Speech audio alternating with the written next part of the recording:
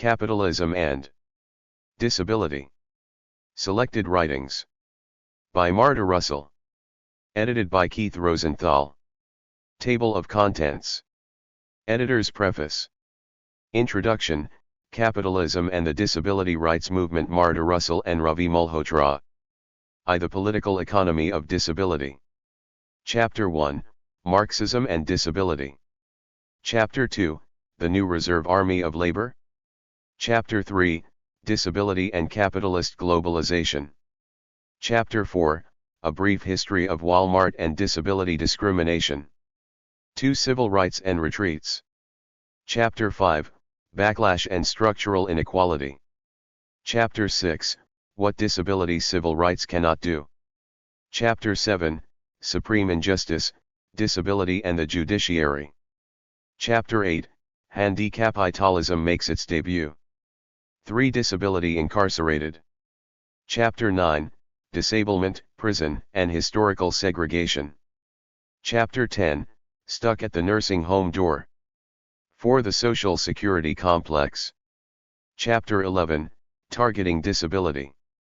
Chapter 12, Between Dependence and Independence, Rethinking a Policy Wasteland. V Beyond Ramps. Chapter 13, Crips Against War. Chapter 14, Disability and the War Economy. Chapter 15, Unnatural Disasters, Reflections on Hurricane Katrina. Chapter 16, The Affordable, Accessible Housing Crisis. Chapter 17, The United States versus the World. 6 Body Politics, The Missing Link. Chapter 18, Dollars and Death. The Question of Physician-Assisted Suicide. Chapter 19, Eugenics and the Sole Possible Economic Order. Acknowledgements. Appendix, Current Disability Statistics. Endnotes. Index. Editor's Preface. The present volume is a systematic and representative collection of the uniquely insightful writings of the late author and activist, Marta Russell. Russell was born in the heart of the Mississippi Delta and grew up on her family's cotton farm. By the time she had reached young adulthood, the civil rights movement of the 1960s was in full swing across the South, and Russell gravitated to the center of it. She soon found herself in Jackson, Mississippi, volunteering for the American Civil Liberties Union in the struggle against racial segregation. There she witnessed the full brutality of the Jackson Police Department beatings and arrests of friends and comrades, destruction of underground newspapers and organizations. Russell was growing increasingly politicized during this period, but she did not yet think of disability in political terms, nor in connection with the struggle for civil rights taking place around her. Indeed, although she was born with cerebral palsy, she was well into her 30s before such thoughts crossed her mind. Russell moved to Los Angeles, California, in the mid-1970s. There she began a career working in the film industry and, shortly thereafter, raising a daughter. In the late 1980s, Russell developed further mobility impairments, and she began using a wheelchair. Before long, she found it increasingly prohibitive to continue working in the industry and eventually came to rely on Social Security disability insurance payments as a means of supporting herself and her child. Slowly Russell met more disabled people, in particular, more disabled activists, who introduced her to the notion of disability as a political concept. She became involved with disability activist organizations such as ADAPT and Not Dead Yet. She organized protests against the economic oppression of disabled people as carried out by both political parties in Washington. She also continued her activism with the ACLU and participated in demonstrations against the 2003 U.S. war on Iraq. Simultaneously, Russell rapidly developed her political ideology. She engaged in extensive studies of the works of Noam Chomsky, Howard Zinn, Francis Moore Lapp, Angela Davis, Karl Marx, and a plethora of other left-wing intellectuals. In 1994 she produced an award-winning documentary, Disabled and the Cost of Saying I Do, on the structural injustices faced by SSDI recipients considering marriage. In 1998 she published her first and only book, Beyond Ramps, disability at the end of the social contract, which brought her the attention and praise of such pioneering socialist disability theorists as Vic Finkelstein and Mike Oliver. 1.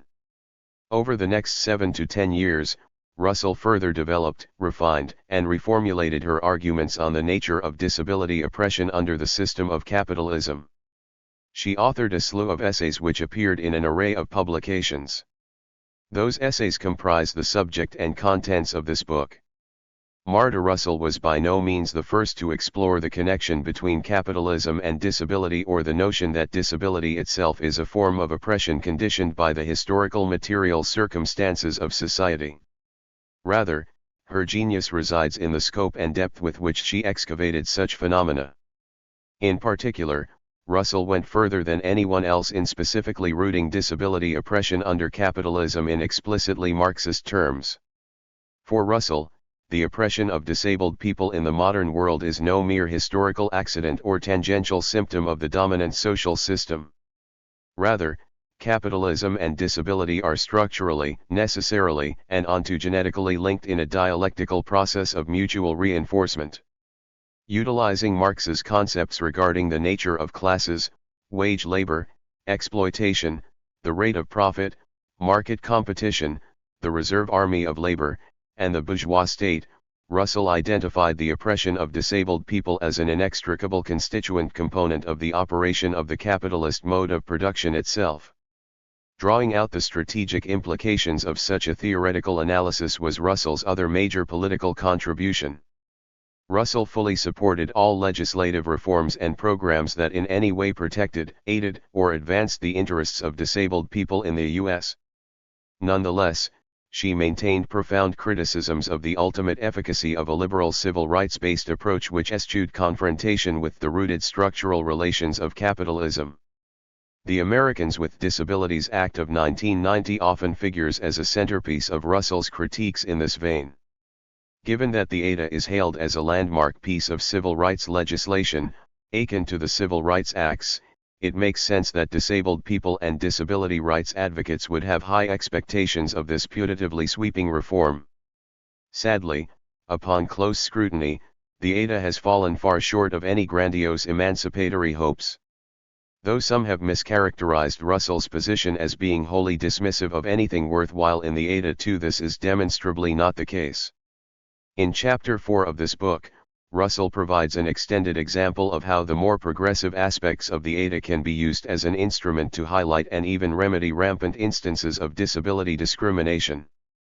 The problem, according to Russell and other like-minded critics, is that the ADA is so infrequently utilized to this end, and, in those cases where it is brought into play, is so frequently interpreted in the most narrow and feckless manner, if not outright defied with relative impunity. Moreover, the progressive aspects of the ADA are arguably overwhelmed by the many flaws, caveats, and contradictions which are contained within the law as conceived and written.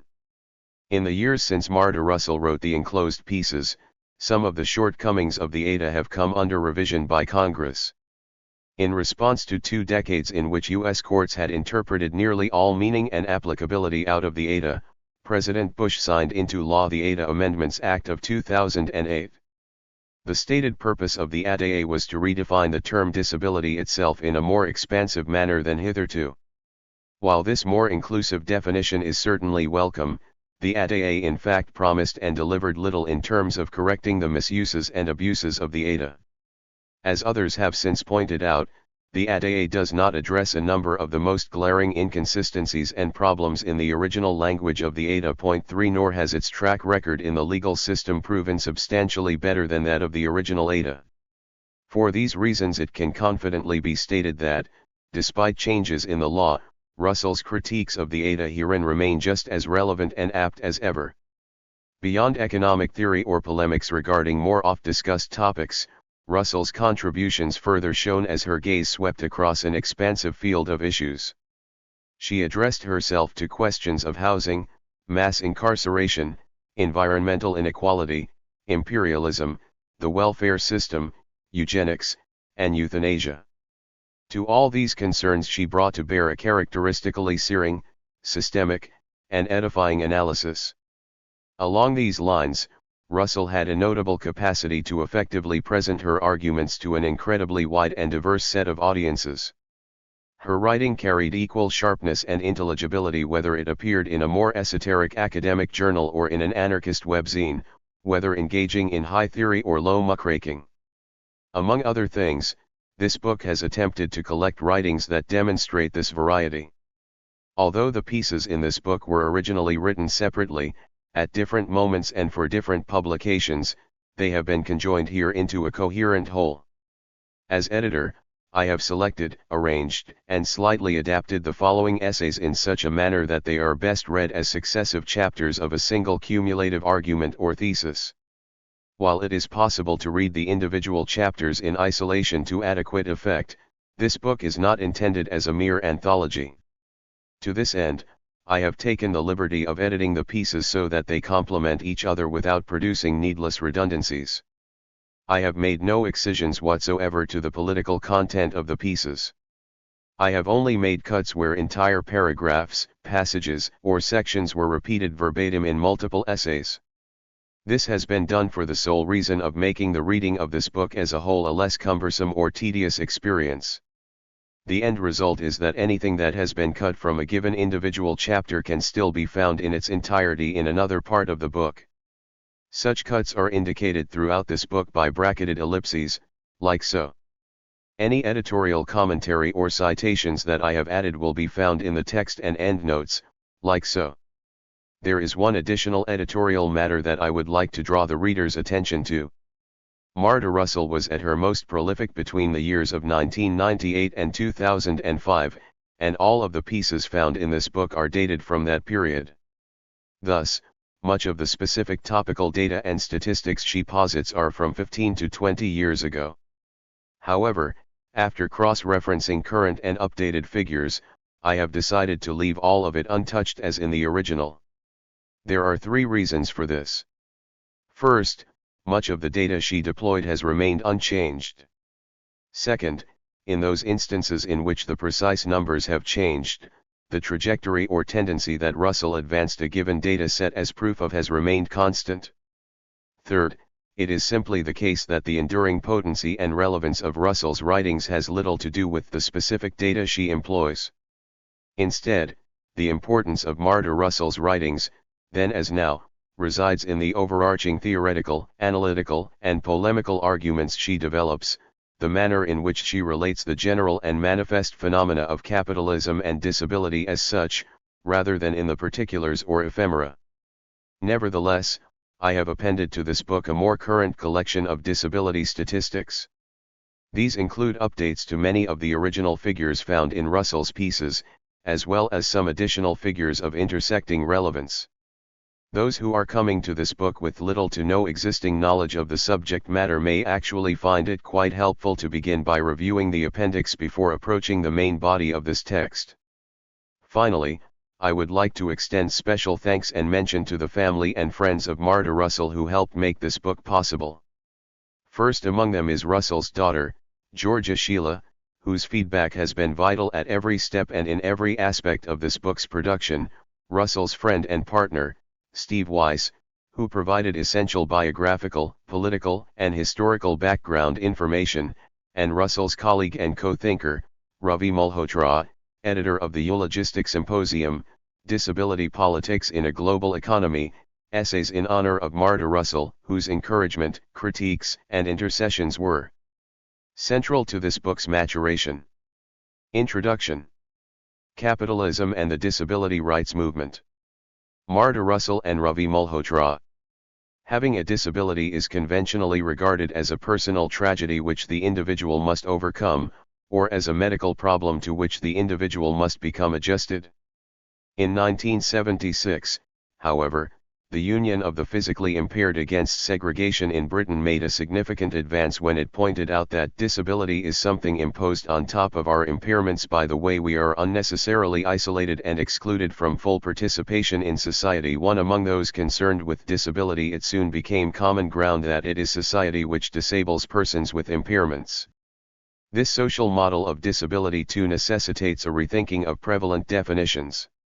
Leaving aside biological or physical anthropological definitions of disability which make it appear that impaired persons are naturally and, therefore, justifiably excluded from the labor force, even mainstream definitions have serious shortcomings.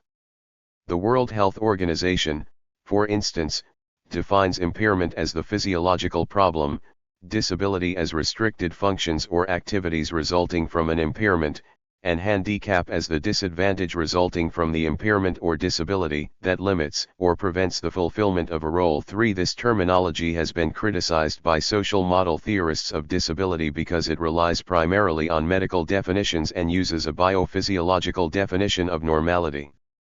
Further, the environment within which this disadvantage is located is represented as neutral, and any negative consequences of this approach for the person with an impairment are regarded as inevitable or acceptable rather than as disabling barriers. 4. Reconceptualizing disability as an outcome of the political economy, however, also requires acknowledging the limitations of the minority model of disability, which views it as the product of a disabling social and architectural environment. In this view, the fundamental source of the problems encountered by disabled persons is prejudicial or discriminatory attitudes, implying that by erasing mistaken attitudes society will accept difference and equality will flourish. 5. This approach diverts attention from the mode of production and the concrete social relations that produce the disabling barriers, exclusion, and inequalities facing disabled persons. In contrast, we take the view that disability is a socially created category derived from labor relations, a product of the exploitative economic structure of capitalist society, one which creates the so-called disabled body as one of the conditions that allow the capitalist class to accumulate wealth. Seen in this light, disability is an aspect of the central contradiction of capitalism, and disability politics that do not accept this are, at best, fundamentally flawed strategies of reform or, worse, forms of bourgeois ideology that prevent this from being seen. Capitalist beginnings and the commodification of the impaired body. The primary oppression of disabled persons is their exclusion from exploitation as wage laborers. 6 Studies show that disabled persons experience lower labor force participation rates, higher unemployment rates, and higher part-time employment rates than non-disabled persons. 7 In the U.S., 79% of working-age disabled adults say they would prefer to work 8, yet in 2000 only 30.5% of those with a work disability between ages 16 and 64 were in the labor force and only 27.6% were employed, while 82.1% of non-disabled persons in this age group were either employed or actively seeking work for pay. 9 Though having a job does not always translate into an above poverty level existence, disabled persons' historical exclusion from the labor force has undoubtedly contributed to their poverty. Disabled persons are nearly 3 times as likely to live below the current poverty line. 29% live in poverty, compared to 10% of non-disabled people. 10 In the U.S., fully 1/3 of disabled adults live in a household with an annual income of less than $15,000,11, while the 300 to 400 million living in developing countries have even less chance of employment and exist in abject poverty, usually with no social safety nets at all. 12. Historical materialism provides a theoretical base from which to explain these conditions and outcomes. Under feudalism, economic exploitation was direct and political, made possible by the feudal concentration of land ownership. While a few owners reaped the surplus, many living on their estates worked for subsistence, and disabled people were able to participate in this economy to varying degrees. 13 Notwithstanding religious superstition about disabled people during the Middle Ages, and significant persecution of them, the rural production process that predominated prior to the Industrial Revolution permitted many disabled people to make a genuine contribution to daily economic life. 14. With the advent of capitalism, people were no longer tied to the land, but they were forced to find work that would pay a wage or starve, and as production became industrialized, people's bodies were increasingly valued for their ability to function like machines. Bosses could push non-disabled workers to produce at ever-increasing rates of speed. As work became more rationalized, requiring precise mechanical movements of the body, repeated in quicker succession, impaired persons, the deaf, blind, mentally impaired, and those with mobility difficulties were seen as without job accommodations to meet their impairments, were less fit to do the tasks required of factory workers, and were increasingly excluded from paid employment. 15 And so the operation of the labor market in the 19th century effectively depressed handicapped people of all kinds to the bottom of the market. 16. Industrial capitalism thus created not only a class of proletarians but also a new class of disabled who did not conform to the standard worker's body and whose labor power was effectively erased, excluded from paid work. 17 As a result, disabled persons came to be regarded as a social problem and a justification emerged for segregating them out of mainstream life. 18. After World War II, the expansion of the welfare state in most industrialized countries gave rise to two contradictory trends for disabled people. On the one hand, there was increased state provision of social services. On the other hand, there was also a greater attempt to regulate the lives of the recipients of these services. This was particularly the case in Britain and other European countries. The Beveridge Report in Britain symbolized this project, and it clearly envisaged an ableist and patriarchal system in which white male able-bodied workers were the primary breadwinners, married women worked in the home, and disabled people were defined as a medical problem and relegated to the expertise of specialists. 19 However, even in the US, which adopted a relatively modest welfare state, one saw increased provision of social programs such as segregated sheltered workshops which exploited disabled workers in part by paying below minimum wages. This was a component of the dictatorship over needs inherent in the bureaucratism of the welfare state, which transformed people into objects of state policy called clients. 20. The medicalization of disablement and the tools of classification clearly played an important role in establishing divisions between the disabled and the able-bodied. Disability became an important boundary category whereby people were allocated to either a work-based or a needs-based system of distribution. The disability category was essential to the development of an exploitable workforce in early capitalism and remains indispensable as an instrument of the state in controlling the labor supply today. 21 By focusing on curing so-called abnormalities and segregating those who could not be cured into the administrative category of disabled, medicine cooperated in shoving less exploitable workers out of the mainstream workforce. 22. So, just as capitalism forces workers into the wage relationship, it equally forcefully coerces disabled workers out of it. 23 Disabled workers face inherent economic discrimination within the capitalist system, stemming from employers' expectations of encountering additional production costs when hiring or retaining a non-standard worker as opposed to a standard worker who has no need for job accommodations, interpreters, readers, environmental modifications, liability insurance, maximum health care coverage, or even health care coverage at all. 24 Disability is a social creation which defines who is offered a job and who is not, and what it means varies with the level of economic activity. An employee who is too costly to add to net profits at the current level of output will not likely become an employee at all. 25 U.S. Census data consistently show that, as compared with the 4/5 of working-age persons with no disability who have jobs, only just over 1/4 of people with a significant disability do so. 26. Employers and investors rely on the preservation of the status quo labor system, which does not require them to absorb the non-standard costs of employing disabled workers under the current mode of production, let alone the 800 million people who are totally or partially unemployed worldwide. Consequently, disabled individuals who are currently not in the mainstream workforce, who are collecting disability benefits and who could work if their impairments were accommodated, are not tallied into employers' costs of doing business. 27 The disability benefit system thus serves as a socially legitimized means by which the capitalist class can avoid hiring or retaining non-standard workers and can morally shift the cost of supporting them onto poverty-based government programs, thereby perpetuating their poverty. Being categorized as disabled, however, and the subsequent impoverishment that so many face when struggling to survive on disability benefits. 28 Serves another class function. It generates a very realistic fear among workers of becoming disabled. At base, the inadequate safety net is a product of the owning class's fear of losing full control of what they do with the means of production. 29 The American work ethic is a mechanism of social control that ensures capitalists a reliable workforce for making profits. If workers were provided with a social safety net that adequately protected them through unemployment, sickness, disability, and old age, laborers would gain a stronger position from which to negotiate their conditions of employment. American business retains its power over the working class through a fear of destitution that would be weakened if the safety net were to actually become safe.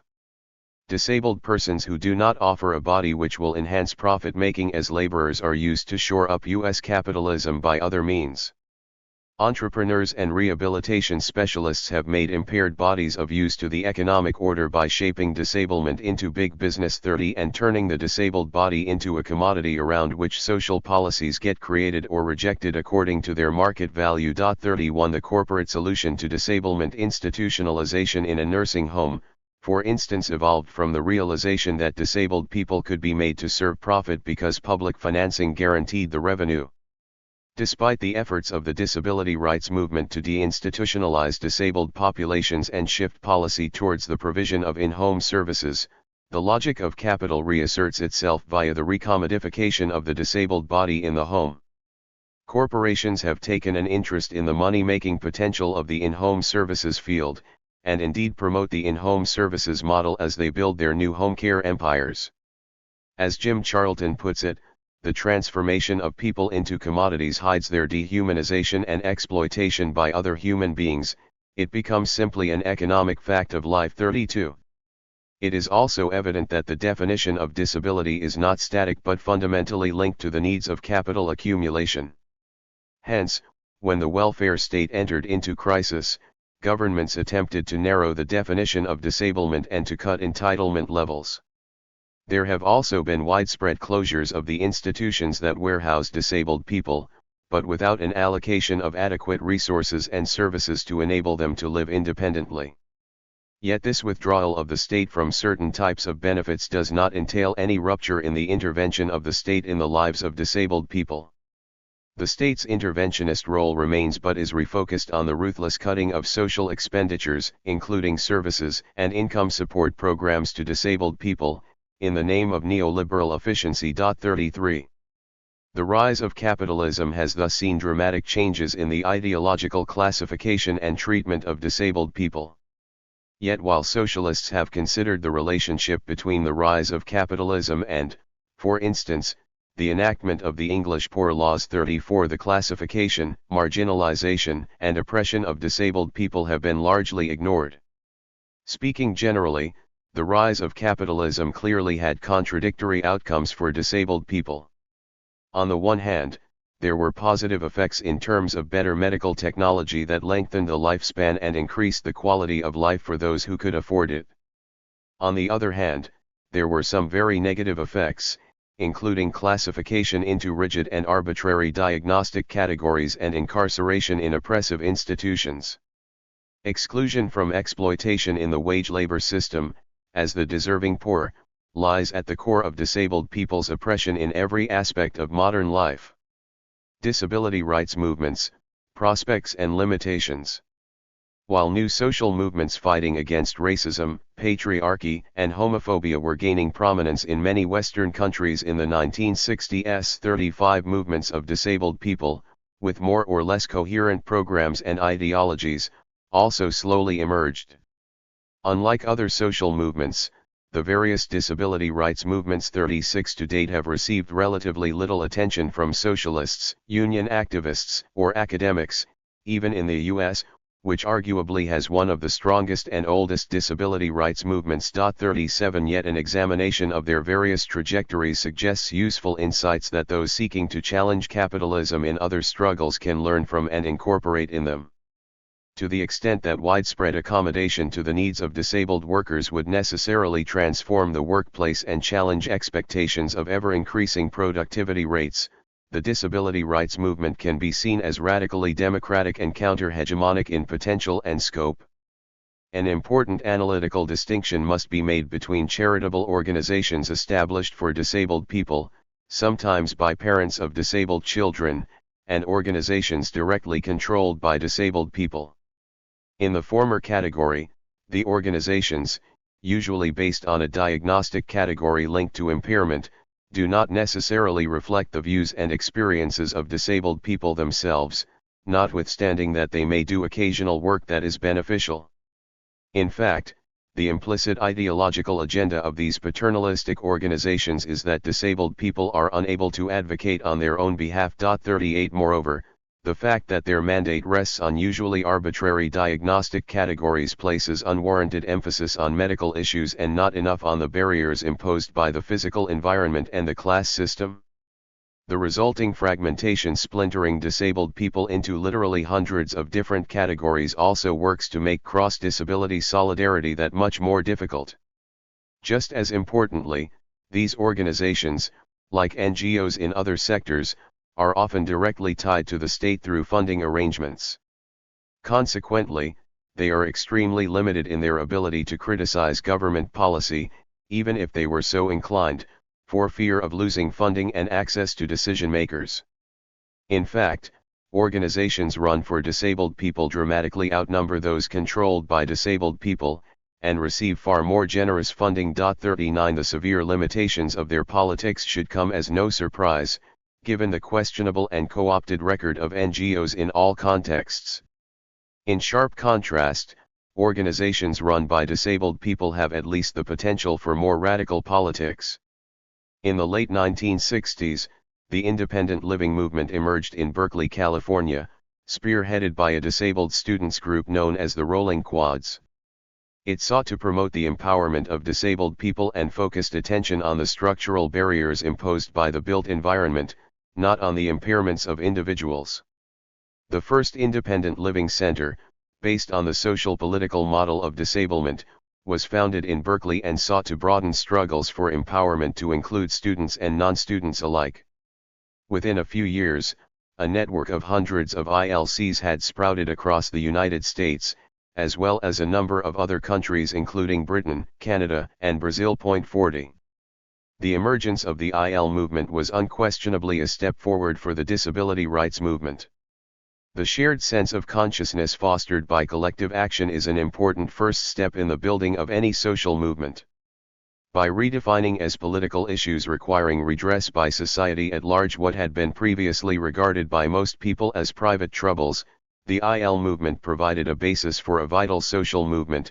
41 And the vitality of the women's movement, the Black civil rights movement, the gay and lesbian movement, the Chicano movement, and other new social justice movements created an opening in which the case for eradicating disability oppression could also get a hearing. Nevertheless, there were and are serious contradictions in the IL philosophy. On the one hand, it seeks to promote autonomy and self-determination for disabled people. On the other, it implicitly accepts the foundations of free market ideology by framing the debate in terms of the right of disabled people as consumers to receive equal treatment from the marketplace. The ability to access the marketplace is cold comfort to the huge proportion of disabled people living in poverty or near poverty conditions. In a capitalist society, after all, access to the marketplace is predicated on having the purchasing power to buy the services in question.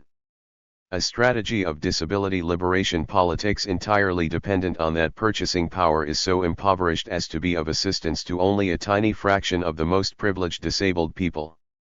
It also tends to marginalize the concerns of women and minorities. By accepting free market principles as a given, the IL movement undermined its radical potential to truly empower disabled people. In the worst cases, some IL centers, afraid of rocking the boat and losing state funding, have become little more than venues for peer counseling and organizing picnics. Only by questioning the very basis of the rules of the market can there be liberation for disabled people.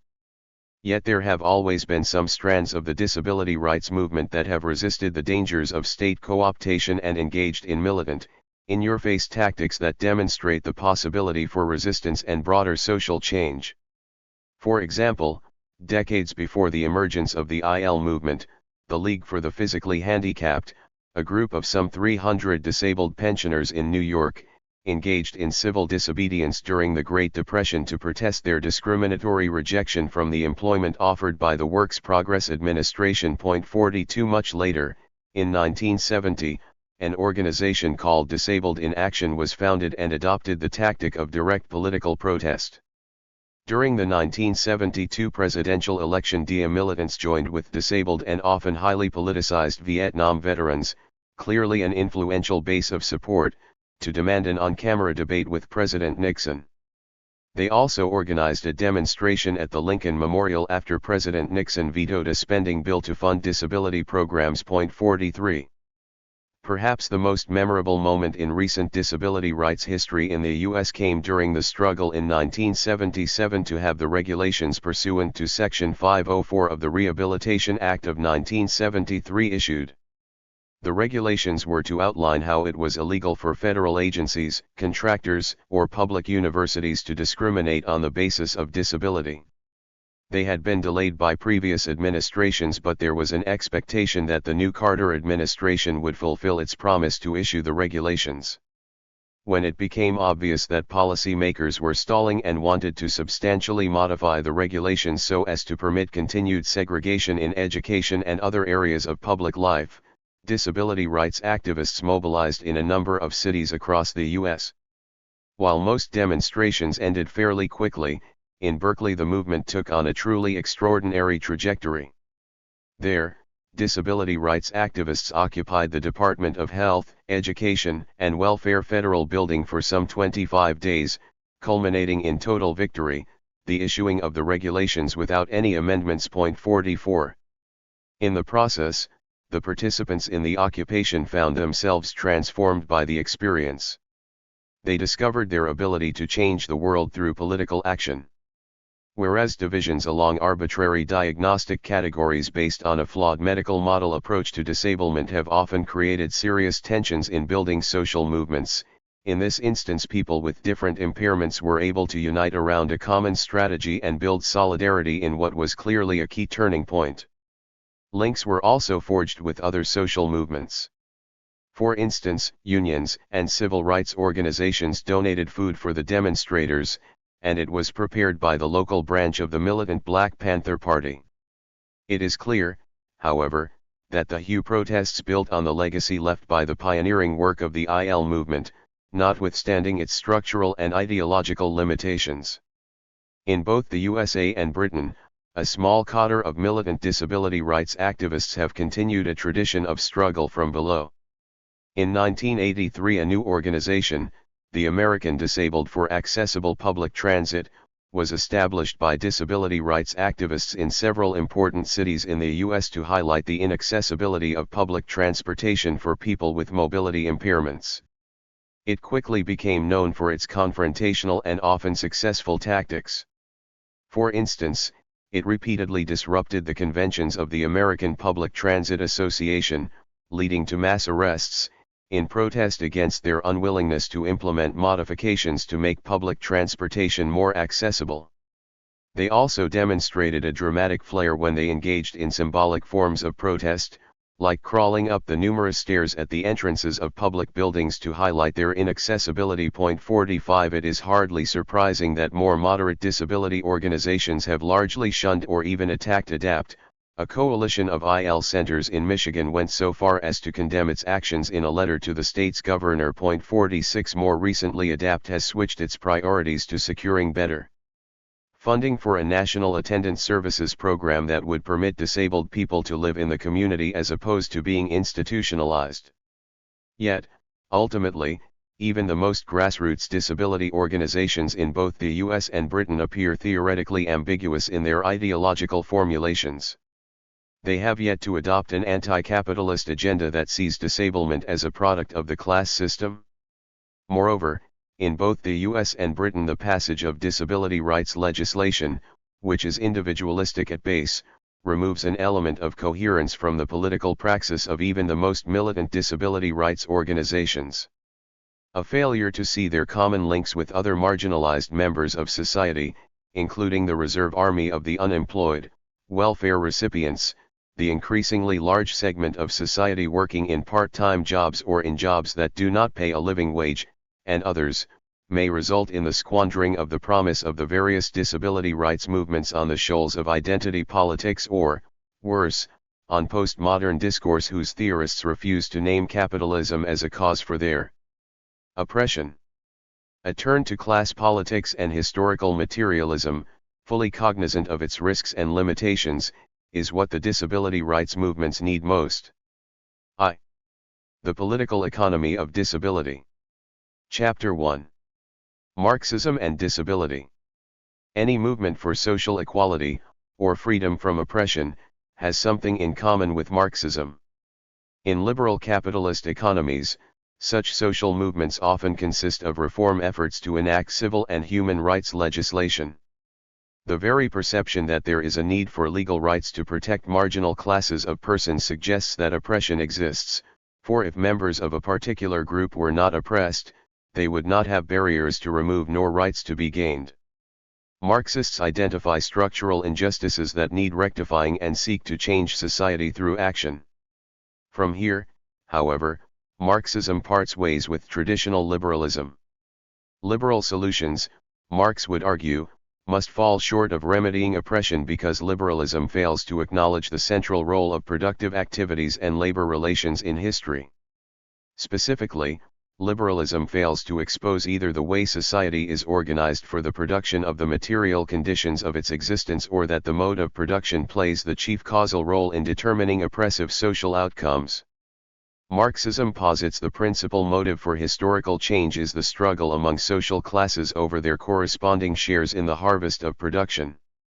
With respect to the social condition of disablement, the focus is on the struggle of the class of disabled persons for the right to enter the labor force and on the place the disabled body occupies within the political economy of capitalism.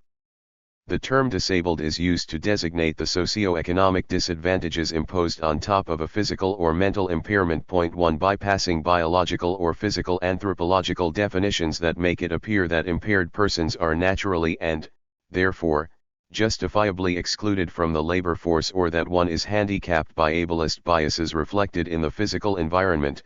This article takes the view that disability is a socially created category derived from labor relations. For this reason, disabled persons is the nomenclature of choice rather than people with disabilities. Disabled is used to classify persons deemed less exploitable or not exploitable by the owning class who control the means of production in a capitalist economy. This article presents an overview of Marxism, from the theory of labor-power relations to capitalism's role in defining disability, to show that our economic system produces the state of disablement and that the prevailing rate of exploitation of labor determines who is considered disabled and who is not. The article then explains how class interests perpetuate the exclusion of disabled persons from the workforce through systemic compulsory unemployment. Disability is conceptualized as a product of the exploitative economic structure of capitalist society, one that creates the so-called disabled body to permit a small capitalist class to create the economic conditions necessary to accumulate vast wealth. The primacy of production, profits and the non-conforming body. The man who possesses no other property than his labor power must, in all conditions of society and culture, be the slave of other men who have made themselves the owners of the material conditions of labor. He can only work with their permission, hence live only with their permission. Karl Marx, Critique of the Gotha Program 2. Marx's most significant contribution to history was to pinpoint the primary cause of oppression as economic. The capitalist class exploits the working masses for profit to the detriment of the working class. Private property relations entail an exploiting owning class that lives off the surpluses produced by an exploited non-owning, and thus, oppressed class. Feudal and slave-based modes of production also had exploitative relations of production, though different than those of capitalism. The surpluses are extracted by different methods in capitalism, feudalism, and slavery. 3 Exploitation, in strict Marxist terms, refers to the appropriation of surplus value through the wage relationship. A primary basis of oppression of disabled persons is their exclusion from exploitation as wage laborers. A class analysis makes apparent that it is neither accident nor a result of the natural order of things that disabled persons rank at the bottom of the economic ladder.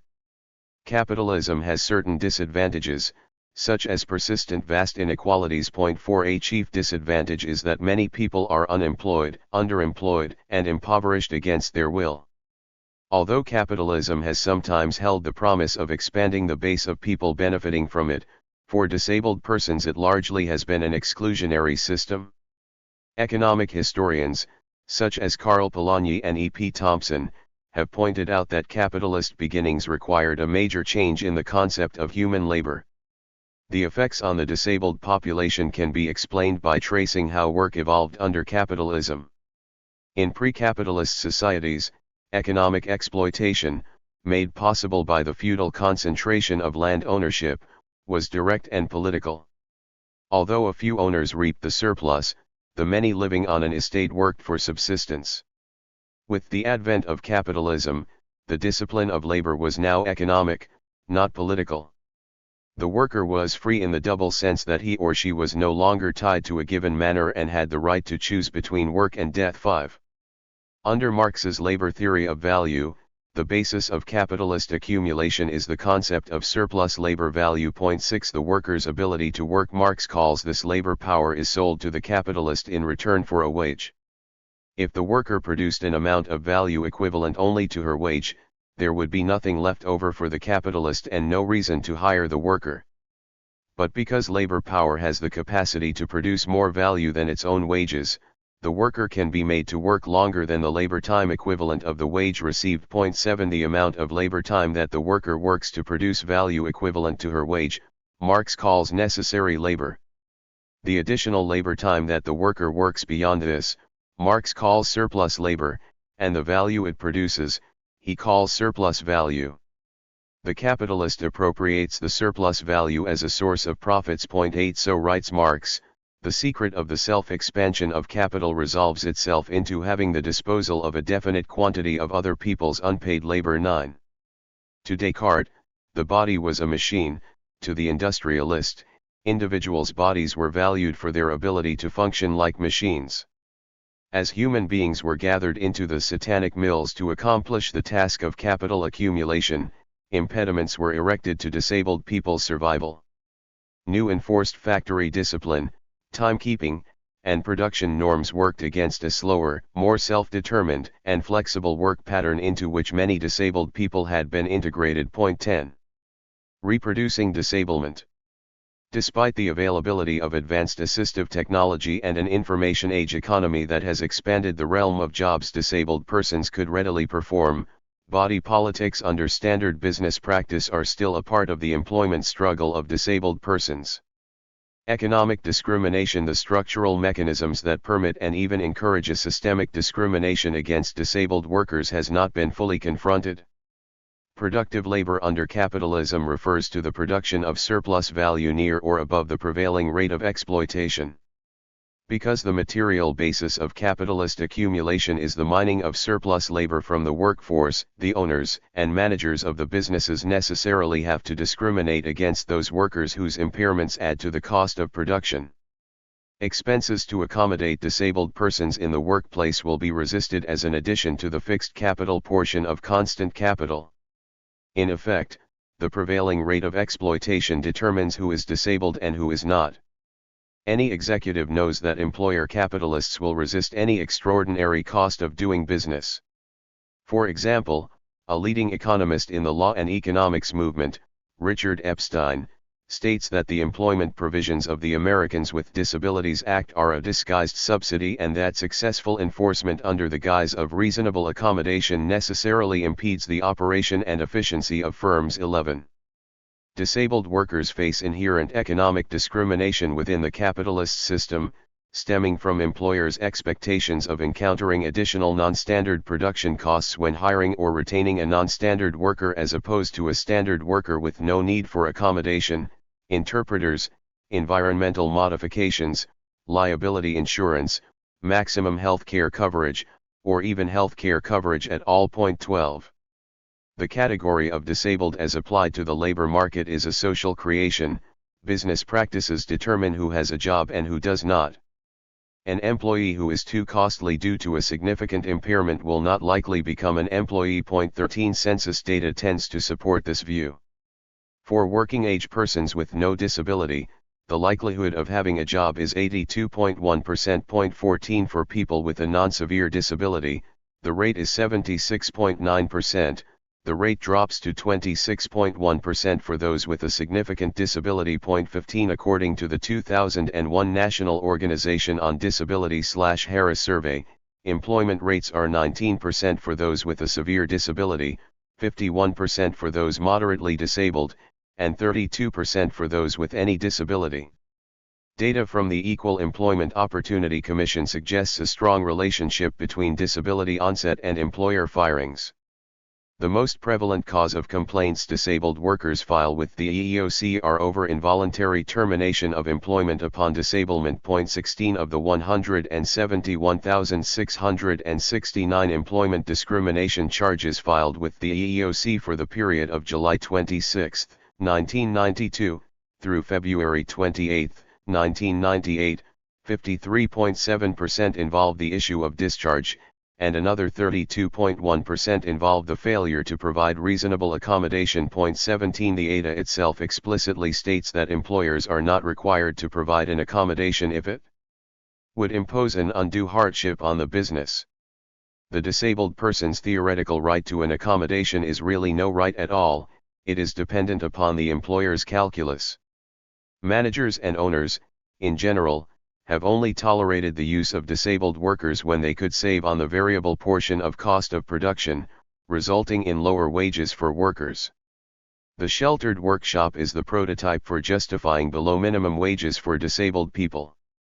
According to the Washington Post, 6,300 such U.S. workshops employ more than 391,000 disabled workers, some paying 20% to 30% of the minimum wage, as little as $3.26 an hour and $11 per week. 18.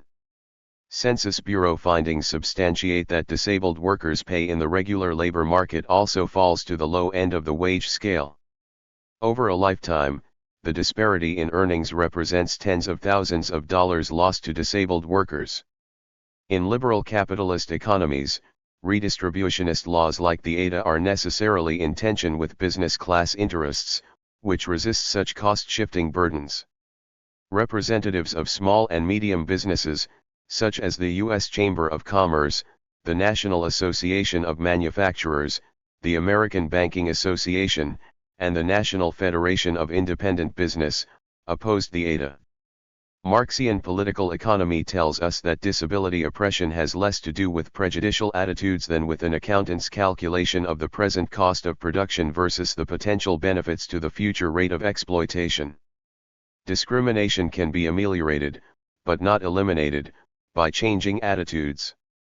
Only a system of material production that takes into account the human consequences of its development can eliminate discrimination against disabled persons. Class interests regulating the labor supply in disability policy. It is often claimed that disabled persons are invisible, disregarded by mainstream society, and irrelevant to the workings of society. This analysis has attempted to explain that the unemployables have been deliberately shut out of the labor force due to a capitalist economy that so far has dictated their exclusion by measure of economic calculations that favor the business class. It further posits that disabled persons are further oppressed in capitalist societies by having been purposely shifted onto social welfare or segregated into institutions for similar reasons to keep workers who could not be profitably employed out of the mainstream workforce but also to exert social control over the entire labor supply. Marx explains that capitalism is a system of forced labor no matter how much it may seem to result from free contractual agreement. 19 It is coercion because capitalists own the means of production and laborers do not. Without ownership of factories and other means of production, workers lack their own access to the means of making a livelihood. By this very fact, workers are compelled to sell their labor to capitalists for a wage because the alternative is homelessness or starvation or both. Deborah Stone in The Disabled State convincingly argues that in order to restructure the workforce for the demands of early capitalist production, it was first necessary to eradicate all viable alternatives to wage labor for the mass population. Labor is a resource to be manipulated like capital and land. Stone writes, the disability concept was essential to the development of an exploitable workforce in early capitalism and remains indispensable as an instrument of the state in controlling labor supply. 20. Regulating the composition of the labor force through social policy became key to ensuring an ongoing exploitable labor supply. Disability became an important boundary category through which persons were allocated to either the work-based or needs-based system of distribution. In the United States, disability came to be defined explicitly in relation to the labor market. For instance, in some workers' compensation statutes, a laborer's body is rated by impairment according to its functioning parts. 21 In Social Security law, disabled means medically unable to engage in work activity. 22. Our institutions have historically held disablement to be an individual problem, not the result of economic or social forces. 23 They have equated disability with physiological, anatomical, or mental defects and hegemonically held these conditions responsible for the disabled person's lack of full participation in the economic life of our society. This approach presumed a biological inferiority of disabled persons. 24 Pathologizing characteristics such as blindness, deafness, and physical and mental impairments that have naturally appeared in the human race throughout history became a means of social control that has relegated disabled persons to isolation and exclusion from society. 25 By placing the focus on curing the so-called abnormality and segregating the incurables into the administrative category of disabled, medicine bolstered the capitalist business interest to shove less exploitable workers with impairments out of the workforce. This exclusion was rationalized by social Darwinists, who used biology to argue that heredity prevailed over the class and economic issues raised by Marx and others. Just as the inferior weren't meant to survive in nature, they weren't meant to survive in a competitive society. For 19th-century tycoons, social Darwinism proved a marvelous rationale for leaving the surplus population to die in poverty. Capitalism set up production dynamics that devalued less exploitable or non-exploitable bodies, and social Darwinism theorized their disposability. If it was natural that disabled persons were not to survive, then the capitalist class was off the hook to design a more equitable economic system, one that would accommodate the body that did not conform to the standard worker body driven to labor for owning class profit.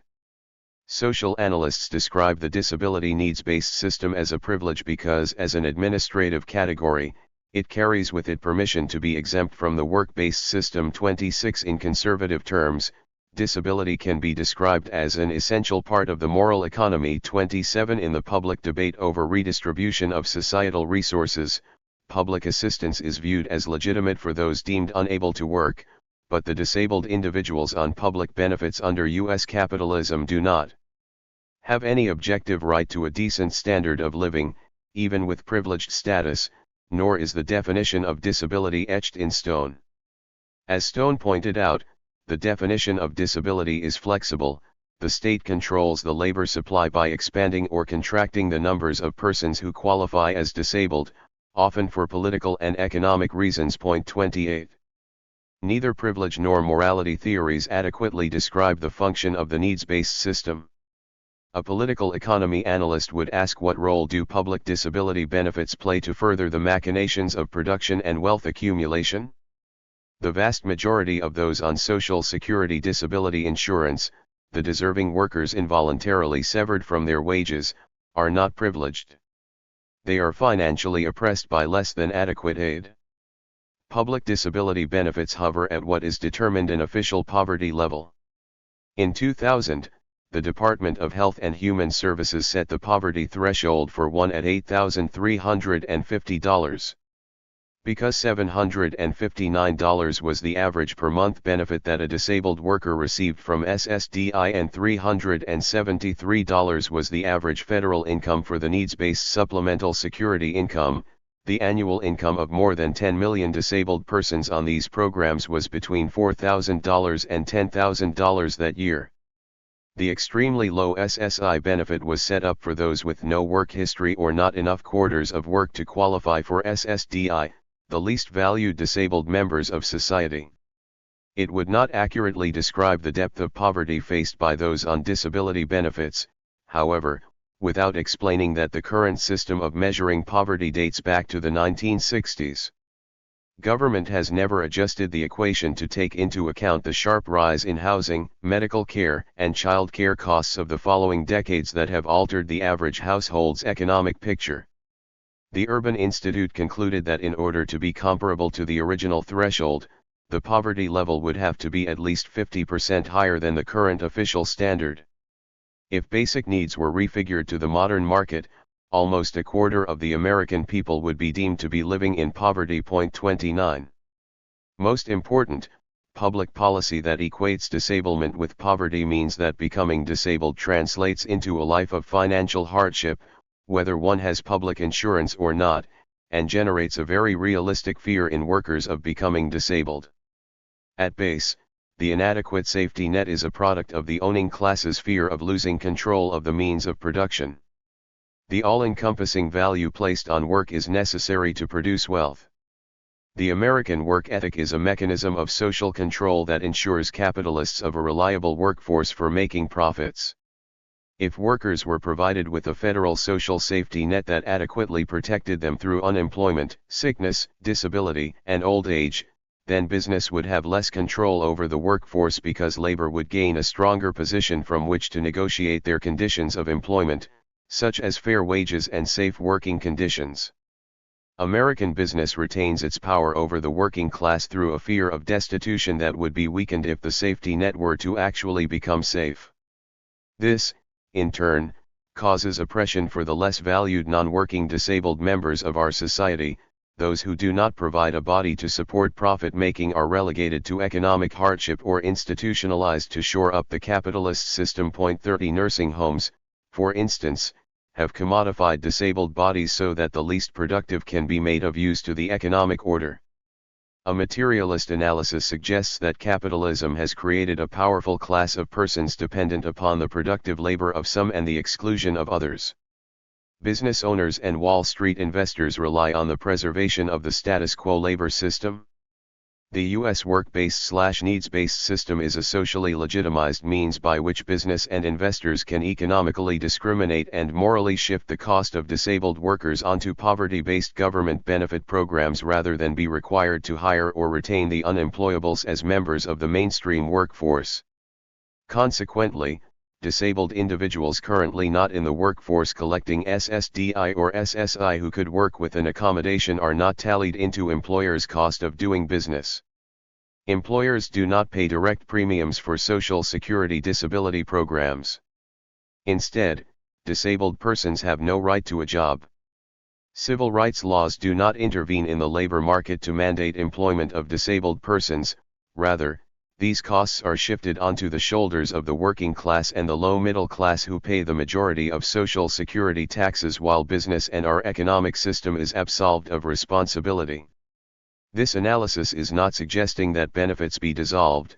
Employment discrimination is related to reliance on public aid because those who experience labor market discrimination are also more likely to need public assistance. 31 It does suggest that capitalism is a system that forces non-disabled persons into the labor market but also just as forcefully coerces many disabled persons out.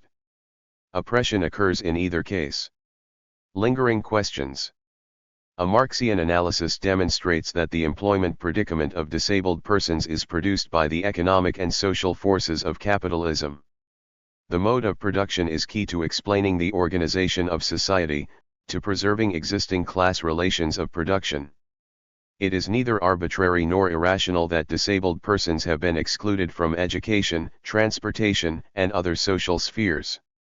Rather, it is logical that such a state of affairs would exist as long as disabled persons have little value as workers to the capitalist class. The civil rights model holds that disabled persons need the protections afforded by the ADA to help shrink the pervasive gaps that still exist between them and non-disabled Americans. This equal opportunity approach, however, assumes that the employment needs of disabled people can be solved under our present economic system. The economy dictates that large numbers of the disabled population will be left jobless or working at sub-minimum wages regardless of disability civil rights laws. Is this acceptable? Is the disability rights movement's goal only to see that some, not even all, disabled persons are free to be boldly exploited like everyone else? Liberalism presumes a free, rational, autonomous human can exist under capitalism, but oppression is a permanent factor of any class-based economic system. Marx saw capitalism as a block to workers' autonomy. Economic change, he deemed, was necessary for the full realization of each person's human potential. Marx's final goal, however, was not economic revolution, but human change. Erich Fromm points out that the goal of atheistic radical humanism was the salvation of man, his self-actualization, the overcoming of the craving for having and consumption, his freedom and independence, and his love for others. 32 Marx believed that individual autonomy is interwoven with and dependent upon social relations. Labor power is something that must be created and controlled in a manner appropriate to the maintenance of the capitalist social relation. Exploitation is a common feature of all modes of production that are split into classes. Alienation is a consequence of the mercantilization of human life as a whole by the capitalist relations of production. Wage labor is the transformation of human energy into a commodity like any other piece of matter. So, if the masses were to have freedom and autonomy, Marx believed there must be a transformation of alienated, meaningless labor into productive, free labor, not simply employment or employment at higher wages by a private or state capitalism. In our society, humane concerns are subsumed by the market's tyranny, the inversion or camera obscura of what is needed to foster an inclusive, cooperative, and healthy society. Questions that need to be brought to the forefront might include the following: what is the purpose of an economy to support market-driven profits or to sustain social bonds and encourage human participation? Is it acceptable to reduce the productive activities of persons to commodity wage labor? Is the capacity to produce for profit an acceptable measure of human worth? Is it defensible to hold in contempt bodies that do not produce the way the capitalist class demands, leaving disabled persons to struggle on low wages or meager benefit checks or to be institutionalized? How can the realm of work be reorganized to provide accommodations for all, and how can all members of society be embraced and rewarded whether they work or not? The disability rights/independent living liberation struggle provides a strong motive for historical change. There is an opportunity to reconceptualize disability and to eliminate disabled people's oppression. We must contest the biological rationale for the exclusion of disabled persons from the realm of work and replace it with a materialistic rationale calling for drastically and justly altering the political economy. The fundamental questions of class power raised by Marx must be addressed politically if the long-term goal of a society of equals, where from each according to their ability, to each according to their need 33 is to materialize. Chapter 2. The New Reserve Army of Labor. In October of 1999, Karl Marx topped a BBC News online poll to be named the millennium's greatest thinker by voters around the world. Marx has survived 100 years of scrutiny because his theories are relevant to the workings of capitalism today. Capitalism may be changing by revolutionizing into variations of itself, but it always remains unchanged. Take capitalism's inherent need for what Marx calls a relative surplus population or reserve army of labor, which includes the official unemployed and all those parts of the population, whether part of the workforce at a given time or not, who might become part of the workforce if the demand for them grew. Marx explains the business cycle depends on the constant formation, the greater or less absorption, and the reformation of the industrial reserve army or surplus population, because the economic system dictates that larger numbers of workers must be seeking work than employers will ever recruit. Traditionally, disabled people have been considered irrelevant to the modern political/economic system, and placed in the category of people Marx designated the stagnant surplus population, those unable to work and the least likely to be employed. But now that more disabled persons can work with a reasonable accommodation as called for by the ADA, there is the potential that this stagnant group may join the active reserve army of labor. Upon passage of the ADA in 1990, Businessweek suggested that one of the hidden keys to profitability may be a large and growing block of Americans' people with disabilities. It projected, in a decade in which willing and able workers will be increasingly hard to find, the nearly 9 million working-age Americans with disabilities now outside the job market may be one of the best sources of new employees. 1 Disabled persons represent a possible influx of hundreds of thousands of job seekers to newly compete with, and join the ranks of, labor. 7 out of 10 working-age disabled persons who are not employed, for example, say that they would prefer to be working. 2. Recently, President Clinton has used his bully pulpit to place employment of disabled persons on the national radar screen. He has, for instance, ordered federal agencies and departments to hire these potential workers, which in turn, he says, will set an example and provide a model for private industry to follow. Business, however, so far has resisted hiring and retaining workers with disabilities by vigorously fighting ADA discrimination cases in the courts. Unlike non-disabled employees, disabled workers may need reasonable accommodations, and the cost of providing their health care may exceed the norm. Americans with disabilities face a distinct form of economic discrimination, inherent in capitalism, in which the costs of non-standard labor are weighed against standard labor, and employers discriminate accordingly. The President's call to private industry is accompanied by support for legislation that would remove one such economic barrier. Rather than tackling the powerful and fragmented healthcare industry, where private health insurance companies are in the business to make money as opposed to guaranteeing healthcare, government is enacting legislation that would publicly subsidize the healthcare of employed disabled persons by allowing them to buy into Medicare or Medicaid. Instead of the employer paying for a disabled worker's health care, government will offer paid health care as an incentive to potential employers. Why, after some 20 years of activists' efforts to get government to reform such systemic problems which restrict disabled persons' freedom to work, and 25 years of government non-compliance with affirmative requirements under the previously enacted Rehabilitation Act, has the government chosen 1999 to become active? The recent emphasis suggests there is more to the President's actions than advancement of the civil rights of disabled persons. There is, in fact, another dimension to the President's call. His administration has a macroeconomic agenda. Labor Secretary Alexis Herman told a joint meeting of national disability organizations, "The last big group of people in this country who could keep the economy going strong with low inflation are Americans with disabilities, who are not in the workforce." President Clinton clarified how the new Reserve Army fit into macroeconomic planning on his poverty tour. Here are a couple of options. You can bring more people from welfare or from the ranks of the disabled into the workforce. Clinton's comment came upon the heels of discussion in economic circles as to whether the Federal Reserve Bank would raise interest rates or not.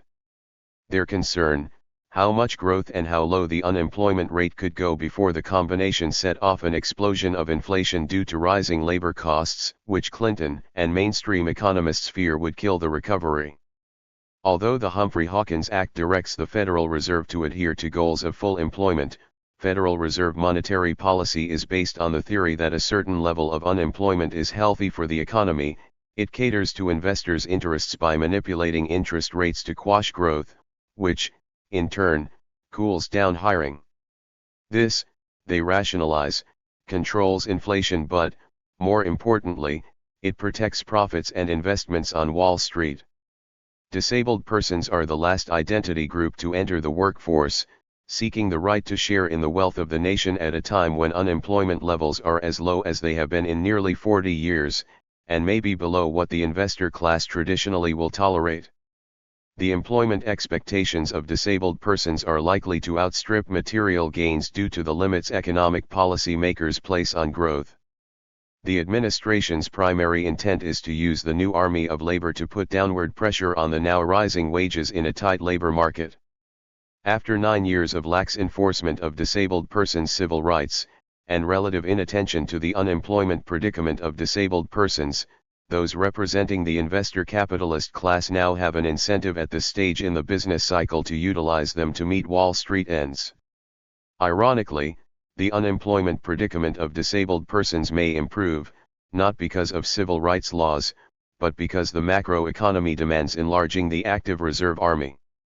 Macroeconomic matters, Reserve Armies, compulsory unemployment, and Wall Street. Under Marx's general law of capitalist accumulation, unemployment is not an aberration of capitalism, rather, it is a built-in component of the market economy that requires many people be unemployed against their will. There are many sources of the reserve army of labor. Some of them, like the destruction of pre-capitalist societies, the detailed division of labor, and mechanization, are internal to the process of capital accumulation, and others, such as the manipulation of credit availability by the U.S. Federal Reserve System, are international mechanisms of state policy. I want to focus my attention on the role of the state in augmenting the reserve army. U.S. monetary policy as carried out by the Federal Reserve, a system of quasi-independent banks overseen by a board of governors appointed by the president, which sets interest rates, and for many years now has essentially been running the economy of the nation, illustrates how U.S. capitalism preserves the reserve army of labor. Before we continue, it is important to remember that the reserve army is much larger than the officially unemployed. For example, the Bureau of Labor Statistics put official unemployment at 5.5 million in April of 2000, but another 3.1 million people work part-time when they would rather have a full-time job, and 4.4 million who need jobs are off the recording charts because they gave up looking and are not counted. The real jobless rate is closer to 13.0 million or 8.9% of the population, more than twice the official rate. Large numbers of people are left jobless because mainstream economists believe that a threshold of unemployment is necessary to avoid inflation and maintain the health of the American economy. The theory of a natural rate of unemployment, or non-accelerating inflation rate of unemployment, has dominated macroeconomics for about 25 years. The Full Employment and Balanced Growth Act of 1978 mandates that the Federal Reserve Bank promote full employment, but the Federal Reserve connects low unemployment with inflation in disregard of the Humphrey-Hawkins Act. Since the 1970s, the Fed has instead assumed the task of fighting inflation by raising interest rates, slowing economic growth, and keeping unemployment in check. When the unemployment rate drops, the Fed adjusts interest rates upward to discourage more growth with the intent of preventing inflation. There are central bankers who reject the narrow theory, and these have adopted the Taylor rule, making their anchor of economic policy the sustainable rate of growth. Under this theory, growth becomes unsustainable when unemployment gets below 3%. Under either theory, mainstream economic policy makers assume the need for a reserve army of labor, holding that at least 3 to 6% of the population must be unemployed at all times.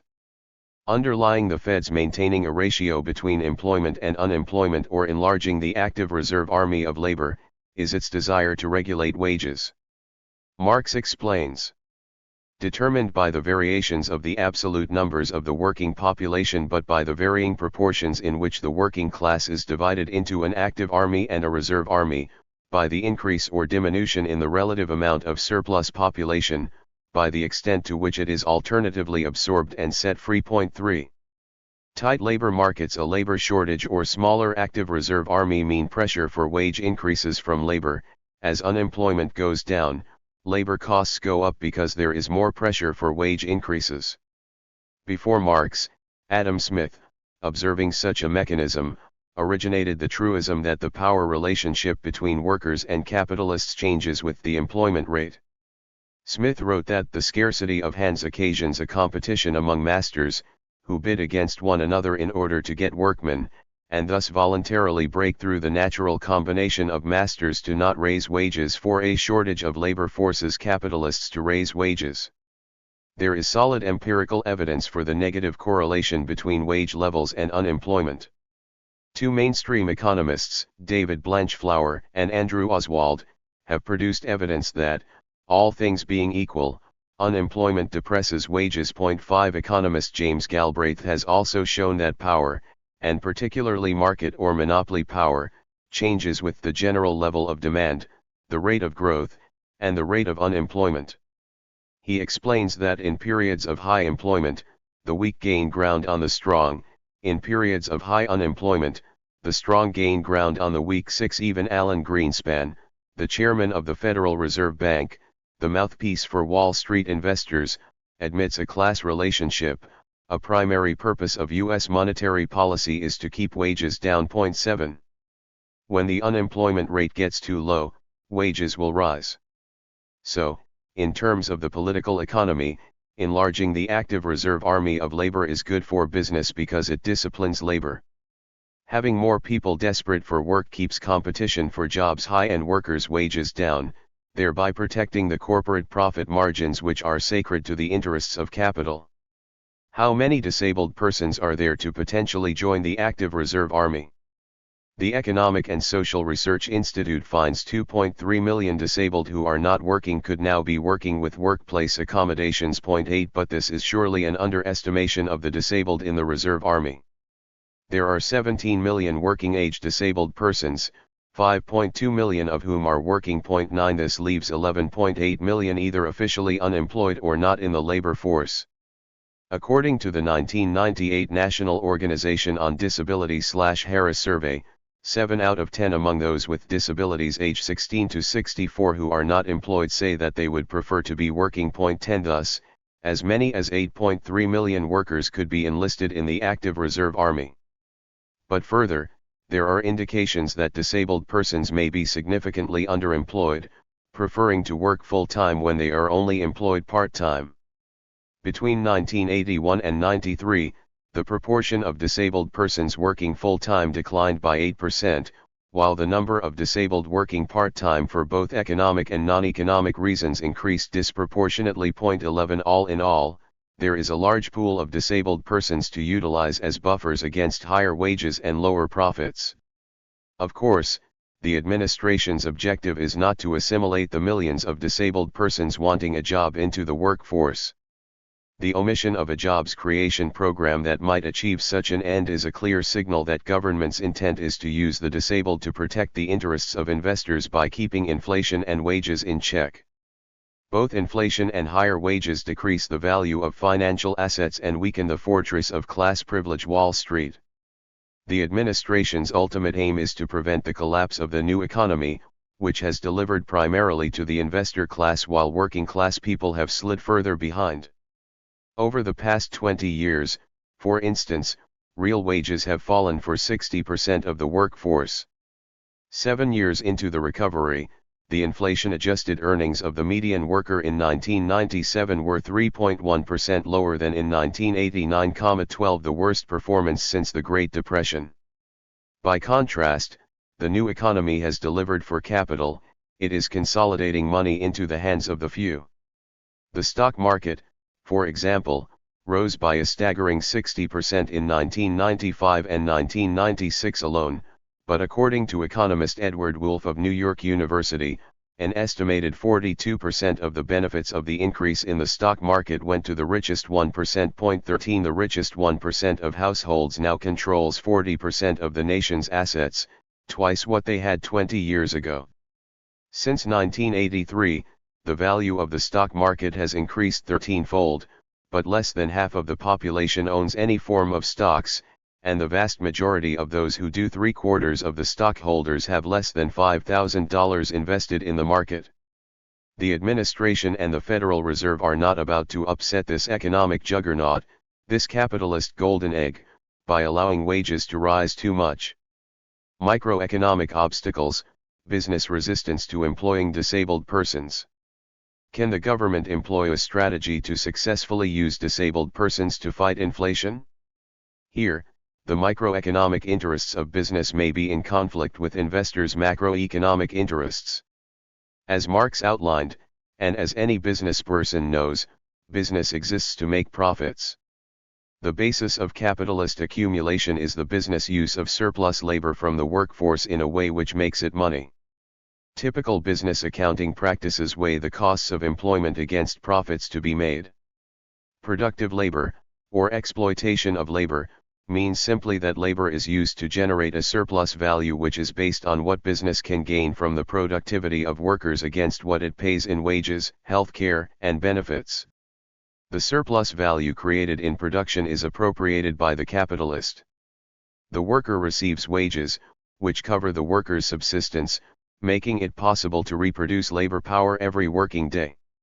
To business, the hiring or retaining of an employee with a disability represents non-standard extra costs when calculated against a company's bottom line. Whether real or perceived in any given instance, employers anticipate increased costs in the form of providing reasonable accommodations, speculate that disabled workers will increase their workers' compensation costs, and project extra administration costs to hire an unknown quantity, the non-standard worker. Employers, if they provide healthcare insurance at all, expect extra premium costs for health insurance for workers with disabilities. Insurance companies and managed care health networks often exempt pre-existing conditions from coverage for periods of time, or make other coverage exclusions based on chronic conditions, charging extremely high premiums for the person with such a medical history. Employers, in turn, look for ways to avoid providing coverage to cut costs. In addition, employers characteristically assume that they will encounter increased liability and lowered productivity from disabled workers, either from decreased capacity or absences from work. 14. How could a government now interested in bringing more workers with disabilities into the active army of labor to fight inflation make the pendulum swing in the other direction, so that business, in fact, could profit from and be compelled to hire disabled people? One way is through public subsidies to employers. Government has already moved to subsidize disabled workers' health care by allowing them to retain their public health care while on the job by buying into Medicare and Medicaid. This may reverse one disadvantage: it means business will not have to pay for these laborers' health care, and non-disabled people's health care will seem the more expensive prospect. It could subsidize the cost of reasonable accommodations or provide other subsidies to make it more palatable to business. The Labor Department could include disabled persons as a part of its mandatory affirmative action program.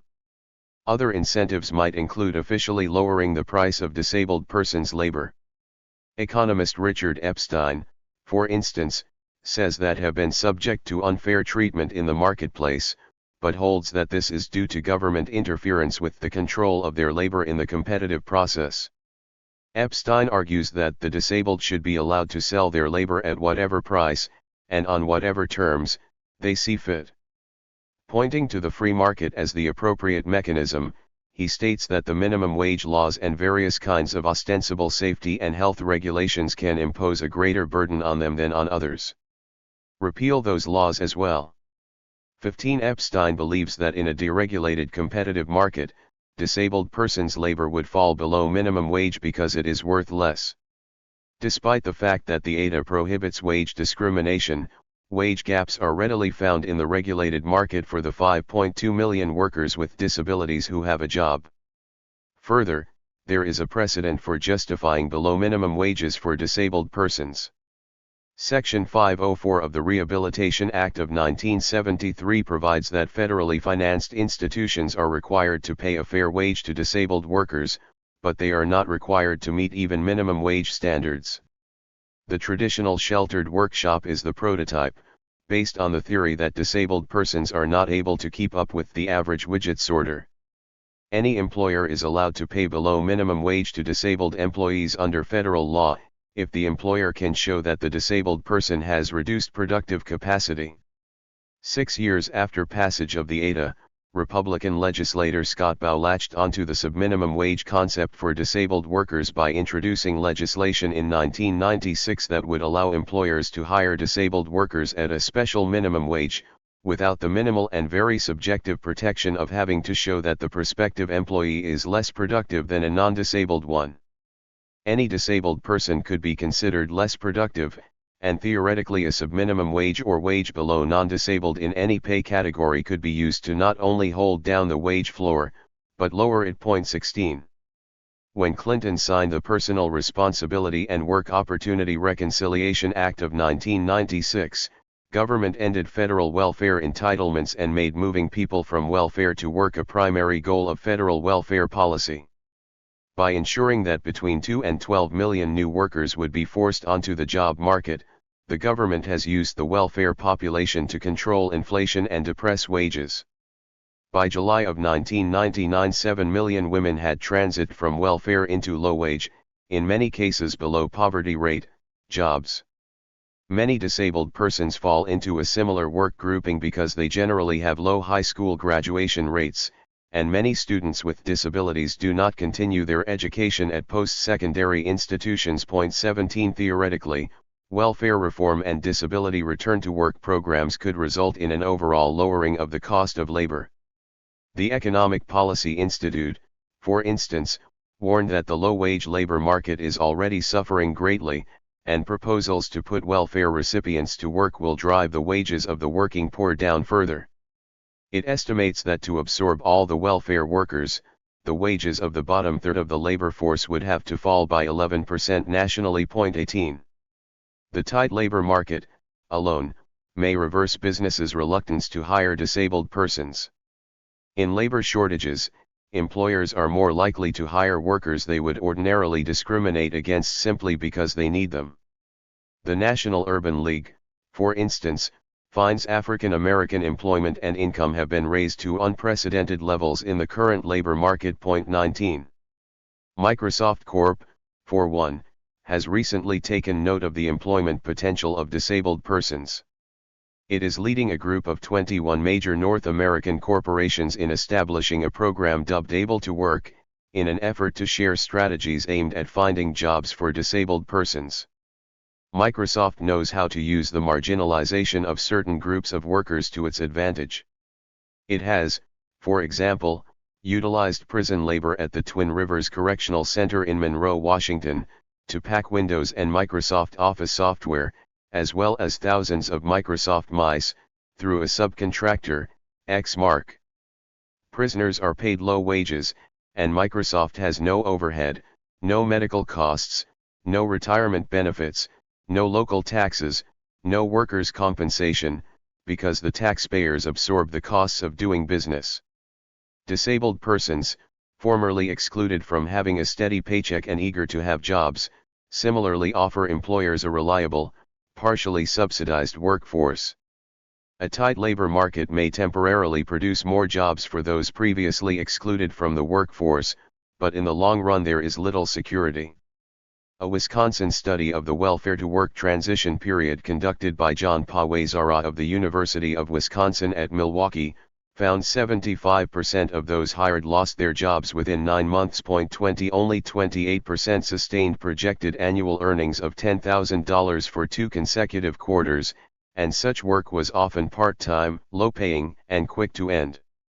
When the Children's Defense Fund and the National Coalition for the Homeless re-evaluated the status of former welfare recipients in 1998, they found that only about 50% to 60% of those who leave welfare are working, and those who work typically earn just $5.50 to $7 an hour, too little to lift a family out of poverty. 21 During World War II, American industry recruited women and physically limited persons in large numbers to keep production going while the able-bodied male population was fighting overseas.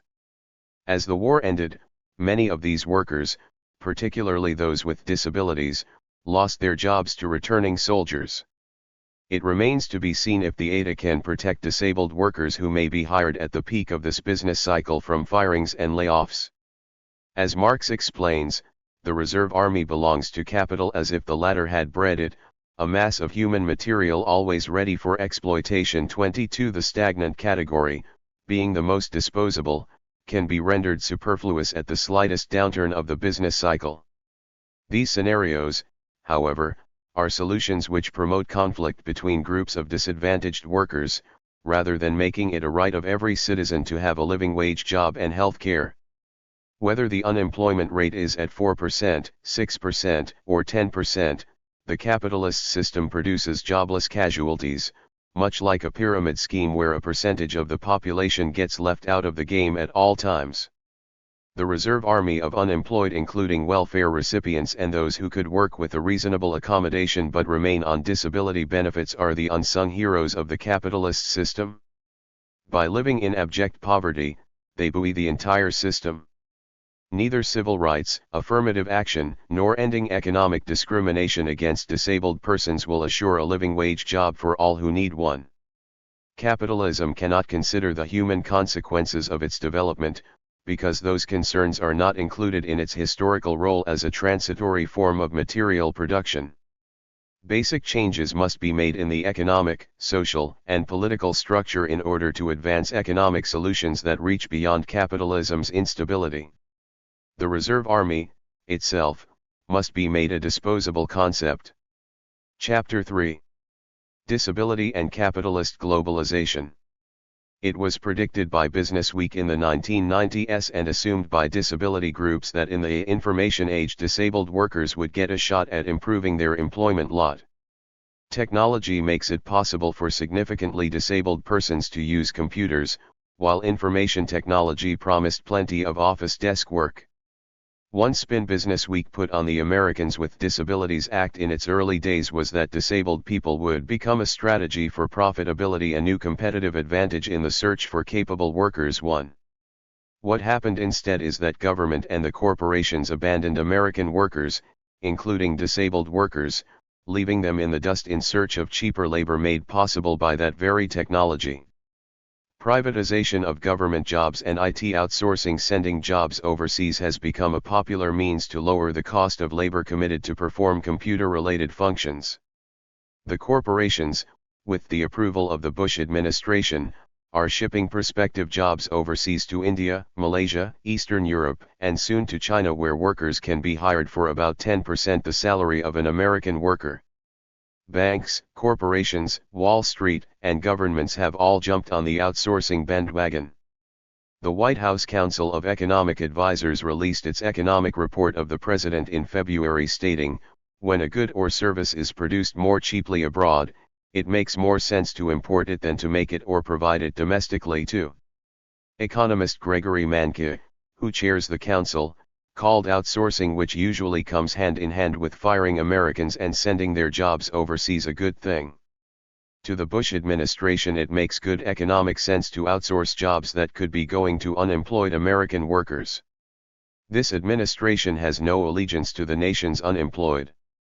Rather, Bush's people take Calvin Coolidge's statement as a given: "The business of America is business."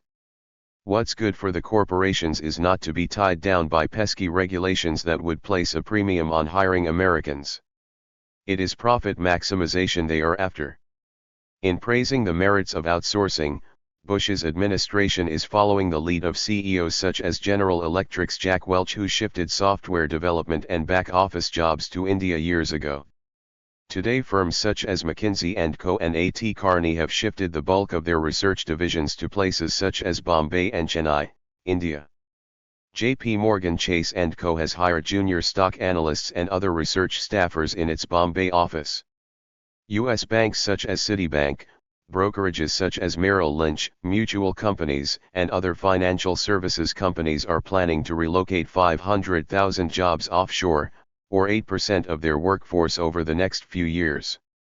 Deloitte Research forecast in April last year that about 15% of financial jobs worldwide would be moved to countries sporting cheap labor. If it can be done sitting in front of a desk, it is game for outsourcing. The trend is not limited to corporations. Bush's White House plans to subject as many as 850,000 federal jobs to competition from the private sector, including desk jobs that can find their way overseas to politically well-connected contractors with offices in India, Malaysia, the Philippines, and perhaps Russia. 40 states have already hired foreign workers in other countries to perform such jobs as answering questions about food stamps or welfare programs. India is a favorite contracting country because people there speak English. Public and private call centers are being offshored en masse. India now has a booming industry of telemarketers and phone banks, taking information economy jobs from the US. Technology has backfired on disabled job seekers. Capital has taken off with IT to make as large a profit as possible. There are other factors involved in the poor labor market. Massive layoffs, a deskilling of the American labor force into low-paying service sector jobs, downsizing, factory shutdowns, outsourcing of jobs overseas, and NAFTA have all contributed to the 65 to 70% disabled unemployment rate. Of course, this is serious trouble for all U.S. workers, 14.7 million of whom have no job. The administration likes to point to the fact that there was a recent decline of the official unemployment rate, but it fell 0.2 of a percentage point not because more people got jobs but because 538,000 workers left the labor market and are not in the labor force. Discouraged, they gave up looking for a job and aren't counted as unemployed anymore. The nation's official jobless rate is 5.9%, but that figure tells only a part of the story of the labor market. To begin with, there are the 8.7 million unemployed, defined as those without a job who are actively looking for work. However, 4.9 million part-time workers say they would rather be working full-time, the highest number in a decade. There are also the 1.5 million people who want a job but didn't look for one in the last month. Nearly a third of this group says they stopped the search because they were too depressed about the prospect of finding anything. Officially termed discouraged, their number has surged 20% in a year. Add these groups together and the jobless total for the US hits 9.7%, up from 9.4% a year ago. In fact, payroll jobs are down well over 2 million since George W. Bush moved into the White House. Bush's economic policies have not added enough jobs to compensate for the loss. Despite Bush's State of the Union address citing need for focus on jobs, in January the economy only added 1,000 jobs, making this a jobless recovery. The jobless recovery may well be a permanent job loss recovery. According to Doug Henwood, a Federal Reserve Bank study confirms that job losses over the last few years were structural and not merely cyclical. Usually a recovery is accompanied by the return of jobs. Layoffs are temporary and workers are recalled when the economy performed well. Henwood notes, in the current cycle, almost all of the job losses have been the result of positions being eliminated. 3. Structural changes bode ill winds ahead for would-be disabled workers. If the American labor force is shrinking, it is hard to see any room for gain. The rule of thumb for disabled workers is last one hired and first one fired. With presidential comments praising the merits of offshore manufacturing and hiring practices, we are a long way from bringing government round to take some social responsibility for the loss of jobs in our country. Still, our directive should be clear. There will be a greater need for unemployment benefit extensions, job creation in the public sector, and above poverty level income support to avoid conditions of greater homelessness and poverty in the nation. Chapter 4. A brief history of Walmart and disability discrimination. Walmart was recently busted for disability discrimination in hiring again. In January, the Equal Employment Opportunity Commission filed a lawsuit against the retail giant for discriminating against Stephen J. Bradley when he applied for a job at Walmart in Richmond, Missouri. Bradley has cerebral palsy and uses crutches or a wheelchair as mobility aids. Walmart refused to reach a settlement, so the EEOC filed suit using the ADA seeking lost wages and benefits, compensatory and punitive damages, and a job for Bradley. It was just back in 2001 that Walmart and the EEOC reached a $6.8 million consent decree which resolved 13 lawsuits the commission had pending against the corporation in 11 states, including Missouri. 10 years after passage of the ADA, Walmart's illegal pre-employment questionnaire, matrix of essential job functions, violated employment discrimination provisions by seeking disability-related information from applicants before making conditional offers of employment.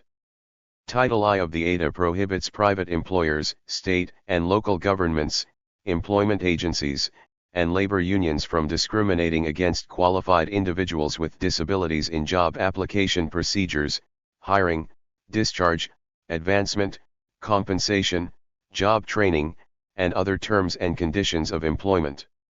Unfortunately, that tag, qualified, applies to disability discrimination cases, it rightly does not to gender or age-related civil rights law. As part of the settlement, Walmart agreed it would change its ADA policies and procedures, create an ADA coordinator position, provide training in ADA compliance and offer jobs to certain disabled applicants. It wasn't long before a judge slapped Walmart with major sanctions for violating the consent decree in May of 2001 in the U.S. District Court for the District of Arizona. The court sanctioned the corporation $720,200 and ordered it to produce a TV advertisement stating that Walmart had violated the ADA and referring people who believe they have been discriminated against. The court also ordered Walmart to reinstate William Darnell, a hearing-impaired employee, to a full-time receiver/unloader position and directed the corporation to accommodate Darnell's disability in all activities of his job. Walmart was found in violation of the decree because of its failure to create alternative training materials for use nationwide by hearing-impaired employees. The materials include a sign language version of its computer-based learning modules used to train entry-level employees. In addition, EEOC contends, and Walmart admitted, that it had failed to provide court-ordered training on the ADA to its management employees. It is extremely unusual for EEOC to have to ask a court to hold an employer in contempt, said C. Emmanuel Smith, acting regional attorney for EEOC's Phoenix District Office, which has jurisdiction for Arizona. 1. Then in June 2001 the EEOC filed its 16th ADA suit against Walmart for violating the ADA again. The EEOC accused the world's largest retailer of failing to reasonably accommodate an employee with a disability at its Peoria, Arizona, store. The lawsuit alleged that Walmart discriminated against Alice Reberg by refusing to provide a reasonable accommodation for her disability. Reberg is severely limited in her ability to stand for extended periods of time.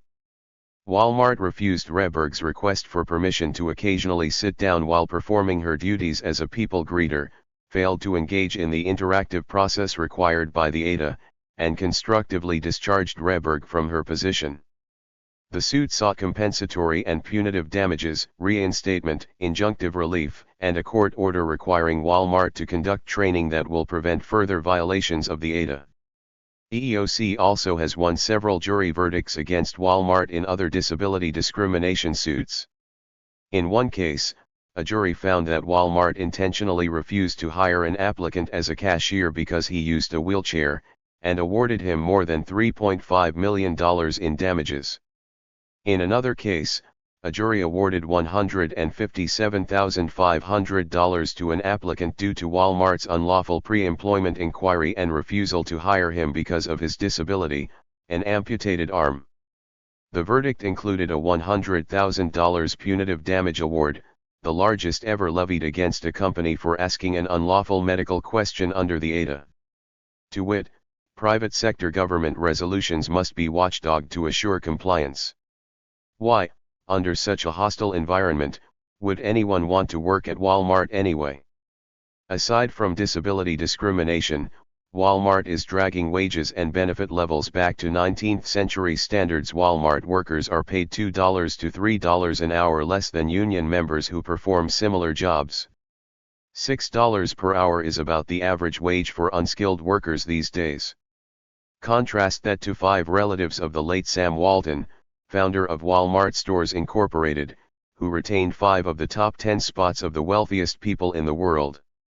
Their net worth increased to $18.8 billion each from $17.5 billion in 2001, thanks to consumers buying the cheaper food, cheaper shirts, cheaper sheets, jeans, and motor oil. In short, cheaper everything, and the corporation's dubious labor practices. The company has been found to ask employees to work longer than the standard 40-hour work week without overtime pay too. It has often harassed or fired non-disabled workers who have not been viewed as sufficiently cooperative with management. Workers who did not believe that Walmart had been adequately accommodating of their needs could fear losing their jobs if they discussed this fact with a reporter. William Darnell lost his job at Walmart for demanding deaf-related accommodations from management. Walmart, America's largest retailer, employs 1.14 million workers at nearly 4,000 facilities worldwide. Only about 1 in 3 adults with significant disabilities is working. Many live on below poverty disability benefits. In a shrinking job market under the Bush administration, the job hunt has gotten fierce. In the view of some significantly disabled persons and indeed non-disabled workers, any job is a job worth having these days. That is the way of it. 2. Civil Rights and Retreats. Chapter 5. Backlash and Structural Inequality. Introduction. The Americans with Disabilities Act is both a civil rights and an economics bill intended to increase the relative wages and employment of disabled people by leveling the playing field. However, just as the Civil Rights Act of 1964 produced a backlash by those who feared that minorities and women would take jobs away from them, the ADA has been subject to recent backlash by the public, our elected officials, and the courts. The most prominent hostility towards the ADA has come from business, though this may not technically be a backlash, given that the business sector largely opposed the act from the start. Ongoing resistance from business interests is nonetheless significant in that it exposes the economic nature of opposition to enforcement of the act. The year the ADA was signed, the Cato Institute, a conservative think tank, called on President George H.W. Bush to ask Congress to reconsider the ADA since, from the standpoint of free enterprise, it represented a re-regulation of the economy that was harmful to business. 2 Rick Collar opined in a piece entitled ADA Regulatory Black Hole that the ADA make getting out of business look more profitable all the time. 3 While Trevor Armbruster wrote that the ADA has produced spectacular injustice and irrationality. 4 In 1995, the director of regulatory studies at the Cato Institute wrote, "If Congress is serious about lifting the regulatory burden from the economy, it must consider major changes in, if not outright repeal of, the ADA. And if Congress is to undo the damage already done by the Act, it should consider paying reparations to cover the costs that individuals, private establishments, and enterprises have suffered under the ADA's provisions." 5. This paper explores the backlash and hostility to the ADA by examining the relationship between politics, policy, and economics, particularly with regard to the interests of business. I argue that the backlash to the ADA has been prompted by capitalist opposition. This opposition has not only stifled any potential benefits that might have resulted from ADA enforcement, it has promoted the backlash among groups of workers who have become fearful that their own interests are in jeopardy as a result of the Act's enforcement powers. In making this argument, I claim that liberal policy explanations, whether in progressive or conservative form, fail to adequately create the conditions necessary for economic and social justice. In contrast, radical theory, which analyzes the socio-historic process of the political economy under capitalism, asserts that capitalism cannot be directed towards a social ethical end. 6 To succeed in reforming disability discrimination, the economic system itself must undergo serious change. As will be explored here, the economic system is a crucial contributing factor to a backlash against civil rights laws, the poor enforcement of those laws, and the lack of economic advancement of disabled people. Despite an expanding U.S. economy, the neoliberal age has brought rising inequality, a decline in workers' standard of living, greater job insecurity, and growing economic anxiety. Income and wealth disparities are at their highest levels since the Great Depression. Poverty and hardship remain a persistent blight on the American landscape. This paper will detail how the structurally flawed political economy, sustained by a self-serving decision-making class, perpetuates poverty, inequality, underemployment, and systematic compulsory unemployment. It will demonstrate that this flawed economy, which does not provide for the material needs of all, in turn causes divisions amongst groups of workers locked in intense competition over the scarcity of decent-paying jobs, health care, and shrinking benefits. And lastly, it aims to delineate why a different approach is vital to remedying the predicament. Equal opportunity ideology and persistent wage and employment gaps between groups of workers. In the United States, civil rights laws have been enacted to surmount obstacles faced by the less powerful and minorities: women, people of color, disabled people, and others.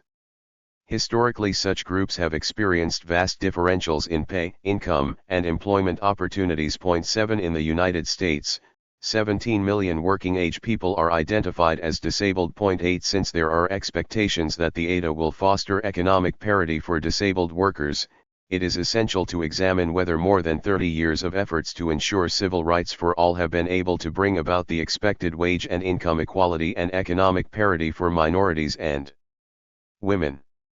women, minorities, and disabled people have experienced both employment and wage discrimination, resulting in their confinement to the bottom of the socio-economic pyramid.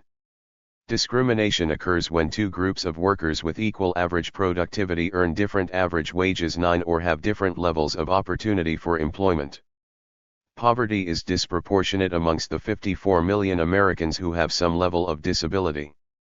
The 1998 National Organization on Disability/Harris Survey of Americans with Disabilities found that fully a third of adults with disabilities live in a household with an annual income of less than $15,000 compared to 1 in 8 of those without disabilities. 10 Furthermore, the gap between disabled and non-disabled persons living in very low-income households has remained virtually constant since 1986.11. But the NOD/Harris Survey annual income cutoff at $15,000 doesn't paint a complete picture of the depth of poverty some disabled people endure.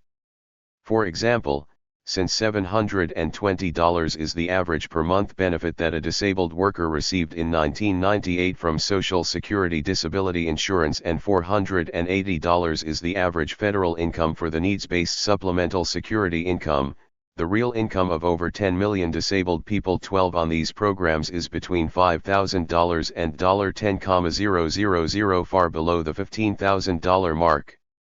Most analysts attribute these gaps largely to discrimination and seek to provide a remedy based on equal opportunity, or equal access to employment and pay. The Civil Rights Act of 1964, 13 Affirmative Action, the Equal Pay Act of 1963, 14 and the Americans with Disabilities Act 15 were enacted to provide a legal means to eradicate sex, race, and disability discrimination in wage setting and employment procurement systems. Yet what does the data show at the end of the century? The Census Bureau's current population survey shows that the income gap was most recently altered for the black population between 1993 and 1997, when black median family incomes rose from 57% to 61% of white levels and the bottom 80% showed wage gains relative to the rest of the population. 16 But the gap widened for Hispanic workers who saw their median family incomes fall from 69% to 60% of white levels between 1979 and 1997.17. Studies show that there were periods of substantial progress after passage of the Civil Rights Act of 1964 and adjunct affirmative action programs leading to declining racial discrimination between 1965 and 1975.18. But the movement toward racial equality stagnated and eventually weakened after the mid-1970s. 19 From 1972 to 1999, the unemployment rate for blacks has fluctuated between 7.1% and levels as high as 21.7%. 20 During the same period, white unemployment ranged from a high of 10.2% to a low of 3.3%, while Hispanic unemployment ranged from 16.9% to 6.0%. 21 Blacks and Hispanics continue to experience higher levels of unemployment and receive lower wages than whites. While the median white worker earned $19,393 in 1997, the median black earned only $15,348 and the median Hispanic even less, $13,150.22. Although the wage gap between men and women is shrinking, this change cannot be attributed to equal pay laws. Since 1973, much of the change in the wage gap has resulted from the fall in men's real earnings. White and black men's earnings have gradually moved down while white women's earnings have gradually risen, exceeding the earnings of black men in 1991.23. The U.S. Department of Labor reports that after the recession in the early 1990s, women's earnings failed to show the steep gains exhibited during the 1980s in comparison to wages earned by men. 24 And concludes the movement towards pay equity has slowed. A telling measure of pay equity can be found in median hourly wages. The median woman earned $9.63 per hour in 1997, while the median man earned $14.39.25. Narrow or wide, the wage gap has persisted for more than 45 years, during which the equal pay laws were active for 36.26. Wage gap studies do not traditionally trace comparable data for disabled people, but unpublished data from John McNeil of the Census Bureau shows a negative association between earnings and disability. In 1995, workers with disabilities holding part-time jobs earned on average only between 72.1% and 72.6% of the amount non-disabled workers earned annually. 27 Such wage differentials were observed for disabled people working full-time. Median monthly income for people with work disabilities averaged between $1,511 and $1,880 in 1995, as much as 20% less than the $1,737 to $2,356 earned by their counterparts without disabilities. 28. Of greater significance is the chronic unemployment of disabled people. A 1998 Harris survey found that among working-age adults with disabilities, 3 out of 10 work full or part-time compared to 8 of 10 of those without disabilities, a gap of 50 percentage points. 29 The unemployment rate for disabled people remains much higher than for the population as a whole, with only 1/4 of persons with severe disabilities working. 30 The overall combined disabled unemployment rate is 65 to 71%. 31 Among disabled people who are not employed, 79% of working-age disabled people report that they would prefer to work. 32. Material progress for women and minorities appears to be incremental at best, while wage inequality among similarly skilled workers, vast income disparities, wage gaps, and poverty persist. After 30 years of federal anti-discrimination legislation, it is valid to conclude that although there is evidence that the Civil Rights Act of 1964 did make a difference in the extent of racial and gender discrimination, neither civil rights laws nor successful affirmative action programs have produced the complete economic equality desired by advocates of employment rights. 33 Proponents of affirmative action, who are today arguing against its abolition, say only that gains made will be eroded, not that the program has achieved economic parity for minorities. Affirmative action has not proven to be a major solution to poverty or a sufficient means to equality. 34. Though only 10 years have passed since the passage of the ADA, there is no reason to believe that disabled people will fare better in terms of outcomes after the ADA than did women and minorities following the passage of civil rights laws and affirmative action. The reasons are both similar and distinct. Every redistributive measure, including civil rights laws, involves political compromise between the public and the powerful interests of big business and big government. The ADA in particular faces some extraordinary limitations as a direct result of the political climate in which it was produced and enacted. 35 The philosophical momentum for social justice which spurred the Civil Rights Act and subsequent progressive court decisions in the 1960s was well into decline by the 1990s.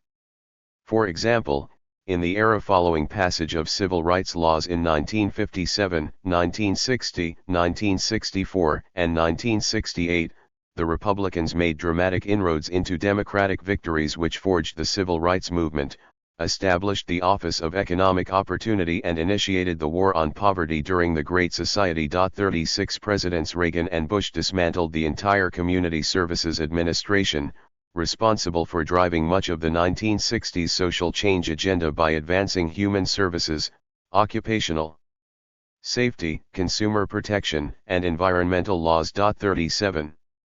On the way out were civil rights and entitlements, replaced by a conservative thrust to reduce big bad government.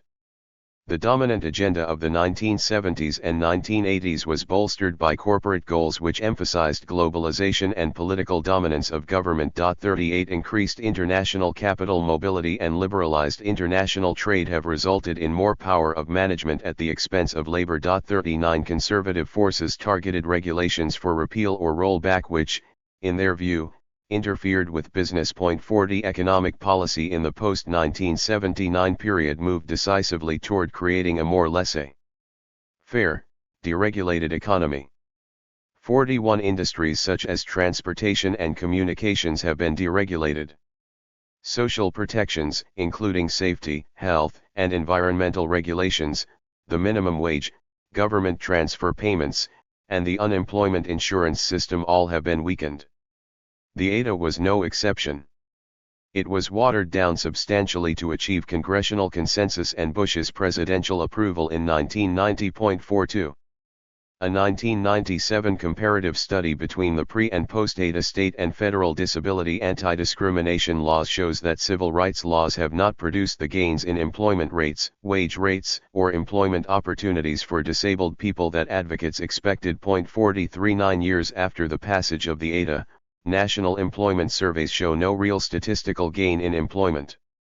One study suggests that the proportion of working-age adults with disabilities who are employed has declined since 1986, when 1 in 3 were working. 44. Positive outcomes from disability civil rights are further compromised by the lack of mandatory affirmative action following the ADA for disabled people.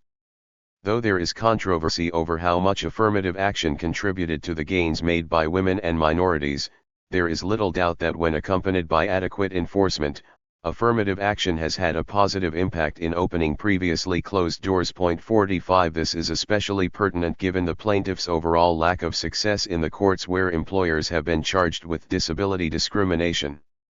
Studies show that in the first 8 years, defendants overwhelmingly prevailed in ADA employment cases at both the trial and appellate court levels. 46. Law professor Ruth Kolker states that this outcome is worse than results found in comparable areas of the law. Only prisoner rights cases fare as poorly. 47. To be truly equal, all biases must be eradicated.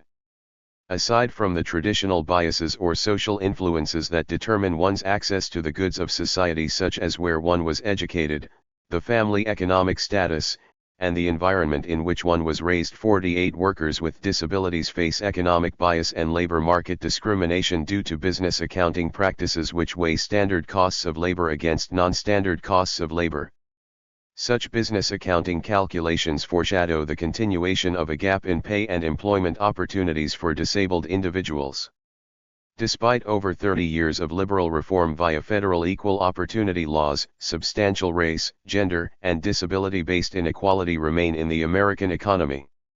Both racial and gender employment and earnings inequalities have declined since the enactment of civil rights legislation in the 1960s, but studies show that such reductions in inequalities have been uneven, incomplete, and unstable. 49. On balance, the extent of inequality for women, people of color, and disabled people can be viewed as a measure of the political success of liberal ideology, where the activities of the courts and government enforcement agencies either serve to advance or roll back liberal regulations promoting equality.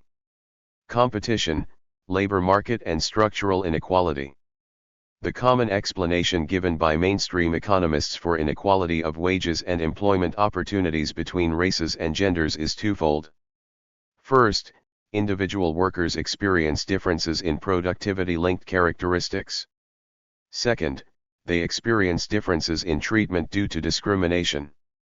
The dominant or human capital view is that individuals exhibit skill and educational differences due to skill-biased technological changes which cause the widening gap in pay, and that by increasing education and technological training, these differentials will be overcome. 50. The neoclassical supply and demand theory of competition holds that the labor market will equalize pay and employment differentials. Pay inequality is explained as a natural result of the spread of information technologies which create differences in skills. Those most trained in these new fields reap the benefits in pay from the transformation in the workplace, while those without such training fall behind. 51. Supply and demand theory asserts that this is so because the pressures of the marketplace, what Adam Smith called the invisible hand, direct the activities of individuals and serve as a self-regulating mechanism for wages, prices, and production. In practice, the demand for workers trained in technological fields will encourage more workers to seek such training, eventually equalizing wage differentials over the long run. A substantial body of work challenges the notion that human capital, quality of education, and years of work experience can adequately explain the wage differentials and employment patterns which remain prominent in the economy. 52. For instance, research by economists Lawrence Michel, Jared Bernstein, and John Schmidt shows that skill-biased technological change cannot account for wage disparity. Throughout the 1990s, average starting wages for college graduates, the most technically advanced and computer-literate workers in the labor market, fell by 7%. 53 new engineers and computer scientists were offered 11% and 8% less respectively in 1997 than their counterparts received entering the market in 1989.54. This flatly contradicts claims that more education and skill training will equalize pay differentials. Furthermore, productivity rates, which should be exploding if the computer revolution were generating huge returns for high-tech skills, grew no faster in the 1990s than in the 1980s. 55 economists James Galbraith, Claudia Golden, and Lawrence Katz show that the readjustment of incomes to a wider and more equal distribution of skill levels for the overall workforce failed to happen in the past and is not happening in today's economy. 56.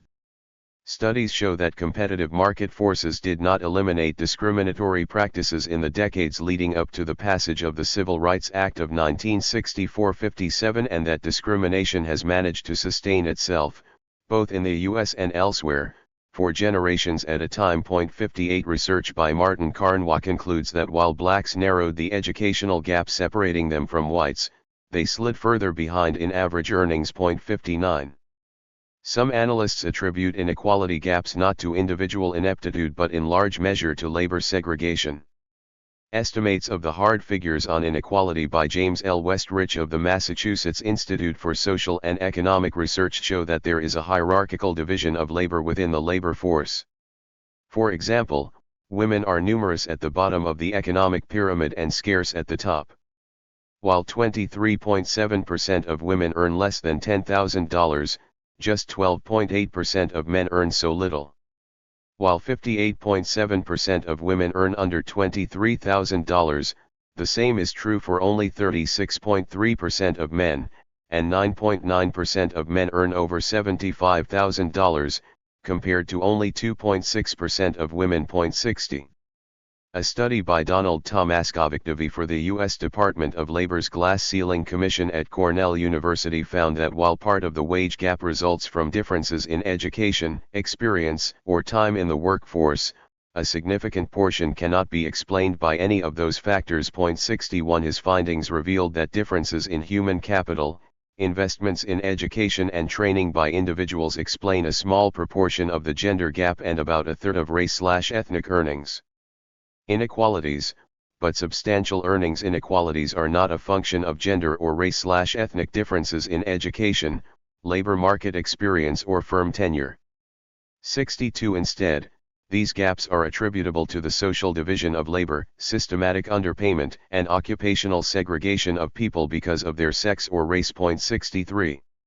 Tomaskovic shows that not only is there racial and gender discrimination against individuals, but as a result of employment segregation, jobs that become associated with particular racial or gender categories tend to be organizationally stereotyped and valued accordingly. 64 As jobs become stereotypically female or minority, there is a tendency in many workplaces to provide lower wages and less opportunity for skill training and promotions. He concludes that the confinement of many women of all ethnic backgrounds and minority men to lower quality jobs than they can perform is a direct cause of gender and race/ethnic earnings inequalities. 65. Economist James Galbraith challenges the supply and demand theory that people are, in fact, paid in proportion to the value of what they produce. Galbraith shows that power, and particularly market or monopoly power, changes with the general level of demand, the rate of growth, and the rate of unemployment. 66 In this view, inequality is a product of differential power, rather than differential skill. This concept is consistent with Adam Smith, who observed that masters are always and everywhere in a sort of tacit, but constant and uniform combination, not to raise the wages of labor above their actual rate. 67 Smith keenly perceived the tendency towards monopoly power of capital, writing that masters too sometimes enter into particular combinations to sink the wages of labor even below this rate. 68. Marxist economic theory provides further insight. Marx's theory of surplus value posits that profit lies in the ability of capitalists to pay less for labor power than the actual value the worker will impart to the commodities he or she helps to produce. 69 Profit, as such, essentially resides in underpaid labor. Marx defines competition as a tendency toward equalization of profit margins, leading to monopolies as the consequence of competition rather than its antithesis. 70. Marxist interpretations link economic competition to discrimination in the workplace.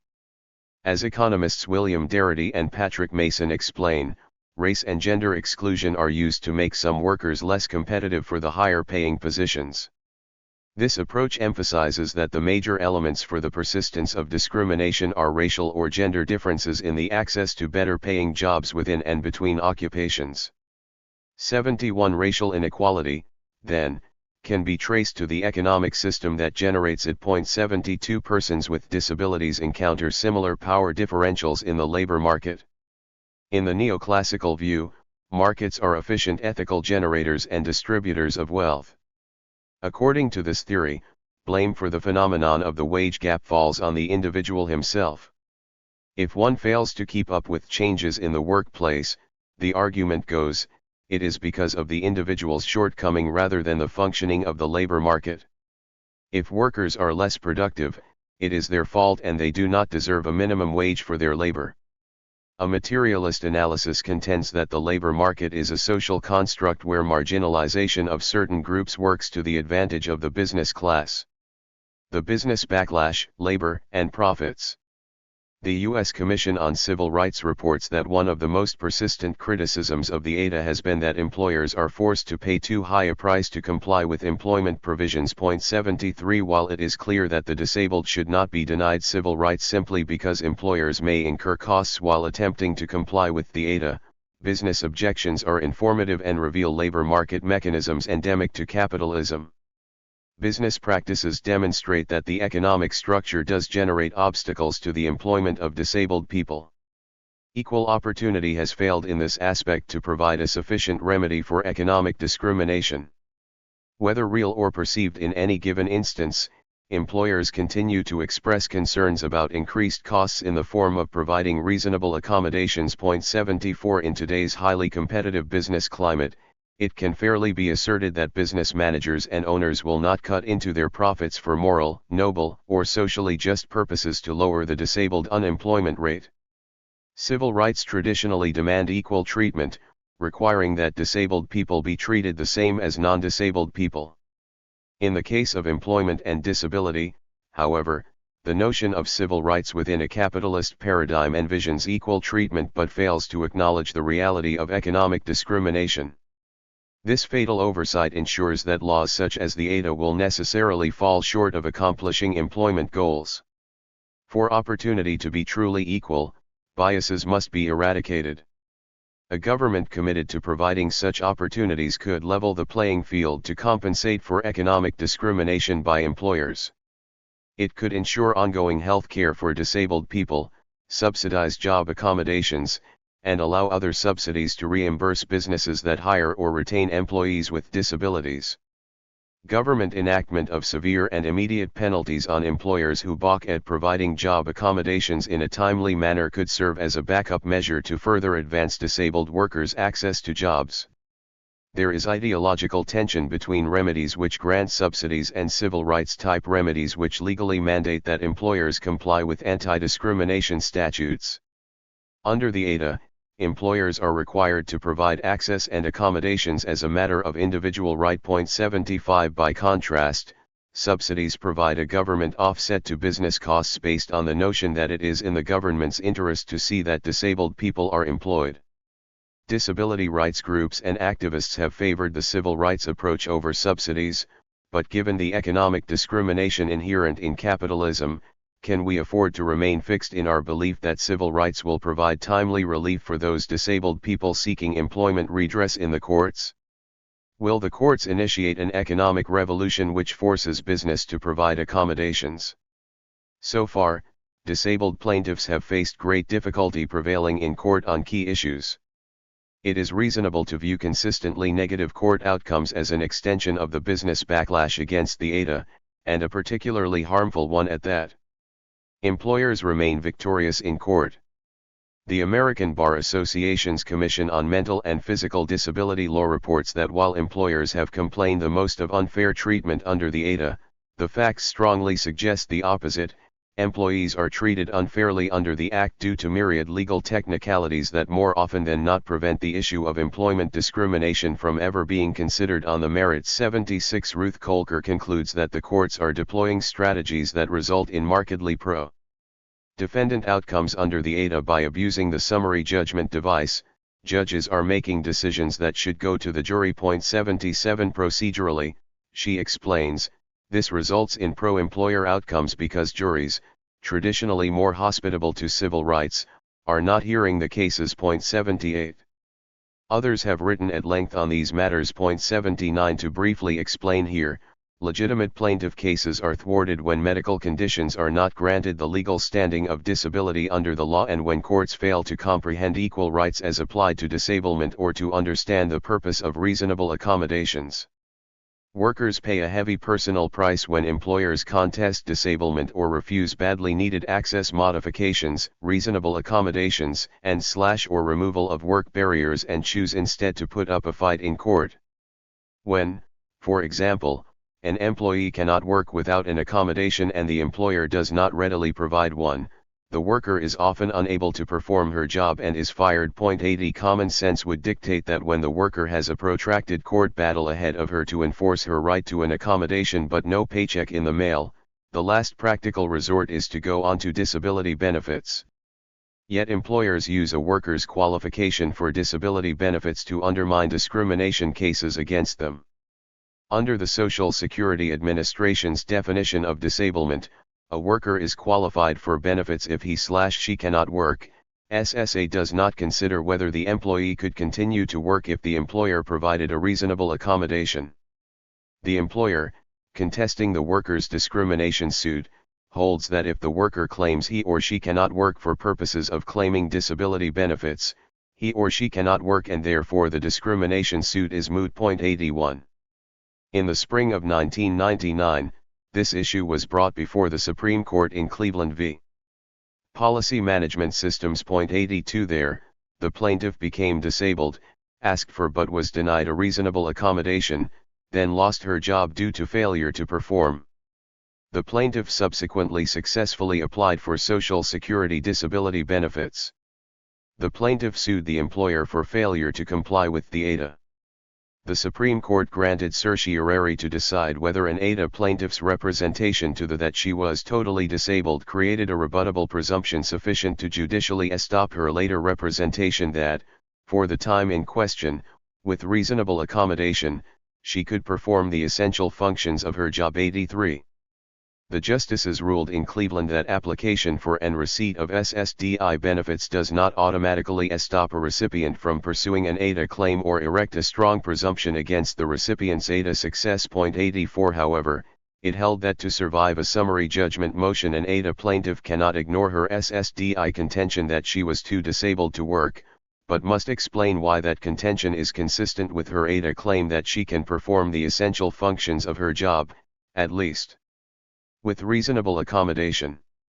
Under this holding, therefore, both parties have the opportunity to present or contest the plaintiff's explanation.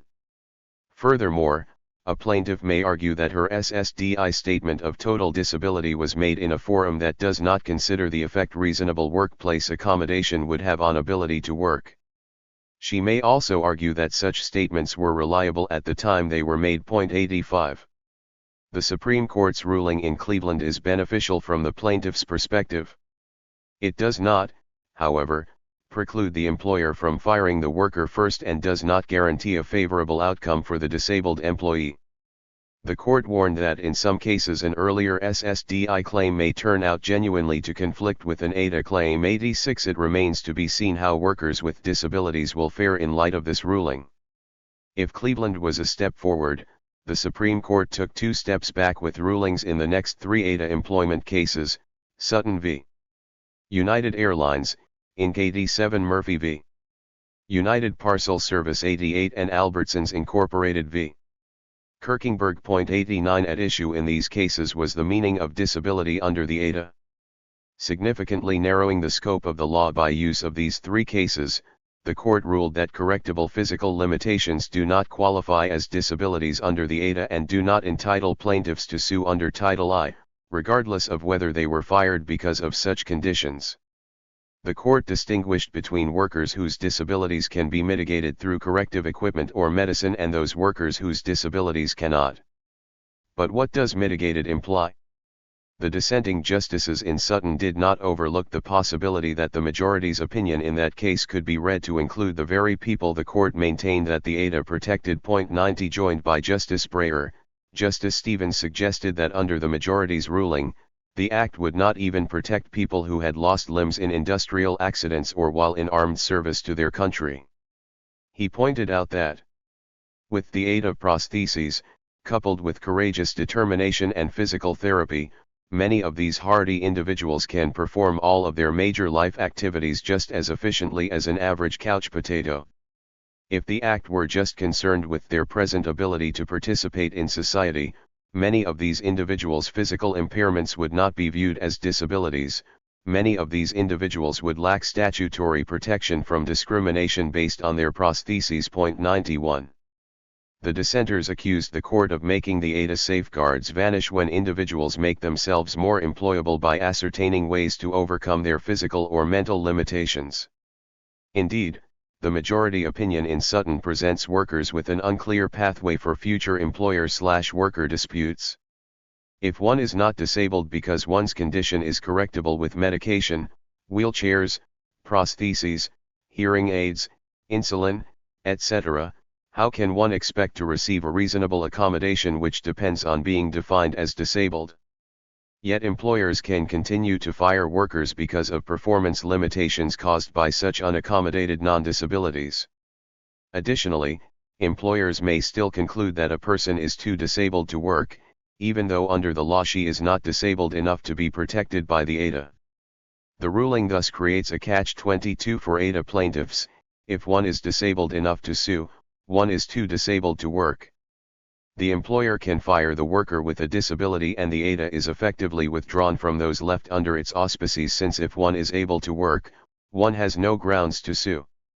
The National Chamber of Commerce Litigation Center called the decision a major victory for employers and the business community. 92 business groups filing amicus curiae briefs urged the court to consider the impact its decision in this case may have beyond the immediate concerns of the parties to the case. 93 The National Association of Manufacturers asserted that, like sexual harassment last year, disability discrimination is the major employment law issue on the Supreme Court's docket this year.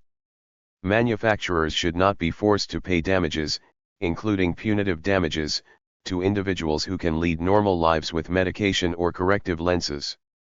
94 The American Trucking Associations and the Equal Employment Advisory Council joined the amicus brief. Clearly, greater government intervention in this precarious period is not only justified but essential to achieve positive outcomes for workers with disabilities. Government provision of ongoing health care, reasonable accommodation costs, and other subsidies would simply remove the issue of added cost from the employer's calculus when deciding to hire or retain disabled workers. Successful intervention promises to lessen the burden on disabled people otherwise forced to litigate in courts that are hostile to the rights of disabled individuals or that view disability equal rights as a subsidy to unfairly be paid by business. However, these proposals must come with two qualifiers. First, such reforms would likely be stopgap measures that could yield more job placement for disabled people but cannot alone significantly impact disability unemployment in the overall political economy. Second, subsidies risk augmenting acrimony and division within the labor force. Job insecurity and the fixed pie syndrome. According to a quarterly nationwide survey of U.S. workers inaugurated in August 1998 by Rutgers University's Heydrich Center for Workforce Development and the University of Connecticut's Center for Survey Research and Analysis, some 59% of respondents say they are very concerned about job security for those currently at work. 95 An additional 28% indicate they are somewhat concerned. 96 Reports on U.S. job trends show that workers have reason for concern. Workers appear less likely to be able to count on long-term employment, which in the past provided steady wage growth, fringe benefits, and long-term job security. Jobs have grown more insecure in the 1990s as the share of workers in long-term jobs fell from 41% in 1979 to 35.4% in 1996, with the worst deterioration having taken place since the late 1980s. 97 Corporate mergers and downsizing have contributed to job cuts or company shutdowns which cost nearly 30% of U.S. workers their jobs from 1990 to 1995.98. Underemployment, a broader measure of lack of employment success in the labor market, hovered at 10.L% for 1995.99. For some economists this is a much more troubling statistic because it represents part-time workers who could not find full-time jobs and discouraged workers who wanted jobs but had been discouraged by their lack of success, subsequently leaving the labor force and dropping off the unemployment rolls. To understand job loss anxiety, it is necessary to know what happens to a worker's material reality when he or she is fired from a job.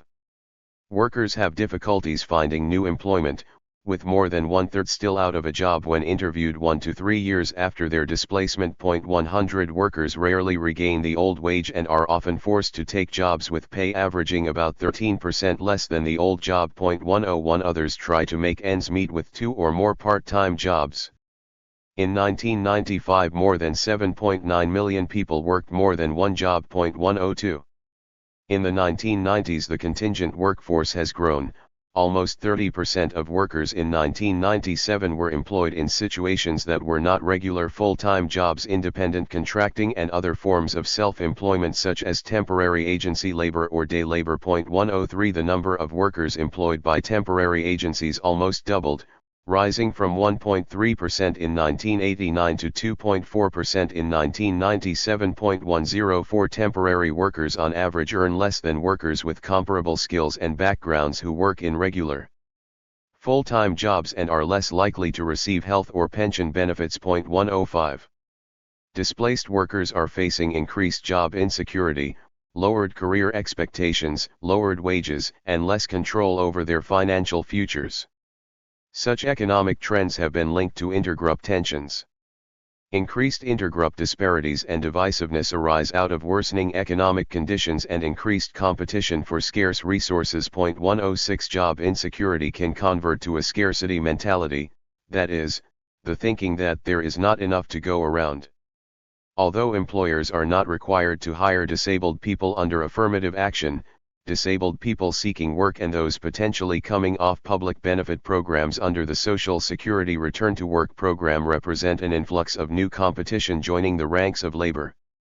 Women on welfare transitioning into jobs. 107 are similarly positioned, both as a group of potential workers moving from the surplus population to work and as an undereducated workforce. 108 The Personal Responsibility and Work Opportunity Reconciliation Act of 1996-109, which ended federal welfare entitlements and ensconced welfare to work as a primary goal of federal welfare policy, illuminates the backlash experience.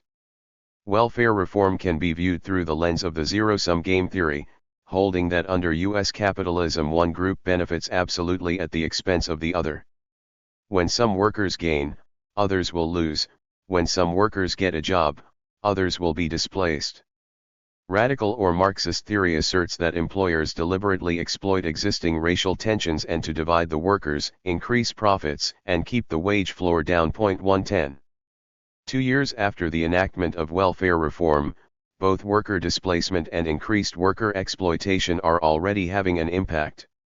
John Jeter reported that women coming off welfare are competing with, and in some cases, displacing other low-wage workers under the Subsidized Employment Plan. 111 Under this plan, the state pays a company to hire someone in the program at minimum wage.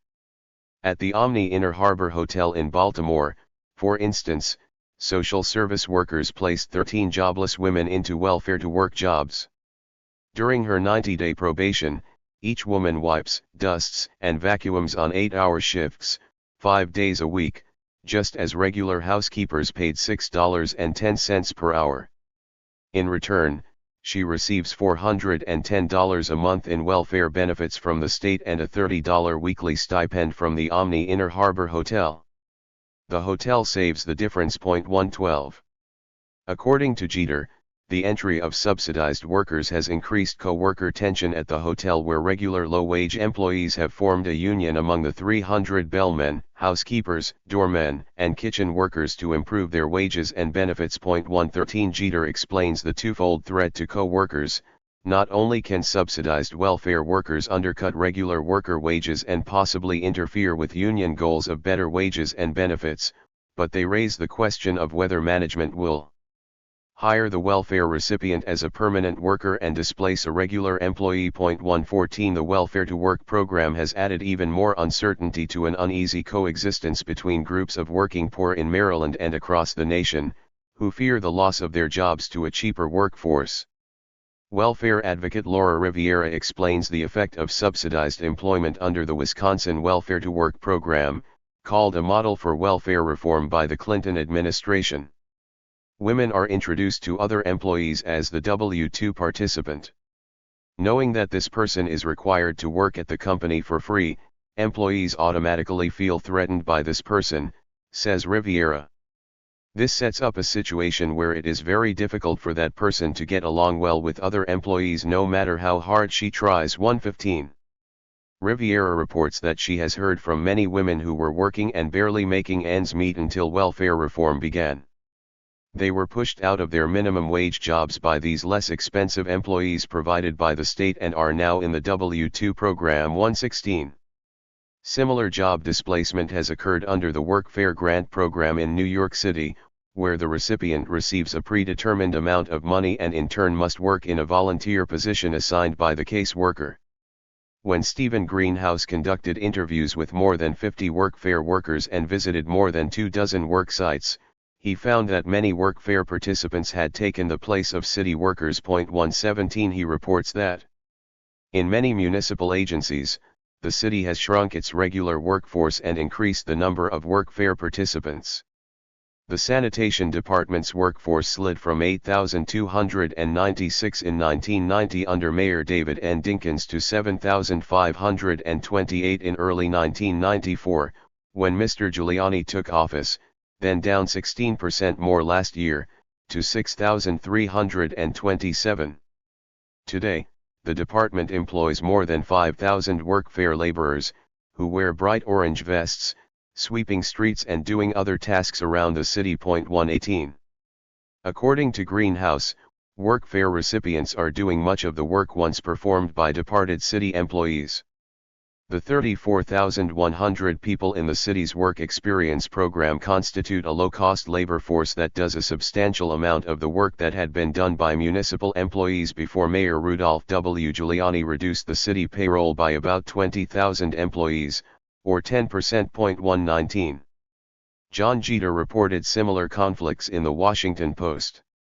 In Baltimore, officials at Patterson High School decided last year not to renew the contract with the janitorial company that cleaned the building and are now looking for welfare recipients to do the work, in part because their rates would be cheaper. 120 A job training program in Alabama requires some welfare recipients to work for more than 4 months without pay for employers such as Continental Eagle, a cotton gin manufacturer near Montgomery. 121. Other sources of Workfare labor are being sought as well.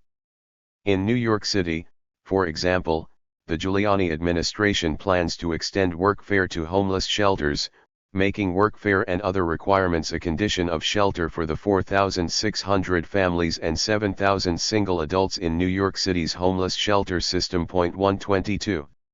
While the stated intent of welfare reform is to move those on welfare into work and thereby lower federal and city welfare outlays, participating businesses receive a net gain from welfare reform. Having a captive workforce who can be pushed into lower wage jobs, whether permanently or temporarily, keeps wages low and increases business profit margins. An insidious fiscal benefit to government has also emerged. Undercutting regular worker salaries cuts city service budgets and generates a surplus at the expense of the poorest parts of the workforce. 123. While the majority of reports focus on the initial success of welfare reform in terms of numbers of people dropped from the rolls, there is a growing realization amongst state and county officials that placing all recipients into jobs is unrealistic. There are not enough living wage jobs available for women being forced off welfare, and there will not be enough jobs for disabled people wishing to work or to transition from public benefits into a job. The welfare reform experience indicates that subsidies to business can elevate co-worker tension, yet, in the case of disability and employment, subsidies for reasonable accommodations and health care will be necessary to level economic discrimination inherent in business accounting practices. Just as women coming off AFDC create increasing competition for jobs and increasing job insecurity, disabled job seekers must be aware that they too can generate resentment amongst those lacking job security who may view subsidies to disabled workers as a threat to their employment.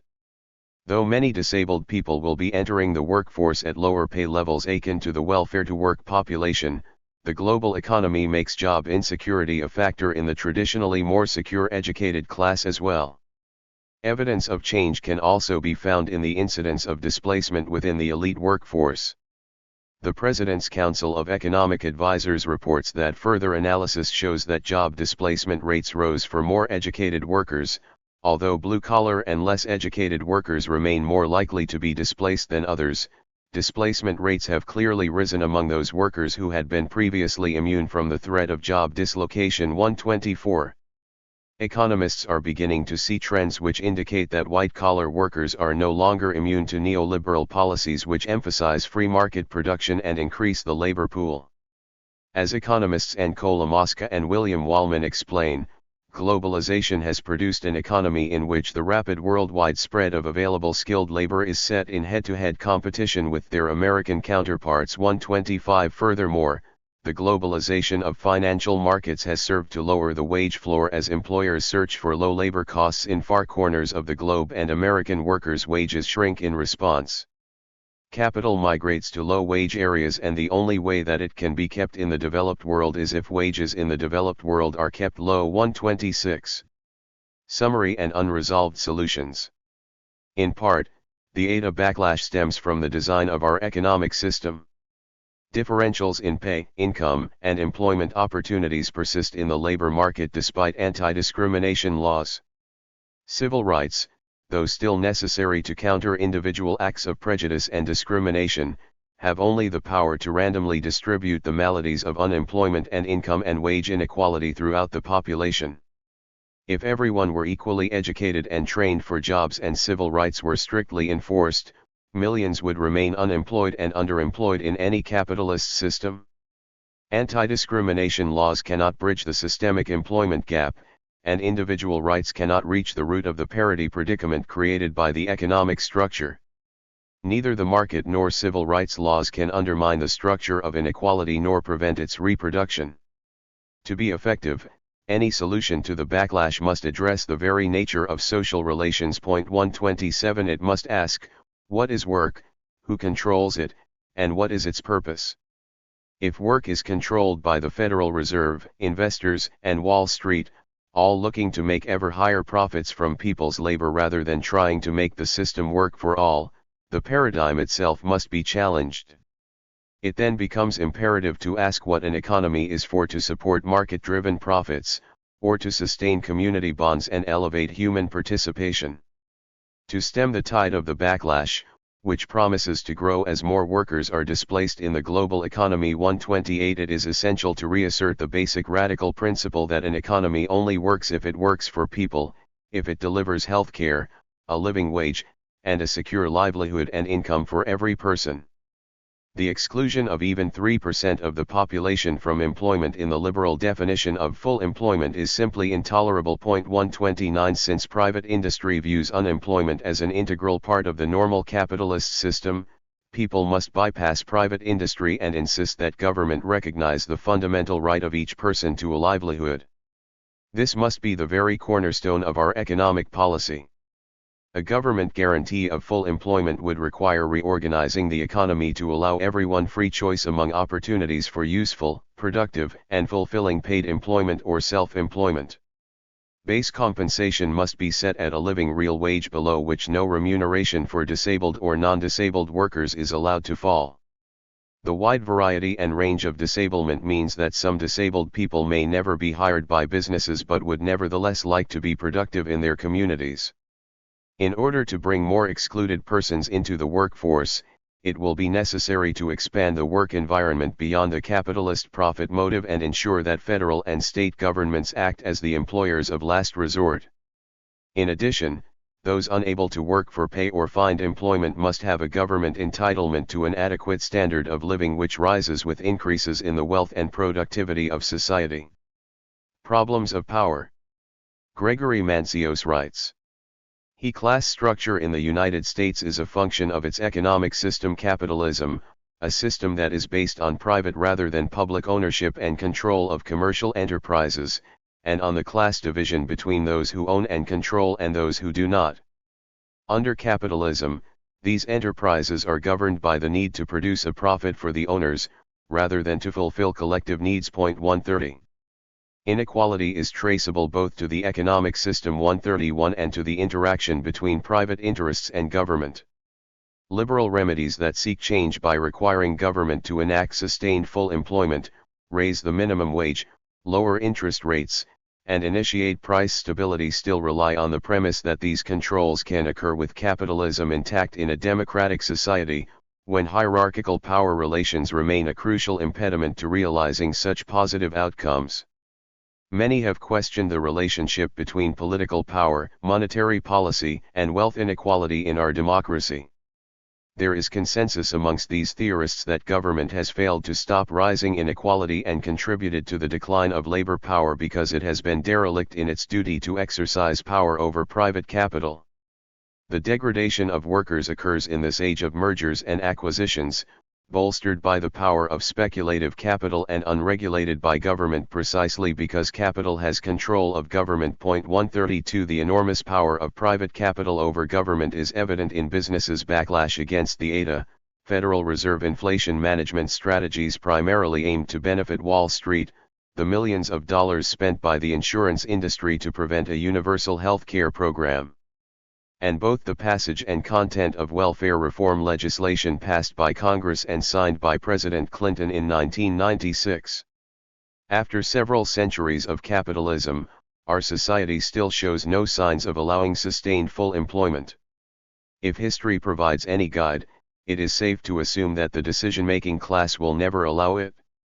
In the 1940s, the U.S. experienced the lowest unemployment rate in its history.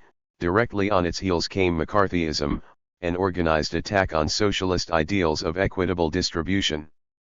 In the 1970s, drops in wages and the standard of living occurred at the same time as a decline in the power of labor unions. 133 Economist Michael Kalecki's observation that labor must be kept weak to preserve profits and the class dictatorship of capital seems undeniable. 134 Government enactment of full employment under capitalism can only result in an even greater crushing of labor so as to reinstate stability and reassert control over the economic lives of workers. Capitalist measures, whether the type promoted by free market conservatives or that of welfare liberals, fail to respond to the discrimination faced by millions of disabled Americans. Only measures that account for the existence of systemic and long-standing economic inequality will provide the necessary protections against further workplace discrimination. The present reality, however, is that disabled people are the last legally protected class to enter the workforce. They seek economic equality at a time when unemployment levels are low and downsizing and market globalization are in full force. It is in such a positive economic environment, when business has obtained both the legal and political legitimacy necessary to discriminate in the name of workplace and market efficiency, that our battle for distributive justice becomes the toughest of all. Chapter 6. What Disability Civil Rights Cannot Do. Introduction. In the U.S. it is now evident that disability civil rights do not equate with a lowering of the disabled unemployment rate. Despite a growing economy, the best possible scenario for increasing the employment of disabled persons and a low aggregate national official unemployment rate presiding over much of the 9 years that the ADA employment provisions have been in effect, the unemployment rate for working-age disabled population has barely budged from its chronic state hovering at 70%.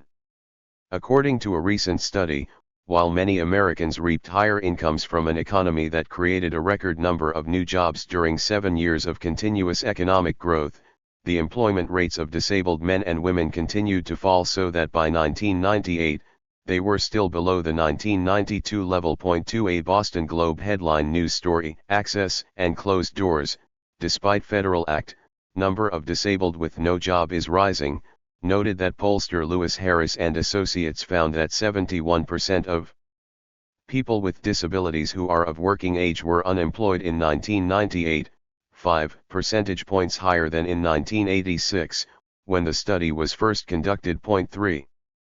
What does the empirical data show has happened to employment during the economic expansion of the 1990s with full implementation of the ADA's employment provisions?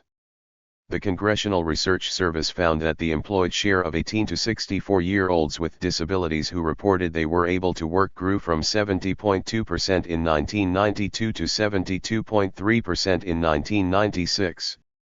Over the same period, the proportion of the non-disabled working age population who were employed rose from 78.5% to 80.5%. The job prospects for the disabled population improved to the same degree as the non-disabled population, meaning the gap in employment rates did not narrow.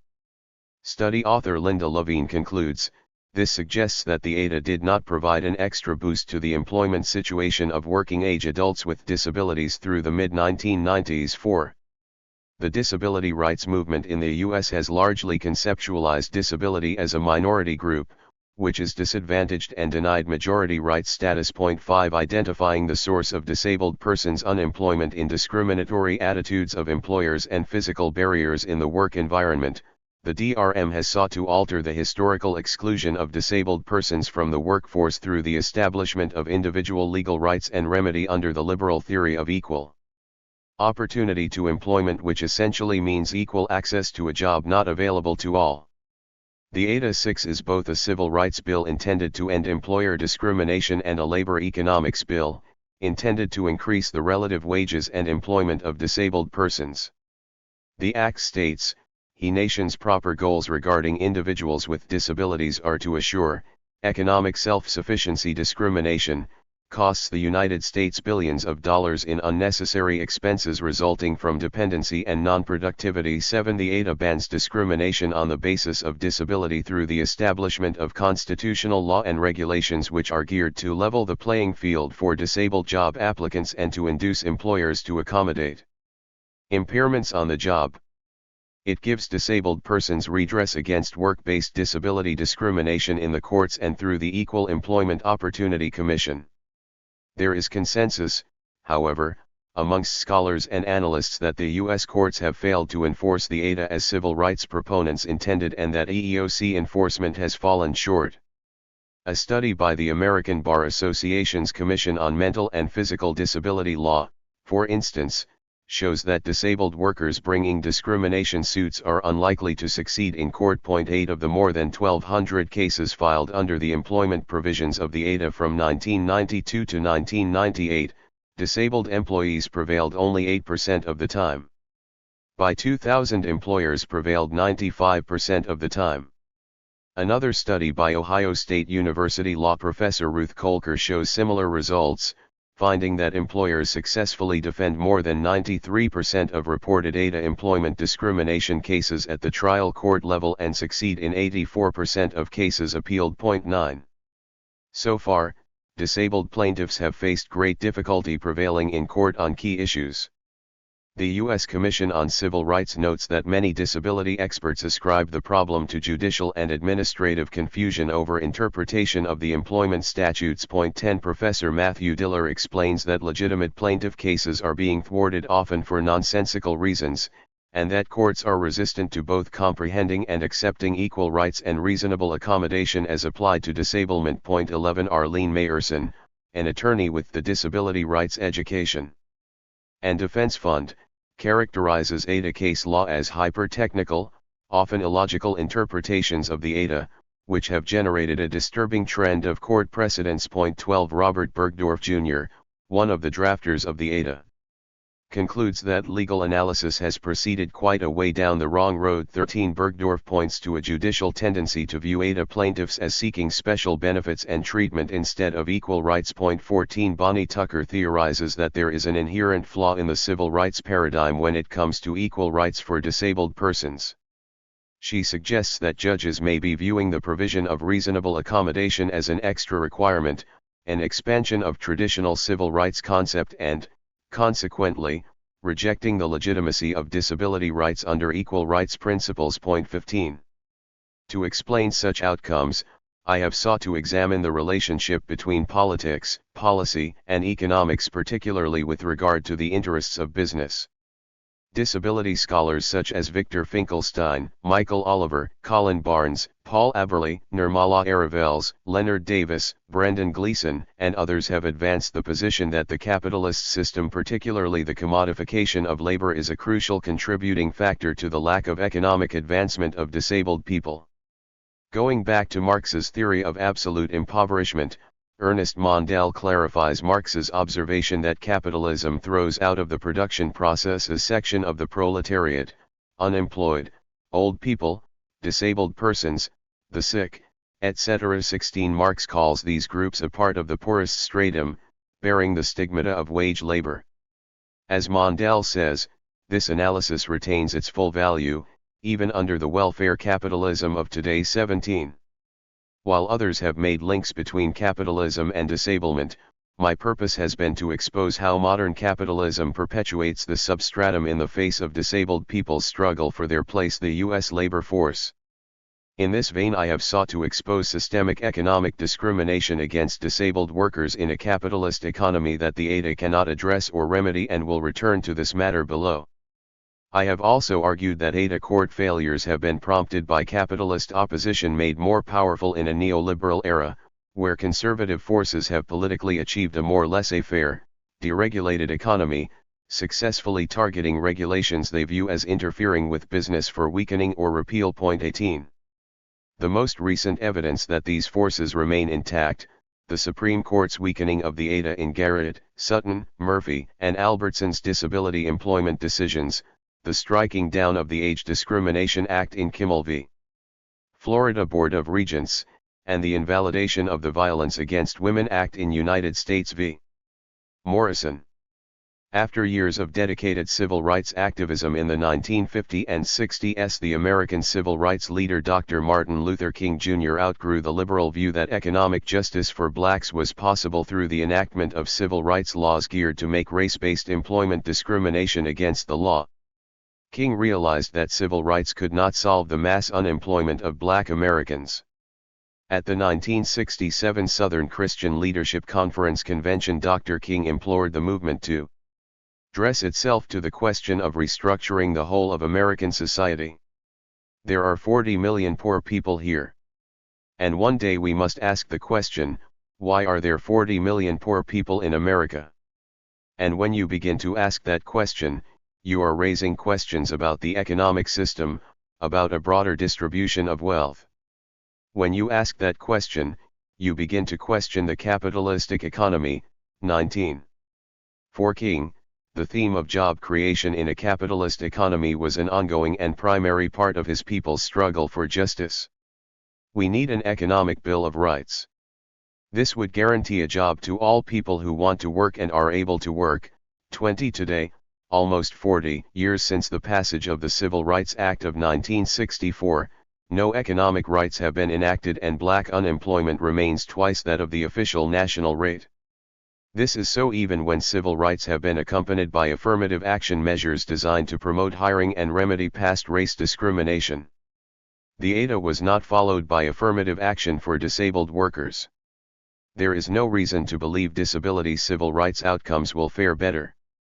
In practice, civil rights, which primarily focus on attitudes and prejudice, have not given sufficient attention to the barriers that the economic structure and power relationships erect against the employment of disabled persons. This paper explores the shortcomings of the liberalist equal opportunity approach to employment. Class interests perpetuate the exclusion of disabled persons from the workforce through systemic business accounting practices and compulsory unemployment. If we conceptualize disablement as a product of the exploitative economic structure of capitalist society, then it becomes clear that anti-discrimination legislation, by failing to acknowledge the contradictions of promoting equal opportunity in class-based society, is insufficient to solve the unemployment predicament of disabled persons. Instead, the liberal rights model serves to forestall criticism of relationships of power at the center of the exclusion from employment and inequality that disabled persons face. This paper will offer such a criticism. The relevance of the political economy. Political economy is a term used for nearly 300 years to express the interrelationship between the political and the economic affairs of the state. In terms of economics, liberals tend to believe that the current system is basically just, and that injustices and unemployment, low pay, inequality, and poverty that occur within that system are mere unintended consequences of an otherwise beneficent economy. They are reformists who believe that gross inequalities can be leveled through legislation and other measures aimed at correcting market failures. In the US and elsewhere, the DRM similarly has largely accepted the foundations of free market ideology by framing the terms of the justice debate as the rights of disabled people entitled to receive equal treatment from the existing labor market. Point 21. In contrast, left political economy looks to the laws rooted in the ongoing reproduction and expansion of the system of material accumulation as the source of the ills. Radical economists believe that the economic system itself is the problem. The system of profit does not create hardship as the unfortunate mishap of an otherwise just social order. Rather, the pain experienced by people under such a system is very much integral to that system, and is required by it in order to function. People, including many disabled people, are excluded from work in such a system, and thus poor and even destitute, not because the system is breaking down, but because it is working exactly as intended. The notion of the US as a meritocracy where individual failings are deemed the result of personal shortcomings is a seductive ideological posture. The appeal to rugged individualism that we can be anything we want if we persevere is an American tradition and perhaps a comforting notion, but barriers to advancement and achievement are often unrelated to individual effort, ability, or motivation. Disability civil rights laws do not subject that assumption to a challenge. Civil rights, for instance, are based on the premise that the individual citizen is an equal actor in the judicial process with the legal power to redress injustice through court challenges to discrimination. But what if the individual, due to her class position, lacks the money to hire an attorney, or has not the education or circumstance to secure those rights? Gender and race are also known determinants of lack of access to the courts. Furthermore, rights depend upon court interpretation. What if the political climate of the courts is such that her rights are likely to be thwarted by judges acting in opposition to the ideological premise of those rights? What if rights are in direct class conflict, if for instance, the business class has amassed such political power that the civil right has essentially become moot through defeat after defeat in the courts, and few attorneys will risk taking such cases because they have little prospect of winning? In these instances, individual action and individual right is blocked and annulled by class and politics outside the control of the individual. Lack the power and resources to properly compete, rights can do nothing but reinforce the status quo, as those left powerless can do nothing make sporadic and or symbolic claims. Point 22. The economic system presents a similar set of obstructions. The founding principle for the dominant economic model of our day, or pure economics, is methodological individualism, which treats society as nothing more than the apolitical aggregate of its component individuals, and strips the economic structure of any social dimension except the interaction of sole individual activity and projects.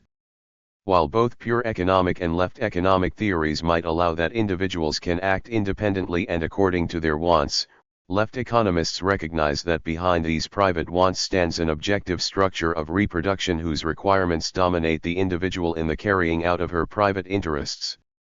While the pure economists hold on to their theory that maximization of well-being occurs because of individual merit, left economists recognize that structural barriers dominate individual wants.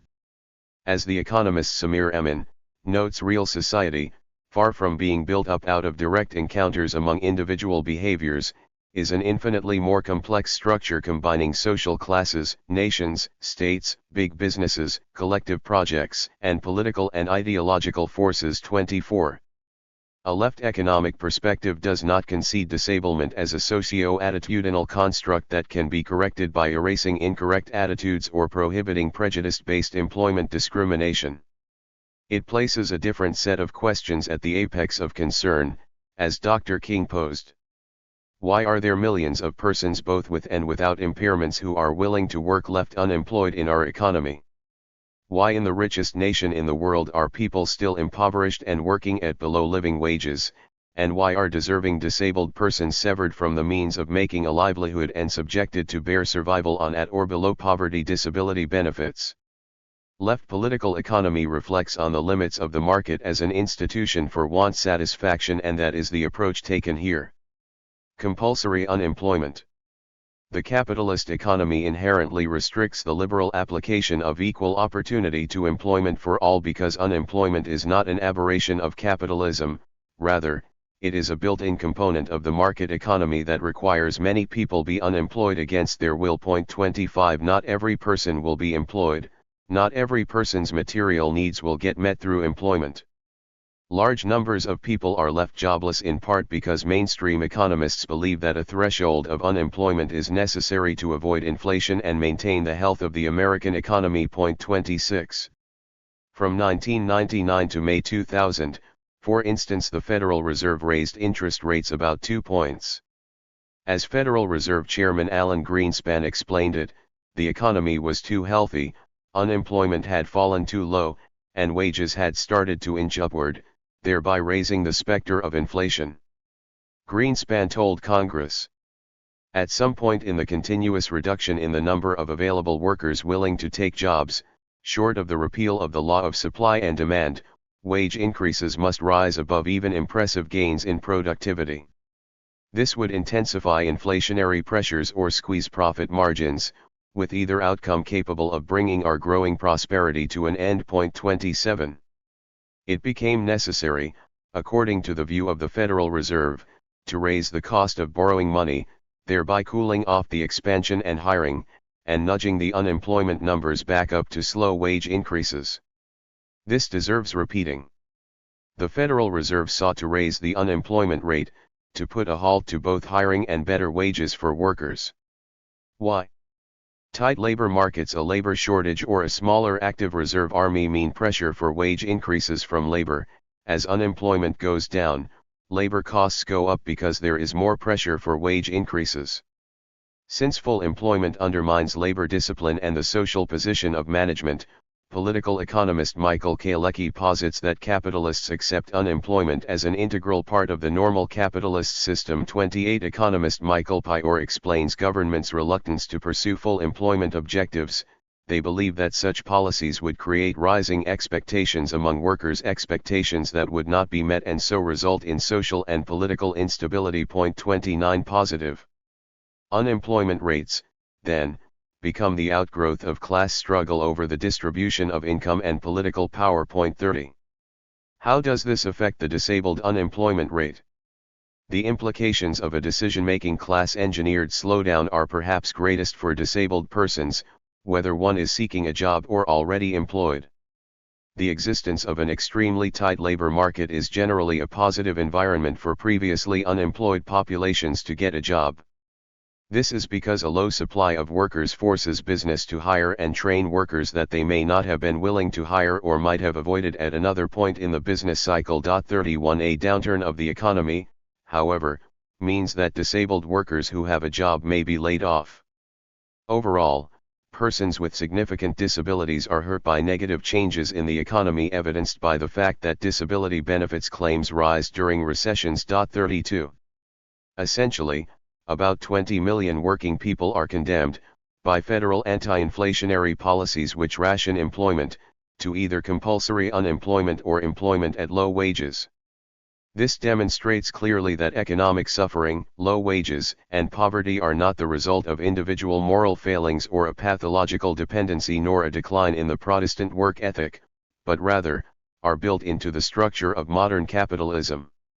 It is easy to see why Nobel laureate William Vickrey, in his presidential address to the American Economic Association in 1993, called the natural unemployment rate one of the most vicious euphemisms ever coined. 33 Pure economics rationalizes unemployment as voluntary without addressing the economic system or social relations that create it. Microeconomic matters, capitalist calculus. Mainstream economists have traditionally devoted themselves to the trade-offs between equality and market efficiency. Liberal society promotes equality by establishing social and political rights that are, in theory, but rarely ever in reality, distributed equally and universally. That is, individual rights are considered to be above the rules of the market.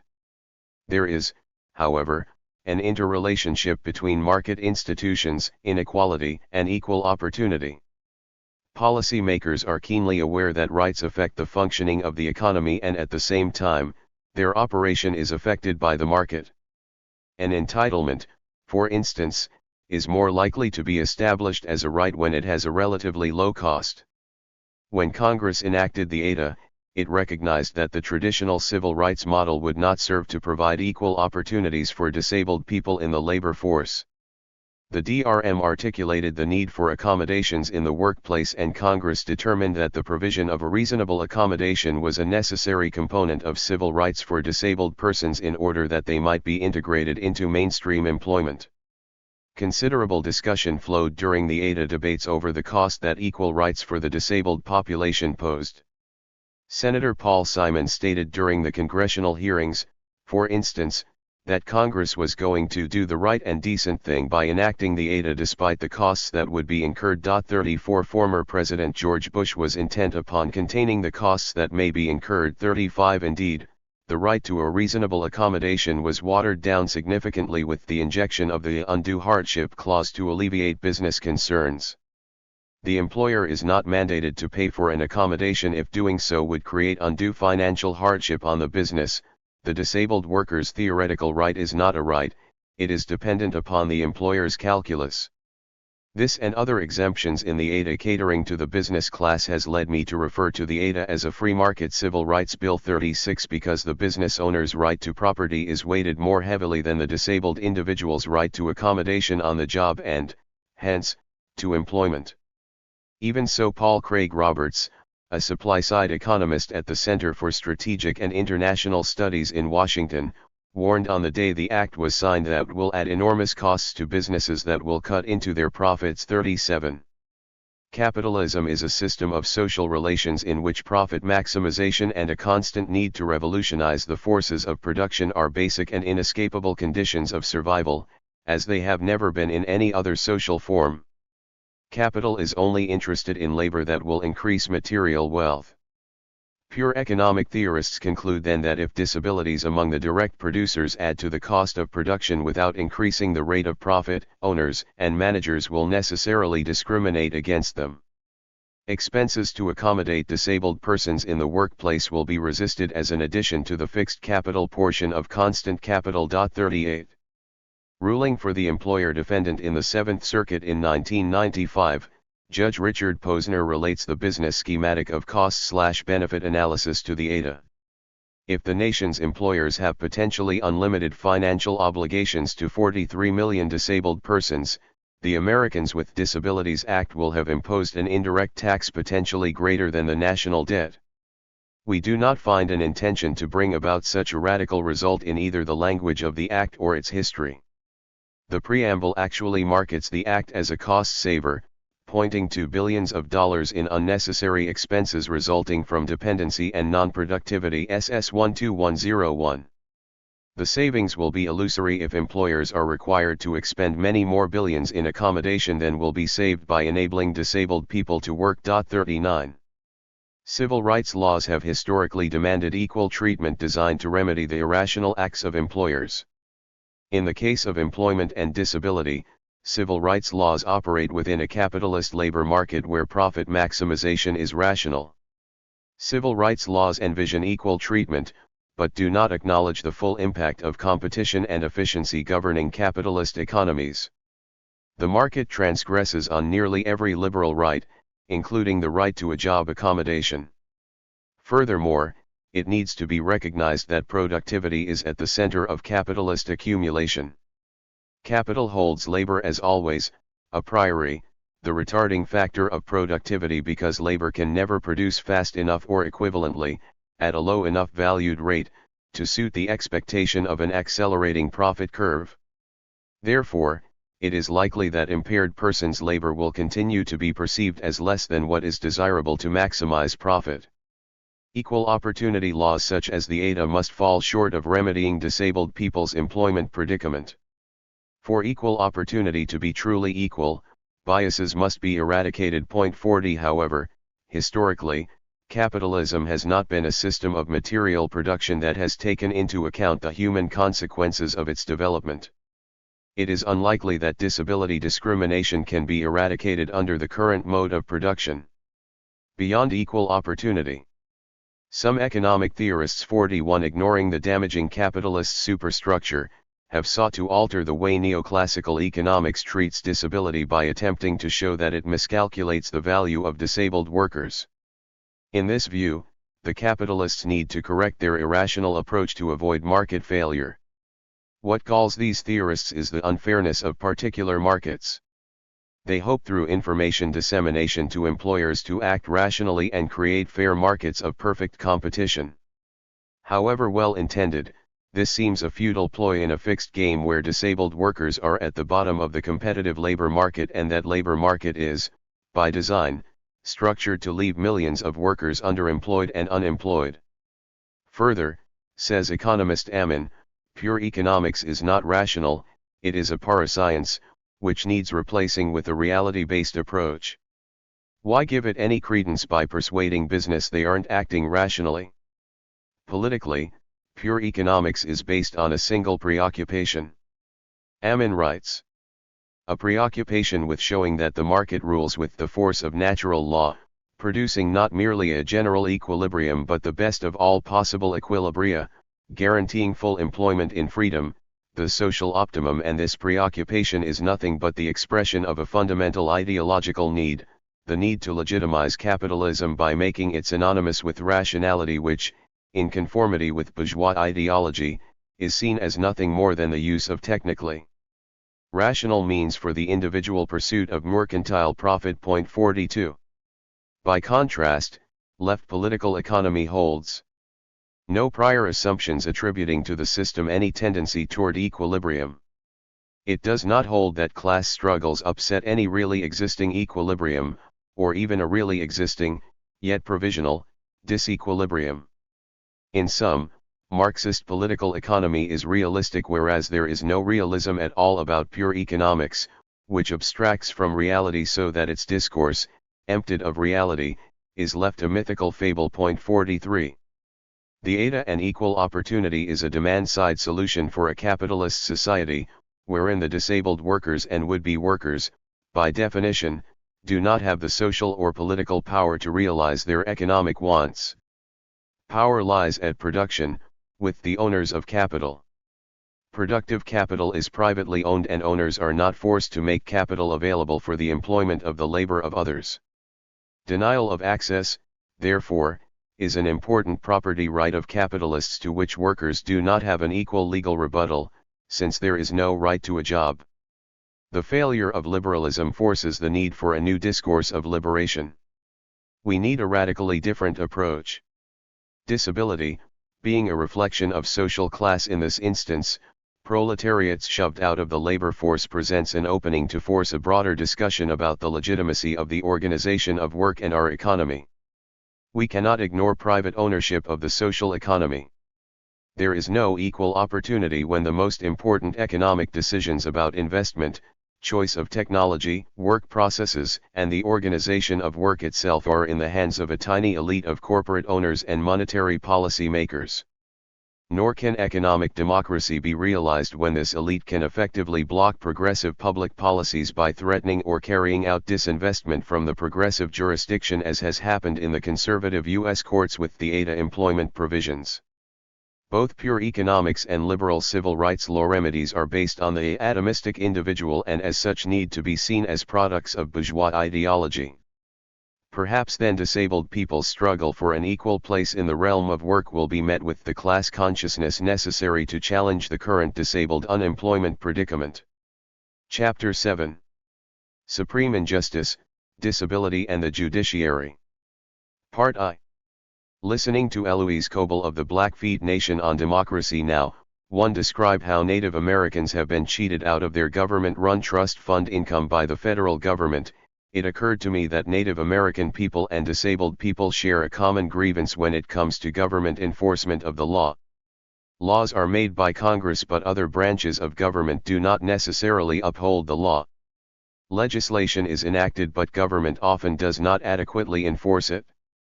Government conveniently ignores laws, in some instances unintentionally and out of incompetence, but in others, government intentionally does not to abide by the law. Rather, it evades it, bypasses it, weakens it, or makes it obsolete.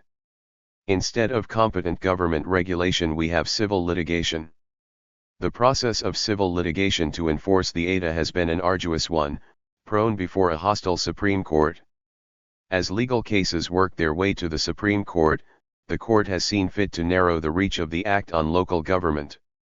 A year ago, for instance, the Supremes ruled that state workers cannot use the civil rights law to win money damages for job discrimination. The court held that the disability rights law does not trump states' constitutional immunity against being sued for damages in federal courts. Over 10 years after passage of the ADA, Jeffrey Gorman, a paraplegic who lives in Missouri, was badly injured while being taken to jail for trespassing at a country western bar, because the Kansas City Police Department had not complied with ADA regulations. Gorman, who uses a wheelchair, warned officers that they did not have an accessible van to transport him safely to jail. According to Gorman's lawyer, the officers ignored Gorman, removed him from his wheelchair, propped him on a bench, and tied him to the vehicle's wall with his own belt. During the trip to the jail, Gorman fell and injured his shoulder and back. He had surgery due to the injury. None of these facts are contested. Just think of it like this. If a non-disabled person could not be transported to jail because there were no seats for him/her in a patrol car, and the police strapped him to the top of their squad car using the belt from his clothing, and the person fell off the car and injured themselves to the extent that he required surgery, would a jury punish that police department with a huge monetary award? You bet it would. It would seek punishment to avoid having the same egregious act reoccur. Would the lawyers for the city come around and try to undo that award? It is unlikely city politicians would risk public outcry. In Gorman's case, the jury did award him compensatory and punitive damages. Kansas City did not contest the compensatory damages but appealed the punitive damages, taking the case to the 8th District Court. It agreed with Gorman that punitive damages were in order, but noted that the 6th District Court had ruled differently in a similar case, an unfortunate signal that the Supreme Court, so hostile to disability rights, would settle the question. Gorman hoped the Supreme Court would rule that they are not above the law even though they're the government too. Local government wanted protection from lawsuits when they broke the law. The Kansas City defense even asserted at the jury trial that since Gorman was mobile with the use of a corrective device, the wheelchair, he was not disabled under the ADA. Some disabled persons have been dismissed as illegitimate ADA plaintiffs because their disabilities can be mitigated by drugs, devices, what have you. It is a bit nauseating to know that lawyers for Kansas City used the argument that Gorman was not technically disabled and had no right to sue under the ADA because his wheelchair mitigated his disablement. The Supremes agreed with Kansas City in Barnes v. Gorman and threw out the punitive damages, holding that such damages are unavailable in private suits brought under the ADA and the Rehabilitation Act. When Congress passed the ADA, it did not specify that people could collect punitive damages for violations, but since the ADA was fashioned like the Civil Rights Act of 1964, there was congressional understanding of the availability of punitive damages under Title VI. Lawyers for the local government in Kansas City and the Bush administration, however, argued that Congress never intended for cities to face large jury judgments. Justice Scalia, writing for the court, said that adding punitive damages in ADA cases could well be disastrous. He said recipients of federal funds probably would not agree to exposure to such unorthodox and indeterminate liability. The corporatist court applied contract law analogy in throwing out the punitive damages. It held that a remedy is appropriate relief only if the recipient is on notice that, by accepting federal funding, it exposes itself to such liability. The court reasoned that since Title VI mentions no remedies, and punitive damages are generally not available for breach of contract, no damages are available under the ADA or the Rehabilitation Act. There are still punitive damages available to women and minorities under Title VI. How broadly will this court extend its ruling? We in the disability community know from years of repeated problems at all levels of government that the Gorman case is not an isolated incident. The ADA was passed in 1990, yet over a decade later many local and state governments are not in compliance with its regulations. The significance of Barnes v. Gorman is broader than a disabled man being wrongly transported to jail. Local government is responsible for many public services, transportation, health, welfare, jails, and the local courts, to name but a few. If disabled persons are denied the right to seek punitive damages when governments violate the law, there will be little incentive for governments to get their act together and make programs and systems accessible. Still, the larger issue is that of societal exclusion and the social relations which erect exclusion. Disability is a social experience which arises from the specific ways in which society organizes its fundamental activities. Work, transportation, leisure, education, and domestic life disable persons when they are not accessible. We are disabled by the way a society is organized. With civil rights laws in place, disabled citizens are still treated like second or third-class citizens, still shut out from full participation in the affairs and life of our communities. The Supreme Court has the power of judicial interpretation to decide the intent and scope of laws as they are applied in society in specific situations. So far, the Supreme Court, the final arbiter of law, has seen fit to continue to disable us. Part 2. In March, Justice Sandra Day O'Connor said the Supreme Court's 2001 to 2002 term will likely be remembered as the Disabilities Act term for all the cases dealing with the civil rights law. The Supreme Court chooses which cases it will hear and which ones it will let stand. In every disability case the court agreed to hear this term, the disabled worker had prevailed at the district court or appellate court level. The Supreme Court justices could have left well enough alone. Instead, the High Court fulfilled its historical mandate to act as a check on the Democratic majority and to protect private contract and property. The justices overturned the lower court's decisions in favor of the disabled individual in every one of the cases they reviewed. Ella Williams had won the right to retain another job which accommodated her carpal tunnel syndrome. Mario Echezabal, who has hepatitis C, had won the right to work at an oil refinery, and Robert Barnett had won the right to a mailroom job which allowed him to continue to work with a bad back. All lost their right to a reasonable accommodation at the feet of this corporatist Supreme Court. In each of the three employment discrimination cases, the loser corporations Toyota Manufacturing of Kentucky, Chevron Texada Corp., and U.S. Airways gleefully petitioned the Supreme Court to overturn the victorious workers in their quest for a reasonable accommodation on the job. The corporations had a reason to expect victory since the Supreme Court had dealt blows to disabled workers the previous court term. Last year began the slaughter of the definition of disabled under the ADA. In what has become known as the Sutton Trilogy, the Supreme Court narrowed the definition of disability and the numbers of persons who can seek redress under the ADA. The court ruled that impairments are not disabilities if they can be mitigated by lifestyle, by devices, or by medications.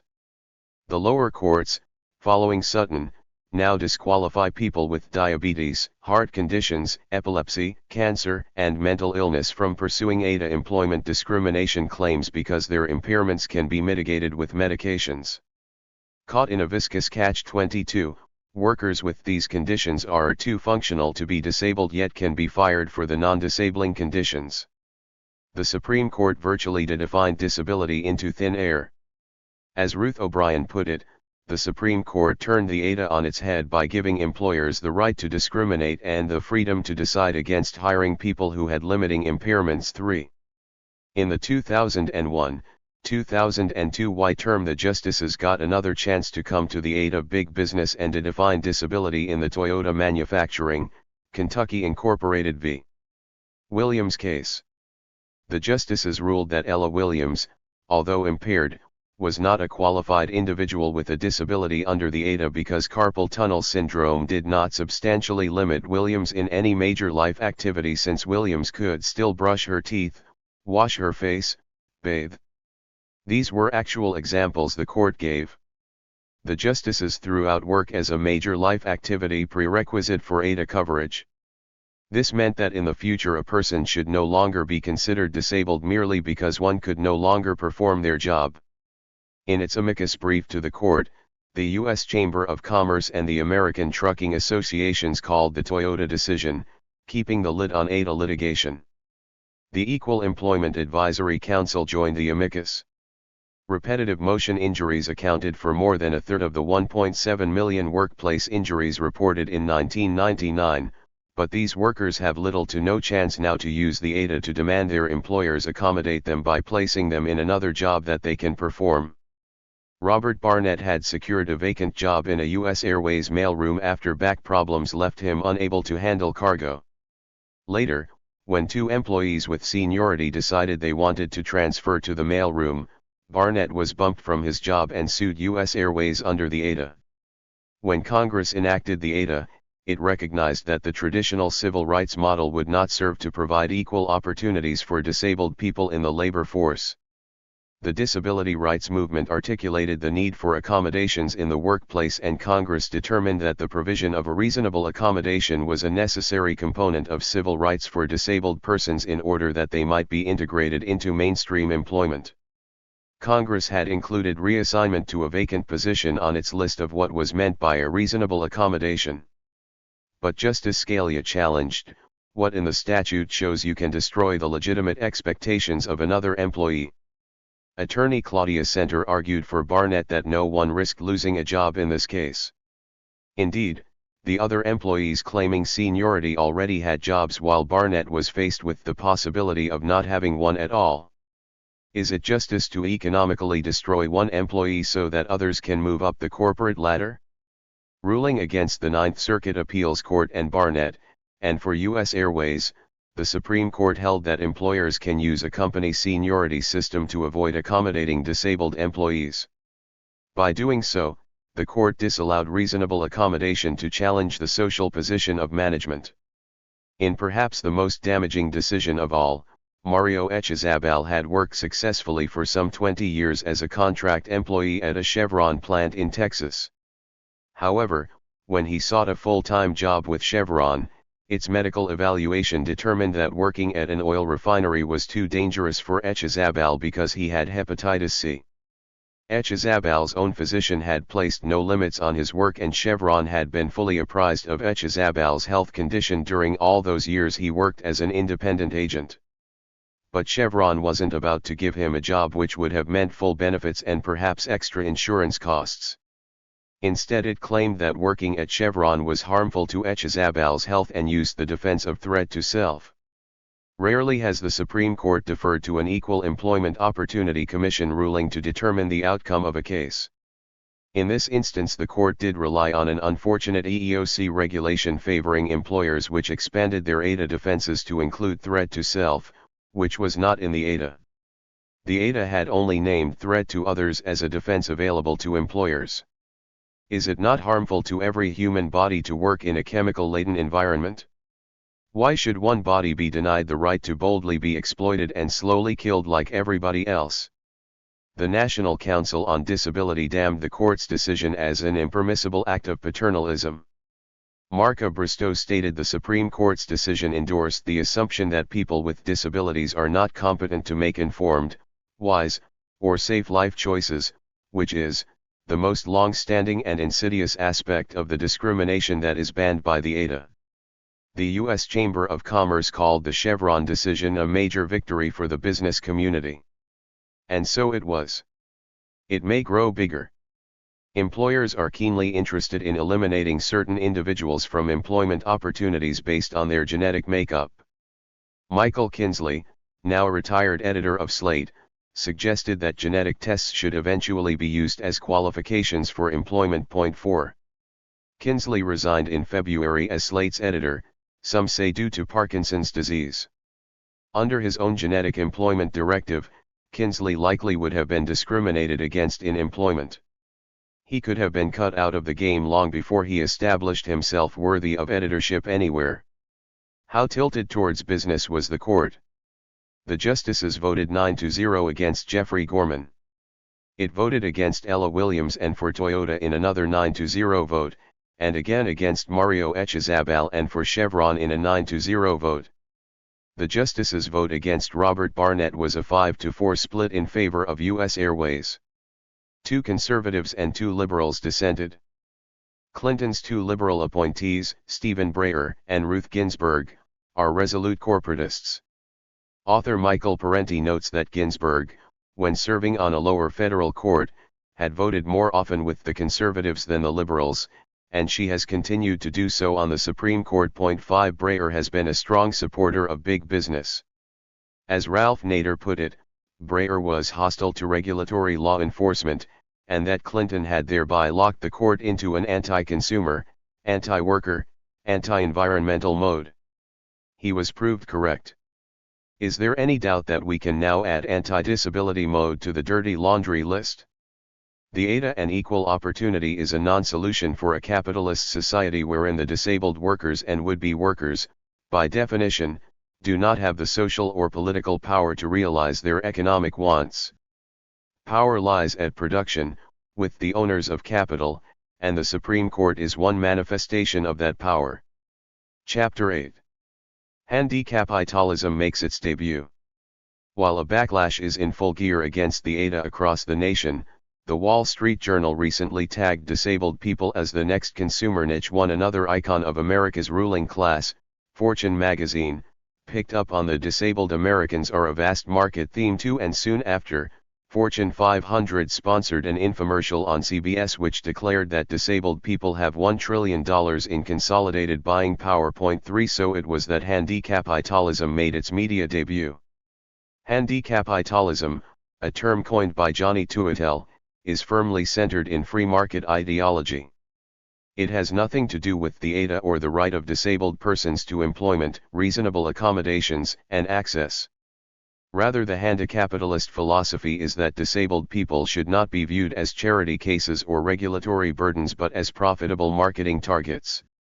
Citing 1995 census data that there are 48.5 million people 15 and older with disabilities in the U.S., with annual discretionary income totaling $175 billion as support, handicapitalists pose that products and services ought to be spurred by the profit potential lying in these numbers, not by ADA compliance.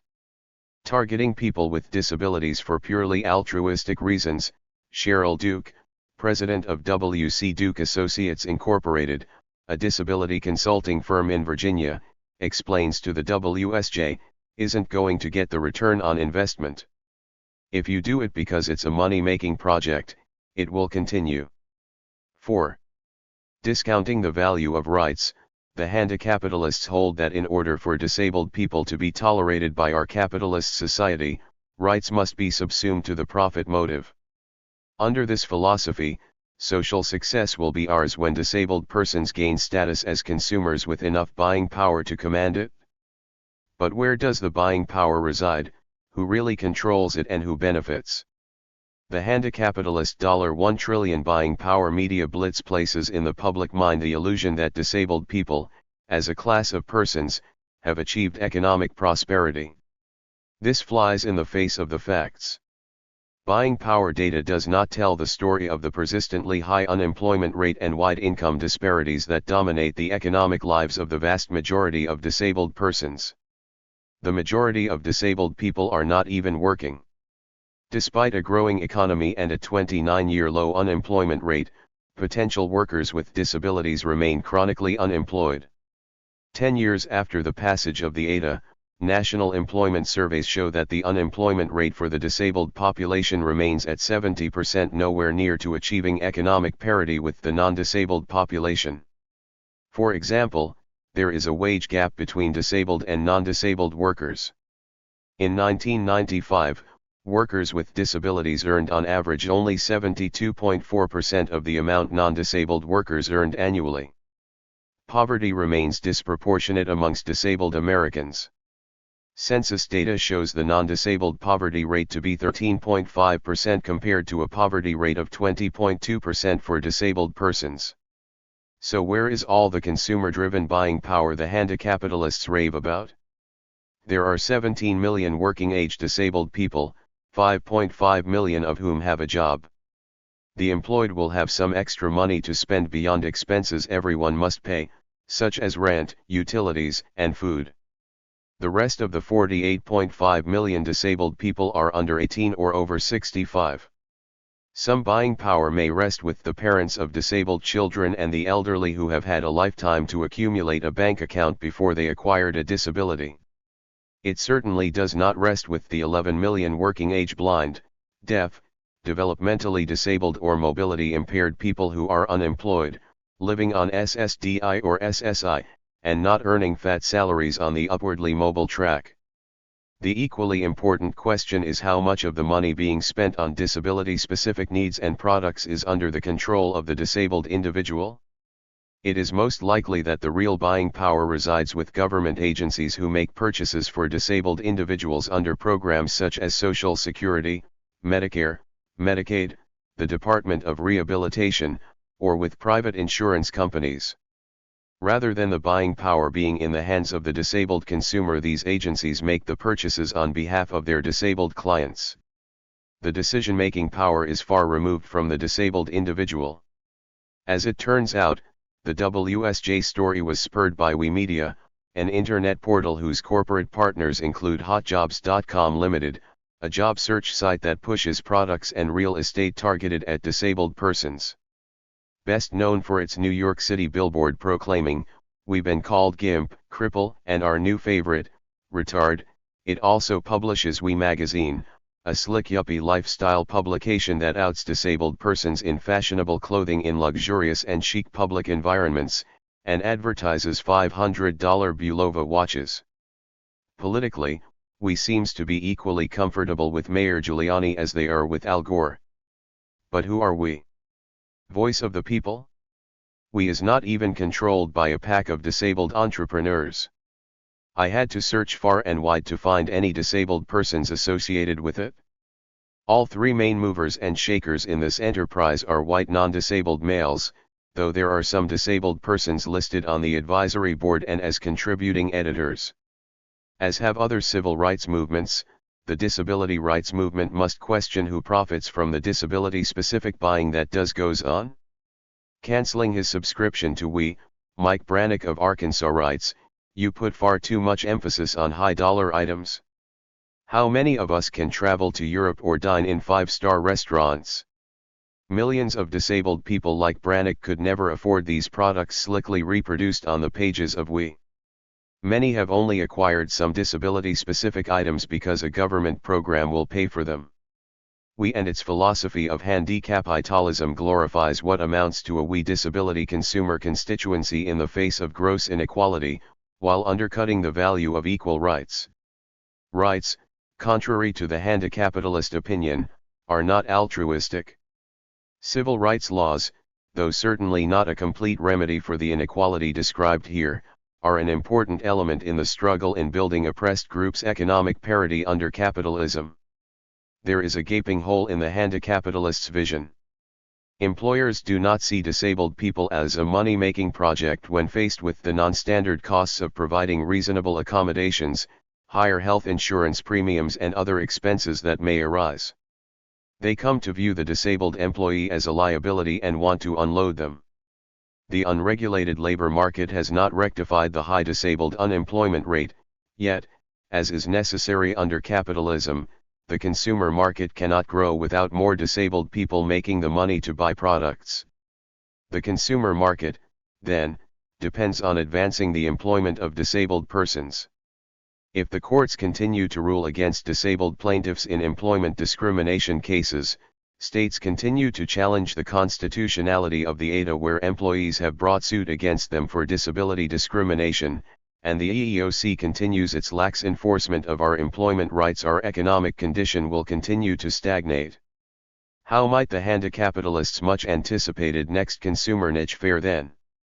Disabled people remain the most impoverished, the least likely to rise above subsistence in every nation in the world. The wee middle class of disabled persons in the US does not exist in many countries. In the underdeveloped nations, disabled people have no rights, no ADA. They can be found sleeping on sidewalks without wheelchairs, crutches, or other goods they need to live a life with dignity. There are no curb cuts in Africa or Asia and very few in Western Europe. There are no accessible buses to provide transport to a job. Disabled people in the US only have what little we have now because we have struggled for our rights. Holding up yuppie lifestyle consumerism handicapitalism as a solution to disabled people's problems in the face of such reality is a terrible hoax. Making their debut, here are a few wealthy people with corporate sponsorship stepping up and calling for a capitulation to capitalism when the ADA is under a viscous attack by the conservative courts. Handicapitalists are forging a partnership between wealthy and powerful non-disabled persons with the aspiring to be entrepreneurial disabled middle class ready to jump on board. This forebodes a political alliance between conservative and liberal disability leaders and government not to push for civil rights but to rely on the handicapitalist strategy for disabled advancement within capitalism. Let the market rule. Unless disabled people see ourselves as active creators of equality, we will be doomed to be tools of the owning class, and our people, like other oppressed groups, will remain impoverished. 3. Disability incarcerated. Chapter 9. Disablement, Prison, and Historical Segregation. The story of disablement and the prison industrial complex must begin with a trail of telling numbers. A disproportionate number of persons incarcerated in U.S. prisons and jails are disabled. Though Census Bureau data suggest that disabled persons represent roughly 1/5 of the total population, prevalence of disability among prisoners is startlingly higher, for reasons we will examine later. While no reliable cross-disability demographics have been compiled nationwide, numerous studies now enable us to make educated estimates regarding the incidence of various disability categories among incarcerated persons. Hearing loss, for example, is estimated to occur in 30% of the prison population, while estimates of the prevalence of intellectual disability among prisoners range from 3 to 9.5%. Rates of learning disability are spectacularly high among prisoners. In studies conducted among incarcerated juveniles, learning disabilities have been estimated to occur in up to 55% of youth nationwide. In one single state study, 70% of youth qualified for special education. As for mental disabilities, in California anywhere from 1/6 to 1/4 of prisoners are believed to have diagnosable serious mental disorders. Most stunning of all is a 4-state study that examined juveniles imprisoned for capital offenses. Virtually 100% of those studied were multiply disabled, having suffered serious central nervous system injuries resulting from extreme physical and sexual abuse since early childhood. 1. Why are so many prisoners in the United States disabled? Genetic determinists like to attribute the high prevalence of disability among prisoners to inherited deficiencies.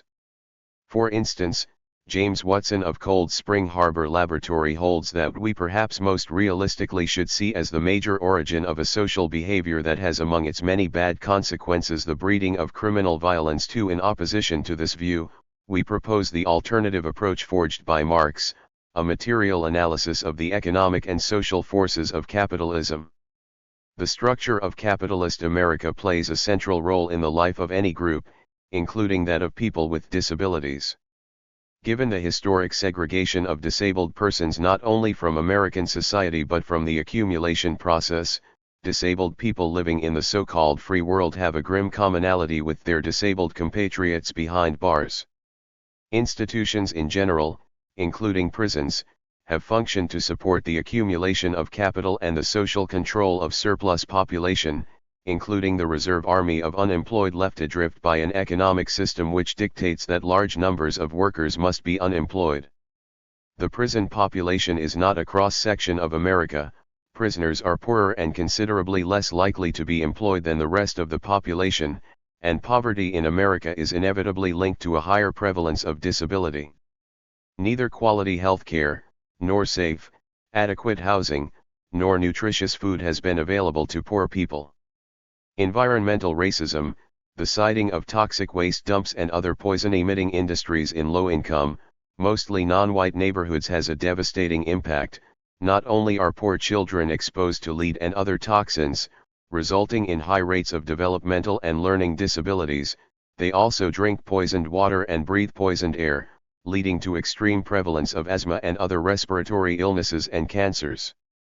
Poor people often live in neighborhoods plagued by drug and alcohol abuse, leading to physical and psychological damage, including fetal alcohol syndrome, and marked by violent crime, leading to spinal cord injury, traumatic brain injury, and other disabilities. As Christian Parenti explains in Lockdown America, capitalism, the creator of poverty, simultaneously needs and is threatened by the poor. In order to manage and contain its surplus populations and poorest classes, American capitalism has developed paramilitary forms of segregation, containment, and repression. 3 Not coincidentally, it has created the social condition we are calling disablement by excluding disabled persons from full participation in society through segregation, containment, and repression. It is this theory of disablement which we intend to explore here. Historical segregation and social control. Let us not be lulled into thinking that disabled persons living outside of prisons have autonomous lives. Institutional life, whether in a prison, hospital, mental institution, nursing home, or segregated school, has been the forced historical reality, not the exception, for disabled persons. Unlike race or gender, disablement is not generally thought of as the outcome of capitalist social power relations, rather, it tends to be viewed as a matter for medicine to cure or control.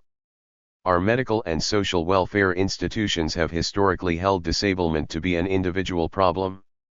They blame a disabled person's inability to participate fully in the economic life of our society on their physiological, anatomical, or mental limitations rather than on economic or social forces. Disability activists and theorists, however, have laid a materialist groundwork for understanding disability oppression. If we trace how work evolved under capitalism, we can observe its effects on the disabled population. While one cannot claim that working-age disabled persons in pre-capitalist societies had achieved full integration and economic well-being, many occupied a niche in small workshops and family-based production, where they could contribute according to their ability. Early capitalism required a major shift in both the social organization of work and the concept of human labor. As human beings were gathered into the dark satanic mills to accomplish the sacred task of capital accumulation, circumstances arose which became barriers to disabled people's survival. Disabled workers were increasingly excluded from paid employment on the grounds that they were unable to keep pace with the new, mechanized, factory-based production system. 4. Industrial capitalism commodified the human body, creating both a class of proletarians and a class of disabled. Over time it became justifiable to remove individuals with impairments from mainstream life and segregate them in a variety of institutions, including workhouses, asylums, prisons, colonies, and special schools. 5. At the same time as it has marginalized and segregated disabled people in institutions, industrial capitalism, in its grinding push toward productivity at any cost, has caused disabling accidents and conditions to occur at an unprecedented rate. Viewed in this light, black lung, brown lung, asbestosis, and a host of other deadly illnesses are the direct offspring of capitalism, along with a chilling litany of incidents in which factory workers have been paralyzed, burned, blinded, deafened, lost limbs, lost physical or mental function, or have otherwise been rendered disabled. Today, repetitive strain injury debilitates hundreds of thousands of mostly high-tech workers, accounting for 66% of all reported work-related illnesses in 1999. While capitalism shunted disabled persons out of the worker pool and into institutions, the medical industry pathologized traits such as blindness, deafness, and physical and mental impairments that have naturally appeared in the human race throughout history. In the Foucaultian sense, medicalization and institutionalization became means of social control, relegating disabled persons to isolation and exclusion from society. The combination met capitalism's need for discipline and control. Michael Oliver explains. is repressive in that all those who either cannot or will not conform to the norms and discipline of capitalist society can be removed from it. It is ideological in that it stands as a visible monument for all those who currently conform but may not continue to do so. If you do not behave, the institution awaits you. 6. Institutions of all descriptions thus became formidable, formalized containment devices. It is now the disability rights movement's primary revolutionary goal to reverse this trend. The impact on disabled people of this kind of segregation has been profound. They are the least likely to be employed, the most likely to be impoverished and undereducated. Disabled persons are twice as likely not to finish high school. A disproportionate number of disabled persons report having inadequate access to health care or transportation. 7. Of course, one must acknowledge that disabled people live on the economic margins of all societies throughout the world, not merely in capitalist countries. But nowhere else are we witness to the jarring disconnect between a society's vast wealth and its refusal to provide more than the barest means of survival for its most vulnerable citizens. Sentenced to hard labor. Social control does not tell the complete story of disabled people's segregation and ensuing institutionalization. By placing the focus on cure, and by segregating incurables into the administrative category of disabled, the medical industry bolstered capitalist business interests and shoved less exploitable workers with impairments, or those who obstructed capital accumulation, out of the workforce. At the same time that U.S. capitalists close their doors to disabled workers, their drive to maximize profits in today's global economy leads them to abandon even their non-disabled employees, relocating factories overseas where wages are as little as 20 cents per hour, child labor is legal, and workers are not provided benefits or health care. They have also rediscovered that they do not have to go so far afield. If relocation of factories to developing countries has produced lavish profits for the capitalist class, little can compare to the windfall generated in recent years by an even more lucrative worker pool, prison labor. Not only are prisons posited as a primary solution to the country's social problems, but prisons are among the fastest growing industries in the United States. Workers earn as little as 22 cents per hour, and companies avoid the added costs of shipping and infrastructure enhancement required when they operate in poorer countries. Not coincidentally, Occupational Safety and Health Administration laws do not apply to the prison industry, with the result that materials used in prison manufacturing are often toxic and dangerous when handled without adequate protection. For example, urethane foam used in furniture production by California's Prison Industry Authority at Tehachapi Prison is cut to size in unventilated shops, posing a potentially lethal health threat to prisoners. When the foam is cut with power saws, tiny particles are dispersed into the air. Trapped inside human lungs, these particles are carcinogenic, causing a condition similar to asbestosis. Urethane foam also produces a lethal gas if accidentally ignited. In a grotesque sidebar to this story, state agencies, schools, hospitals, and libraries are forced under California law to buy these prison-made chairs and couches, despite the foam's clearly printed warning. Though the California Furniture Association does not approve the use of this foam in furniture, the Prison Industry Authority ignores the danger. What we have is a billion-dollar manufacturing industry that legally utilizes slave labor, has little overhead, is unregulated by state and federal workplace safety or labor laws, provides no health insurance or benefits and no sick pay for its employees, includes hazardous materials in the construction of its products, forces customers to buy those products under penalty of law, and prohibits its workers from organizing.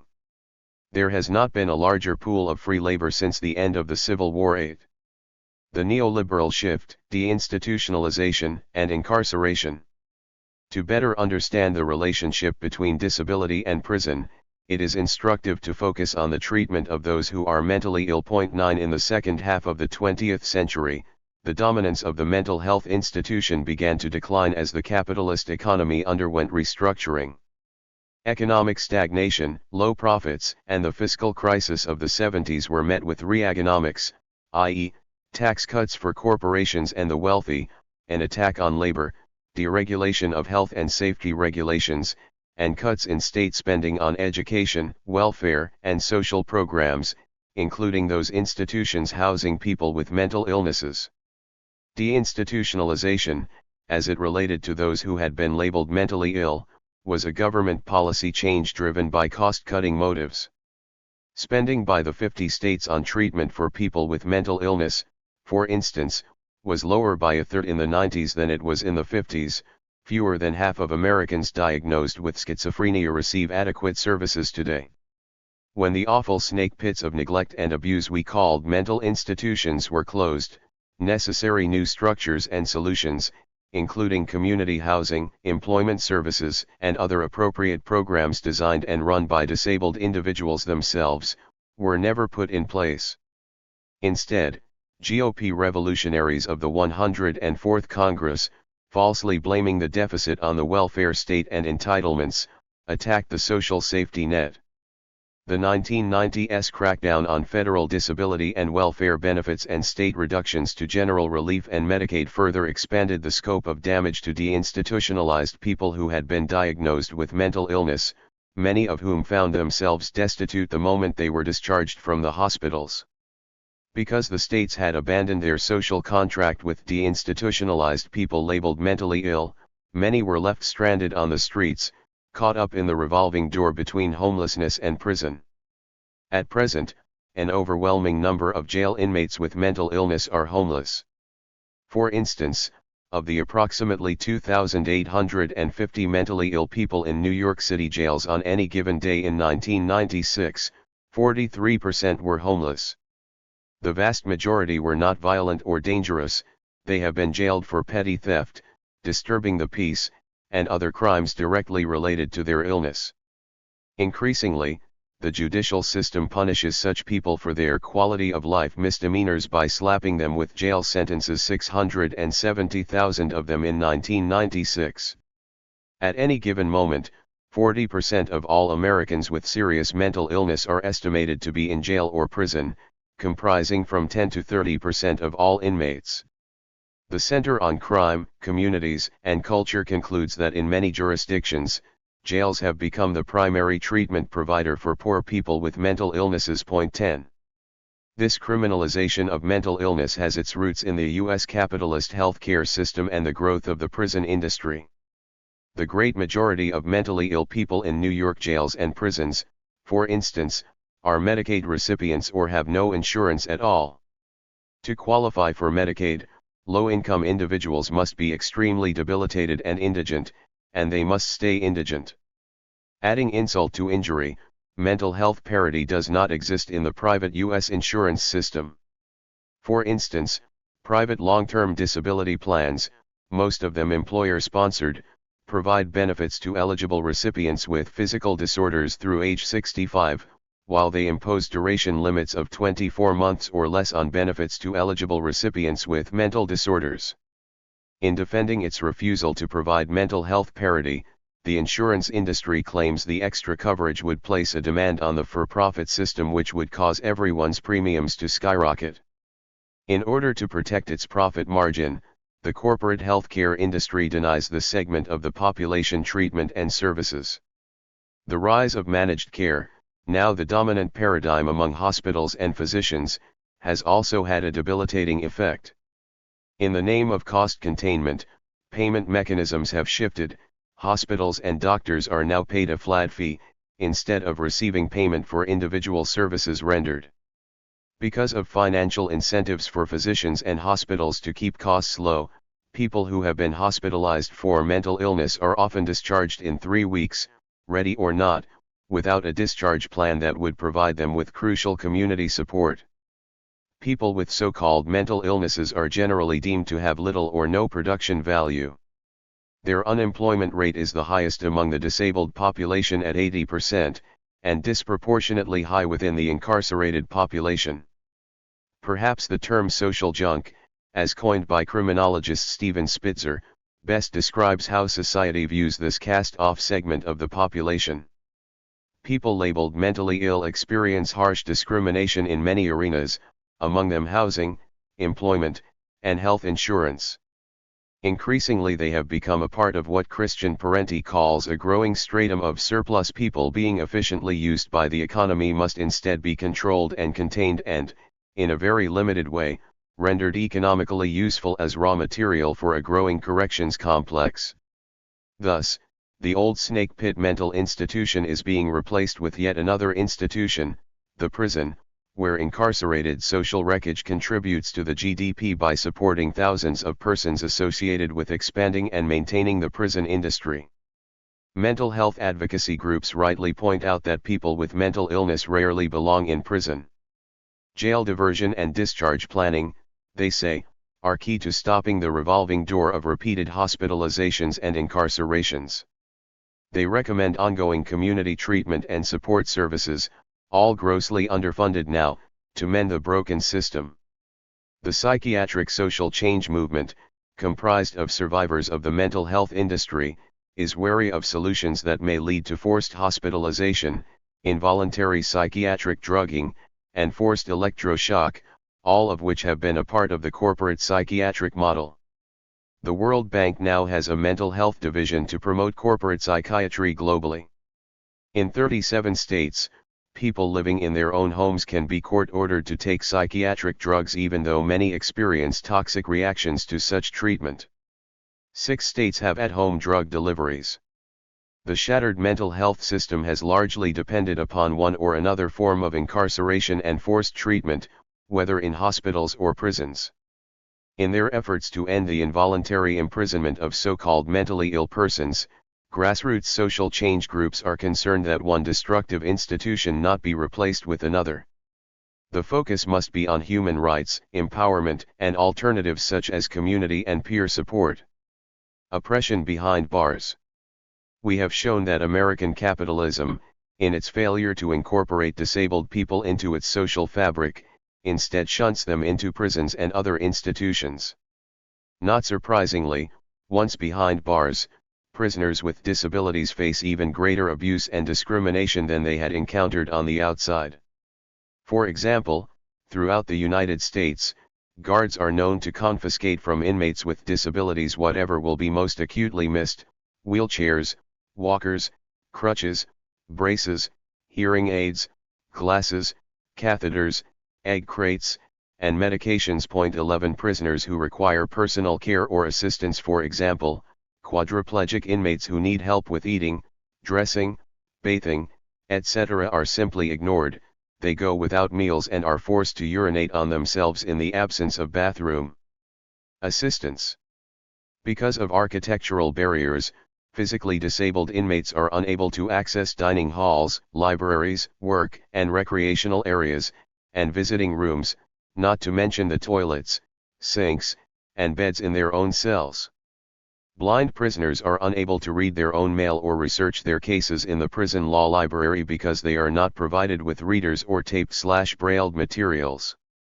Deaf prisoners are denied interpreters, making it impossible for them to participate in work programs, counseling, alcohol and substance abuse programs, medical appointments, and their own parole and disciplinary hearings.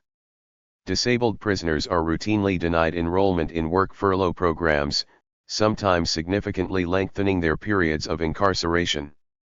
All of the above are violations of the Americans with Disabilities Act, which, under the Supreme Court's 1998 ruling in Yeski, applies to state prisons.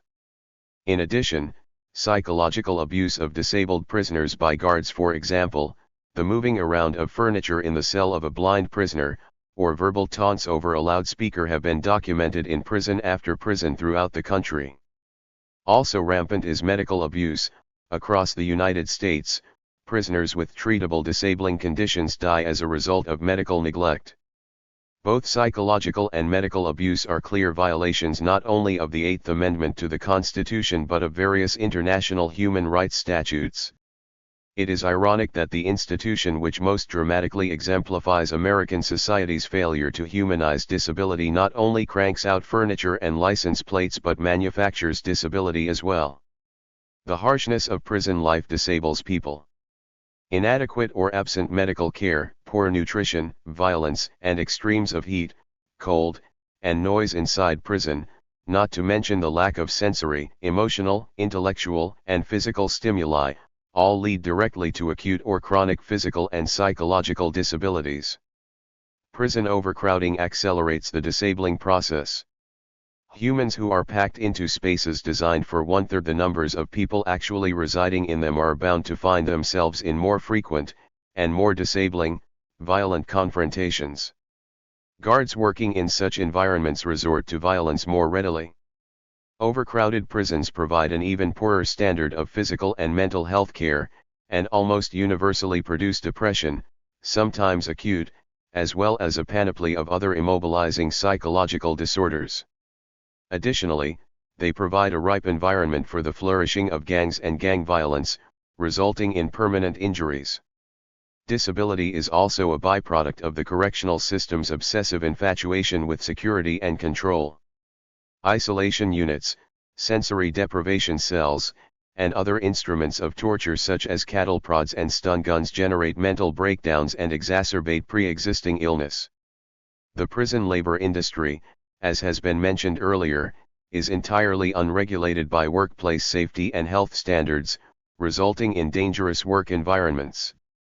AIDS and hepatitis C epidemics, unchecked by even the most basic, humane medical intervention, have wrought havoc on the prison population. Finally, as we lock up prisoners for longer and longer periods due to mandatory minimum sentencing laws, the prison population is aging, with age comes disability. Stopping the capitalist juggernaut. In 21st century America, the prison industrial complex is a multi-billion-dollar capitalist juggernaut, devouring everything in its path. The United States spends far more on corrections than it spends on higher education, locking up more than 700 people per 100,000, while most enlightened countries incarcerate fewer than 100 citizens per 100,000. In some American inner cities, the rate of incarceration is 2,500 to 3,000 per 100,000. In 1995, the prison population topped 1 million, since then it has grown at a rate of 8.5% a year. Syndicated columnist Anthony Lewis, commenting on proposed legislation that would give the states $10.5 billion to build more prisons, observed, once the states have made the investments in such prisons, there will be an inevitable urge to fill them. Sentences will tend to get longer. U.S. District Judge Wilkie Ferguson Jr. continues this line of thought. Corrections facilities are being contracted to private corporations for both construction and operation. The private companies are required to operate the prisons at 7% below government cost estimates. These firms encourage purchase of their stock by projecting growth in earnings, to be paid mostly from tax dollars. Their rosy projections assume increased incarcerations. Companies that do business with prisons also foresee growth. So, there is already a powerful profit incentive in keeping prisons at maximum occupancy. Point 12. With such economic forces as these at work, we should not be surprised that prisons are overcrowded, that mandatory minimum sentences are enjoying unprecedented judicial popularity, and that disabled inmates are dying of abuse and neglect while their complaints fail to register even a blip on the capitalist's Richter scale. Clearly a well-coordinated, activist, collective, and social change-oriented response is required. Those who are concerned about disability rights, civil rights, prisoners' rights, and human rights must join together and mobilize to put pressure on the prison system. Concomitantly, we must call for a drastic social and economic restructuring of the organization of work. We must create a social order based on equality, an order that does not punish those who cannot work, that does not make work the defining measure of our worth, and that offers counter-values to the prevailing productionism which only oppresses us all. Chapter 10. Stuck at the nursing home door. Part I. In November, voters in the liberal city of San Francisco approved a $299 million bond issue to rebuild one of the largest publicly run nursing homes in the nation. Proposition A, to rebuild the 130-year-old, seismically unsafe Laguna Honda, passed by well over the two-thirds margin needed. It was one of the most expensive bond issues ever approved by the city's voters. Laguna Honda is the largest nursing home in California. It's also the employer of 1,000 members of the Service Employees International Union Local 250. The campaign to rebuild Laguna Honda began 2 years ago. Backers of Proposition A spent about $700,000 to influence voters to pass the measure, says the San Francisco Examiner, and of that amount, $93,000 came from labor unions. The Political Action Committee of San Francisco's FDR Democratic Club of Seniors and People with Disabilities had come out against rebuilding Laguna Honda. The Independent Living Resource Center of San Francisco, the city's independent living center, argued for a commitment of resources to community living options. The bond issue exposed a chasm between the goals of the independent living movement and the goals of a union which has only recently gotten involved in in-home services. Disability activists felt betrayed by the union's drive to rebuild Laguna Honda. The union had crossed the picket line, as one put it. They charged the SEU, which represents workers in both private and public nursing homes, with remaining entrenched in institutional care models of service delivery. They say the union has a vested interest in protecting union jobs in the institutions. According to an article in the San Francisco Chronicle, Laguna Honda is not just a source of jobs to the union. The publicly run center is a model for how unions think workers in this industry ought to be compensated for the unpleasant, often back-breaking chores they perform. 1. The SEU represents nursing home and home health care workers in various settings, both in California and across the nation. Recognizing that low worker wages and lack of health care benefits play a major role in both the scarcity of attendance and high turnover in this line of work, the SEU, the World Institute on Disability and California's Independent Living Centers united in 1992 to force the state to upgrade its in-home supportive services, a program based on what the state called the independent provider model. The independent providers are the attendants themselves. They're considered self-employed and work directly for the disabled person who hires them.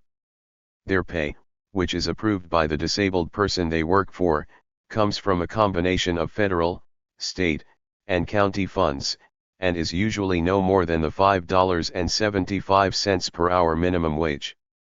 The important thing about California's independent provider legislation, say activists, is that it lets people with disabilities select, direct, and terminate their own attendants. In the mid-1990s, San Francisco, San Mateo, Alameda, Contra Costa, Los Angeles, and Santa Clara counties opted to set up public authorities to serve as the designated employer of record for these independent attendants, for collective bargaining purposes. The SEU became the union for these workers. Workers at Laguna Honda orderlies, the Chronicle calls them, reportedly make $14 to $15 an hour, and enjoy a full complement of benefits.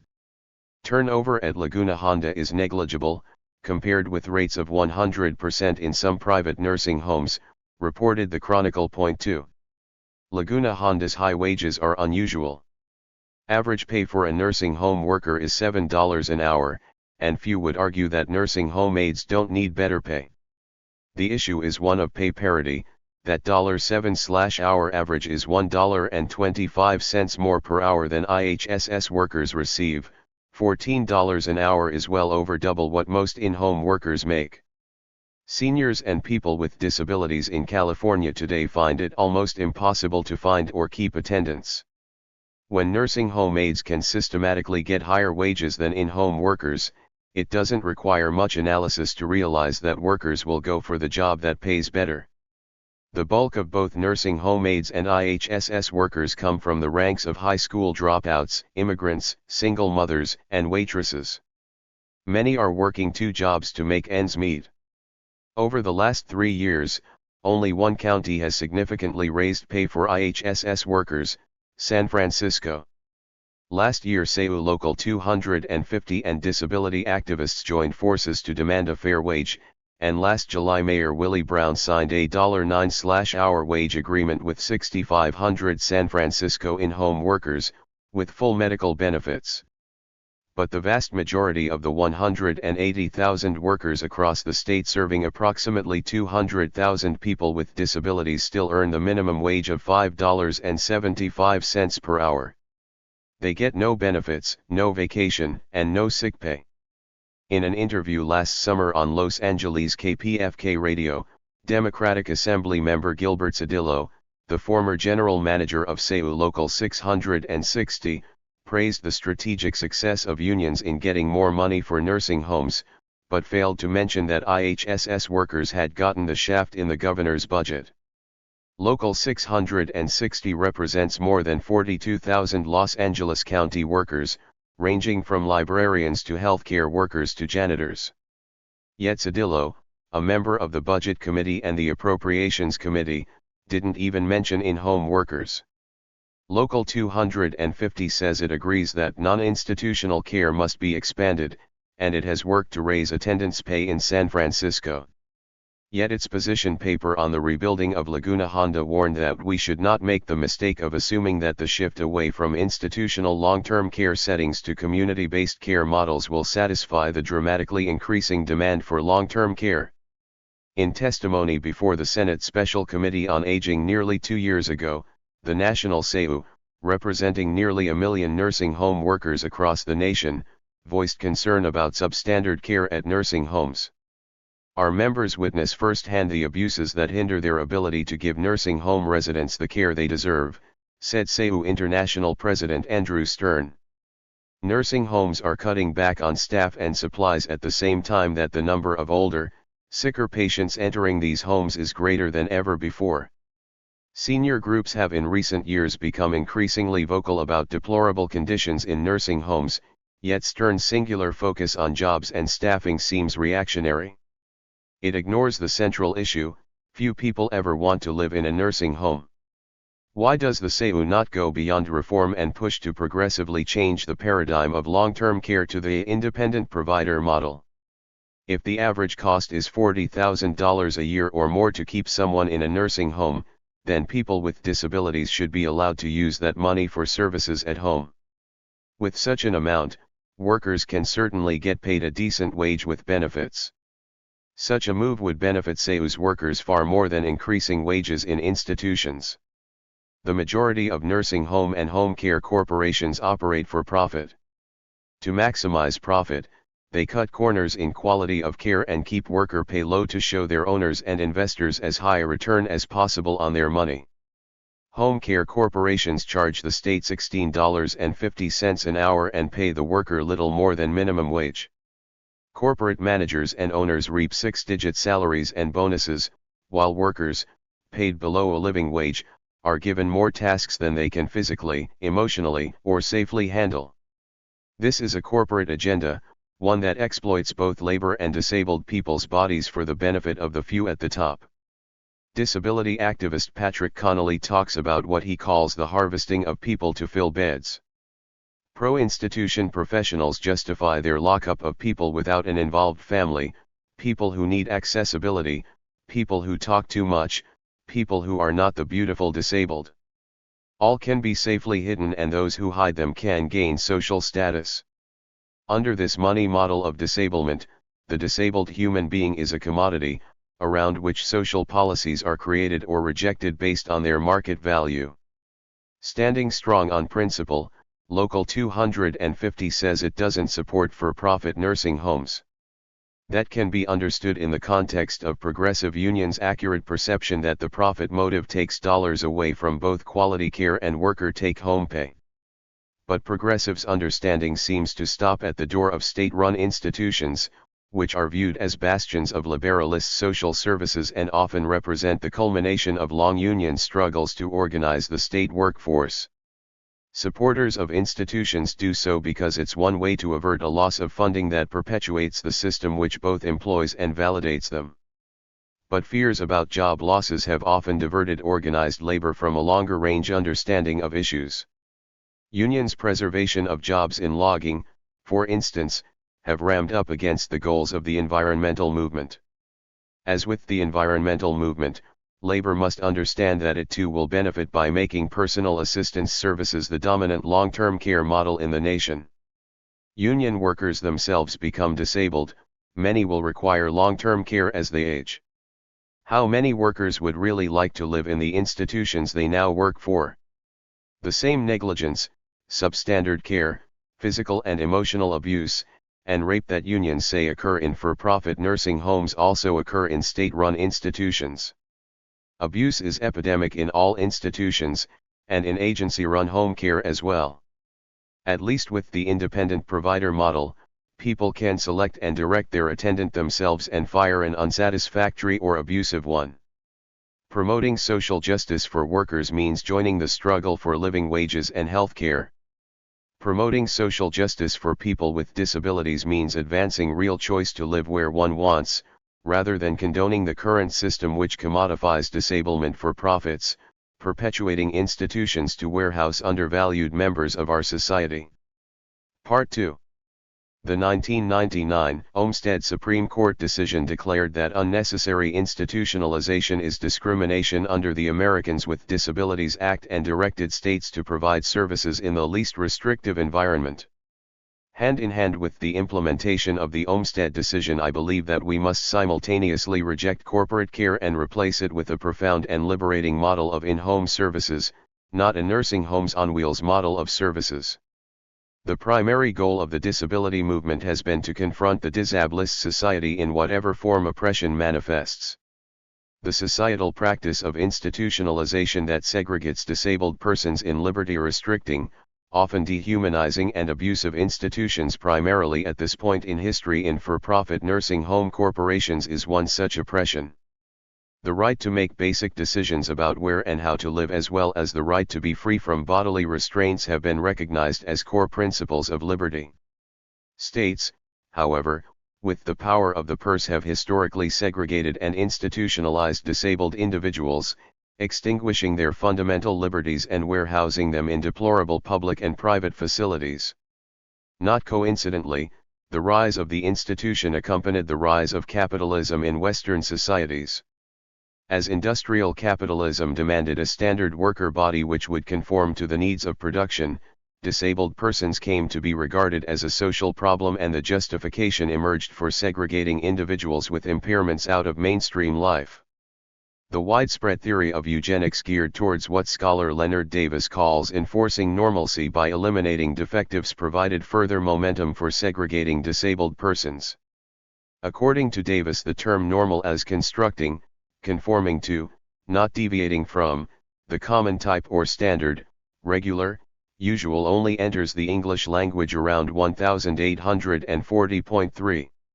It is worth taking note that both progressives such as Emma Goldman and conservatives such as John D. Rockefeller and Alexander Graham Bell were all for ridding the world of cripples, epileptics, deaf and otherwise impaired persons. 4.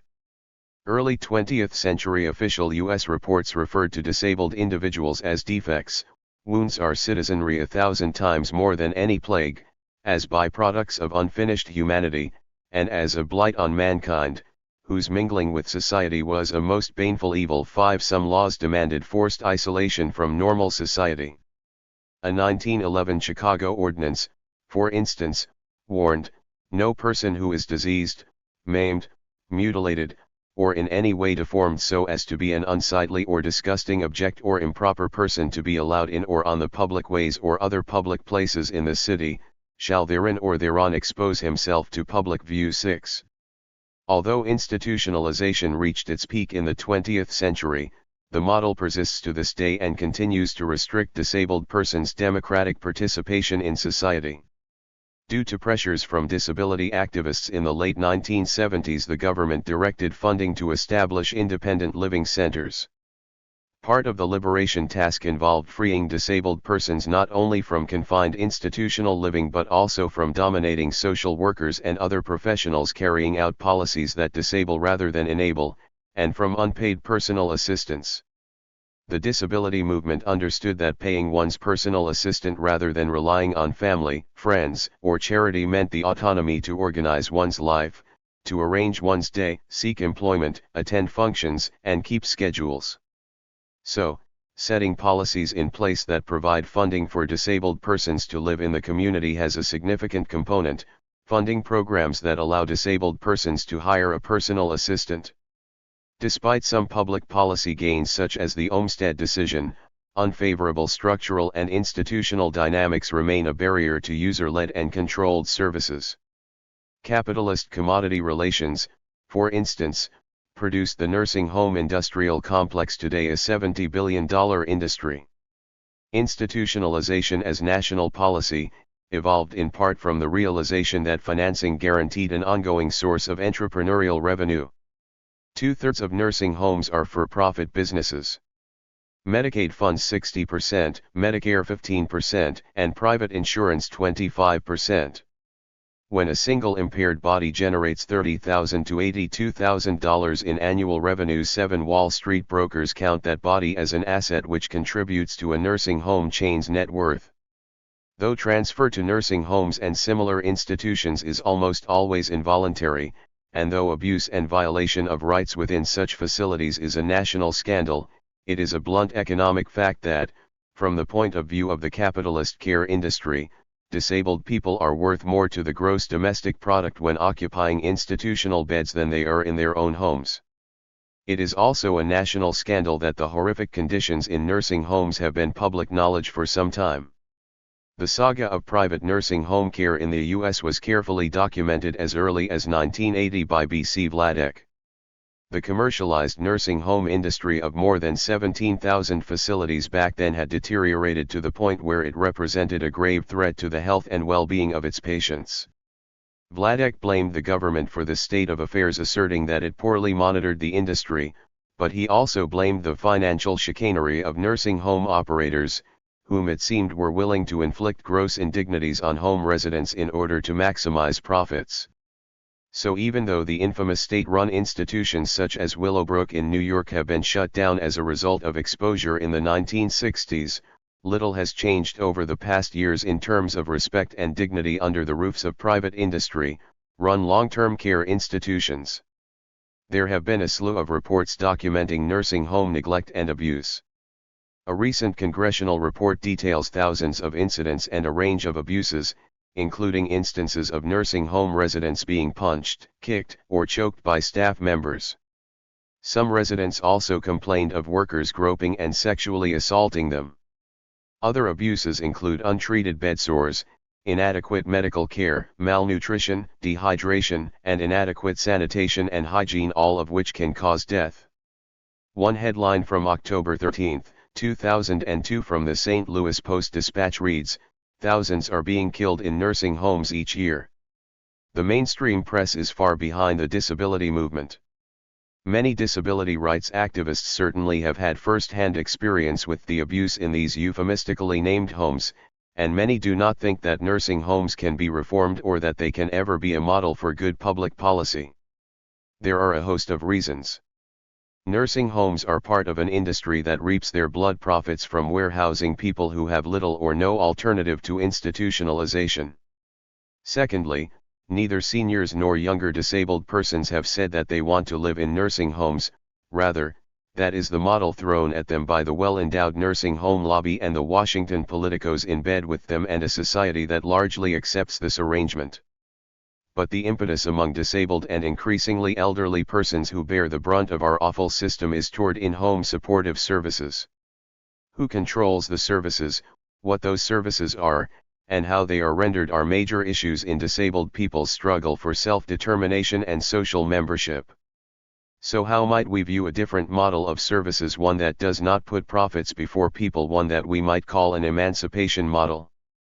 Workers and disabled persons have a common interest in seeing that in-home services replace the bias towards institutionalization. The vast majority of nursing home corporations operate for profit, according to U.S. News, some as high as a 20 to 30% margin of profit. The profit motive takes dollars away from both quality services and worker take-home pay. Removal of the profit motive is seen by both the National Senior Citizens Law Center and the California Advocates for Nursing Home Reform as an important route to quality care.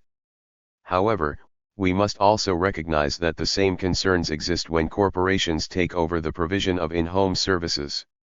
A rejection by both disability groups and workers of the corporate care paradigm means a rejection of the logic that human labor and disabled people's bodies must be reduced to commodities for sale in order that someone can make a buck.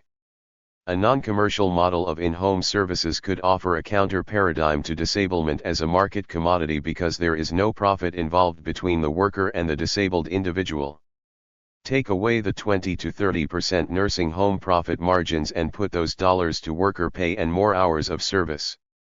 The $30,000 to $82,000 a year spent to unnecessarily institutionalize must be made available for the individual to opt to use that money for services at home. Our challenge is to use Olmsted and other means to end the national policy bias toward institutions and create more jobs in the community that have the potential to liberate all persons rather than warehouse and reduce them to raw material for the investors and owners of nursing home or home care corporations. Changing national long-term care policy to an in-home services model that is based on a contract/partnership between government, personal assistance, and disabled or elderly people has the potential to place democratic participation and human rights above profit. Commercial or entrepreneurial interests that depend upon market structures are antithetical to building social relations based on equality. It seems to me that democratic participation requires community stewardship in recognition of our mutual interdependence. We really don't want a nursing homes on wheels model of services. 4. The Social Security Complex. Chapter 11.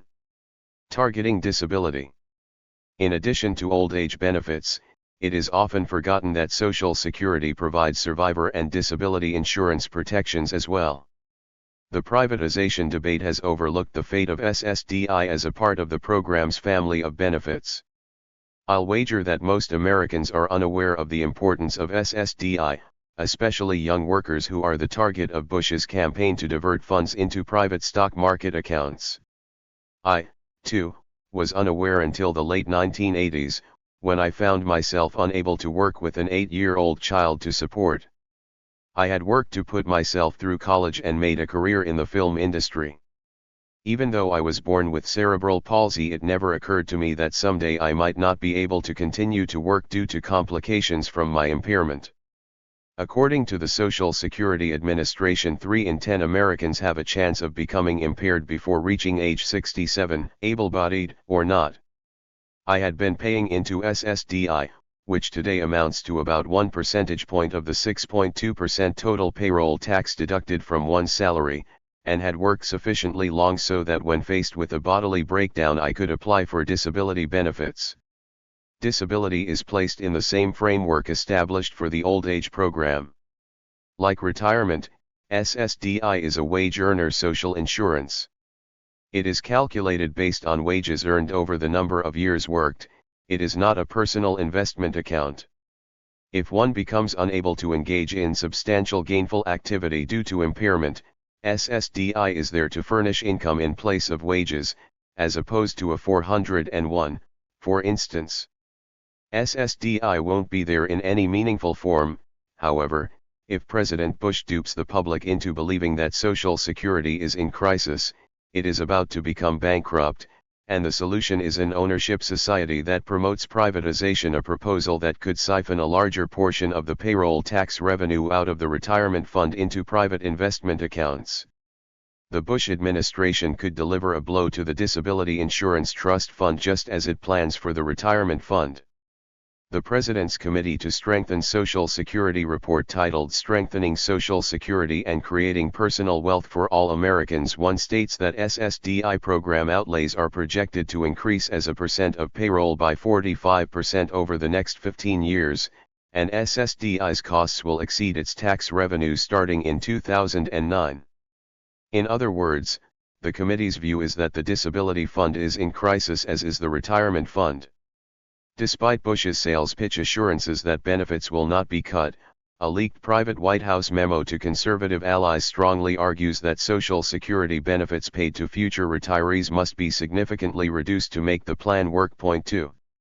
The committee's blueprint, in fact, cuts disability benefits along with retiree benefits to help pay for the cost of private accounts. The projected $2 trillion shortfall over the first decade alone resulting from the carve-outs from payroll tax revenue to pay for private accounts must either be paid for by cutting benefits or added onto the record deficit if current benefits continue to be paid. In Bush White House doublespeak, the committee's report cautioned that the disability benefit reductions shouldn't be viewed as a recommendation, but said, in the absence of fully developed proposals, the calculations carried out for the Commission and included in this report assume that defined benefits will be changed in similar ways for the two programs. 3. If the disability insurance elements of the program were insulated from benefit cuts, then much larger cuts in retirement benefits would be necessary to achieve the same overall level of cost reductions which are necessary because of the loss of the trust fund's revenue to the individual accounts. The sums are not insignificant. Already benefits to future retirees could be slashed by as much as 40%. According to the Center on Budget and Policy Priorities, one Bush plan being tossed around to save Social Security price indexing would result in a 46% drop in Social Security benefits for the average worker who retired in 2075 as compared to current law. Currently, retirement benefits are matched to changing wage levels, but tying Social Security to an inflation index could significantly cut retirement benefits for all working Americans since inflation usually grows at a slower rate than money wages. SSDI is run like the retirement program, so it is likely that it too could be switched to an inflation index, lowering the already meager disability benefits to levels one cannot survive on. In December 2004, for instance, the average disability benefit was a chintzy $894 per month. There are more ways SSDI regulations could be manipulated to cut benefits and dismantle the system. The Bush administration could make eligibility rules more restrictive by changing the definition of disabled or make formula changes that reduce benefits. It could use continuing disability reviews, which determine whether a disabled person can work, to purge disabled people from the rolls, increase the number of work credits required to qualify, and eliminate the annual cost of living adjustments. Already SSDI can be extremely difficult to obtain owing to denials and the need to appeal one's claim. Too often lawyers must be hired to do battle with the Social Security Administration. The process is rife with undue stress and economic hardship. Some applicants are made to wait 1 to 2 years for a final determination. Bush's ownership society does not apply to them. After these applicants lose their jobs and while they wait for SSDI, the former workers' homes are often foreclosed on and they lose their cars and savings. Many become homeless and live on the streets due to eligibility process flaws and delays. It is a degrading adversarial process. Some cannot deal with the fear of falling financially and commit suicide. All these chronically ill persons must wait 2 years to be covered by Medicare. As Linda Fullerton of the Social Security Disability Coalition explained in her congressional testimony, the current SSD process seems to be structured in a way to be as difficult as possible in order to suck the life out of applicants in hope that they give up or die in the process, so that Social Security doesn't have to pay them their benefits for. It is well known that in 1981 President Reagan proposed cutting retirement benefits to shore up the retirement fund. Less known is that the Reaganites, hoping to save billions of dollars, arbitrarily sent tens of thousands of disabled people CDR notices that they were no longer disabled, and cut off their benefits entirely. This paper crackdown on eligibility resulted in extreme hardship and in many instances death, sometimes by suicide, since the disability check was the only source of income for impaired people who could not work. The government has done nothing to compensate the victims of its deliberate negligence. It was as if the people whose benefits had been cut off had simply been deemed disposable. When legal aid attorneys sought an injunction against the head of the Social Security Administration, a judge in California stopped the Reagan savagery. In a double whammy to the SSDI program, according to the minority staff of the House Ways and Means Committee, President Bush's committee also recommended that access to disability accounts prior to retirement age be barred. This means not only reduced Social Security benefits, but also no money from the accounts to cushion the loss. Such a change would defeat the purpose of SSDI entirely. The hard-right conservatives might say that the market, through private disability insurance, can pick up the pieces. But there is no private insurance plan that can compete with a social insurance program such as SSDI in covering disabled workers. For a 27-year-old worker with a spouse and 2 children, for instance, Social Security provides the equivalent of a $353,000 disability insurance policy. The vast majority of workers would be unable to obtain similar coverage through private markets. According to the General Accounting Office, in 1996, only 26% of private sector employees had long-term disability coverage under employer-sponsored insurance plans. Work-related coverage has been shrinking, not expanding since then. It is not unheard of that after 40 years of paying into private disability insurance, the insurer refuses to recognize impairment as incapacitating and denies a claim. Last November, for instance, Unum Provident reached a tentative settlement with the insurance regulators of several states, which required Unum Provident and its subsidiaries to reconsider more than 200,000 long-term disability claims which had been terminated or denied from January 1, 1997, to the present. The regulators levied a $15 million fine and instructed the insurer to review its claim handling practices. Investigations focused on assertions that Unum Provident had improperly denied claims for benefits under individual and group long-term disability insurance policies. They concluded that Unum Provident had committed numerous violations of its obligation to fairly administer claims. How about the prospect that private investment accounts could replace lost SSDI benefits? In January 2001, after examining a number of privatization plans, the GAO concluded, the income was not sufficient to compensate for the decline in the insurance benefits that disabled beneficiaries would receive. 5. This is in part because balances would accumulate over much shorter periods of time than retirement accounts and would, therefore, provide much less income in the event that a worker becomes disabled.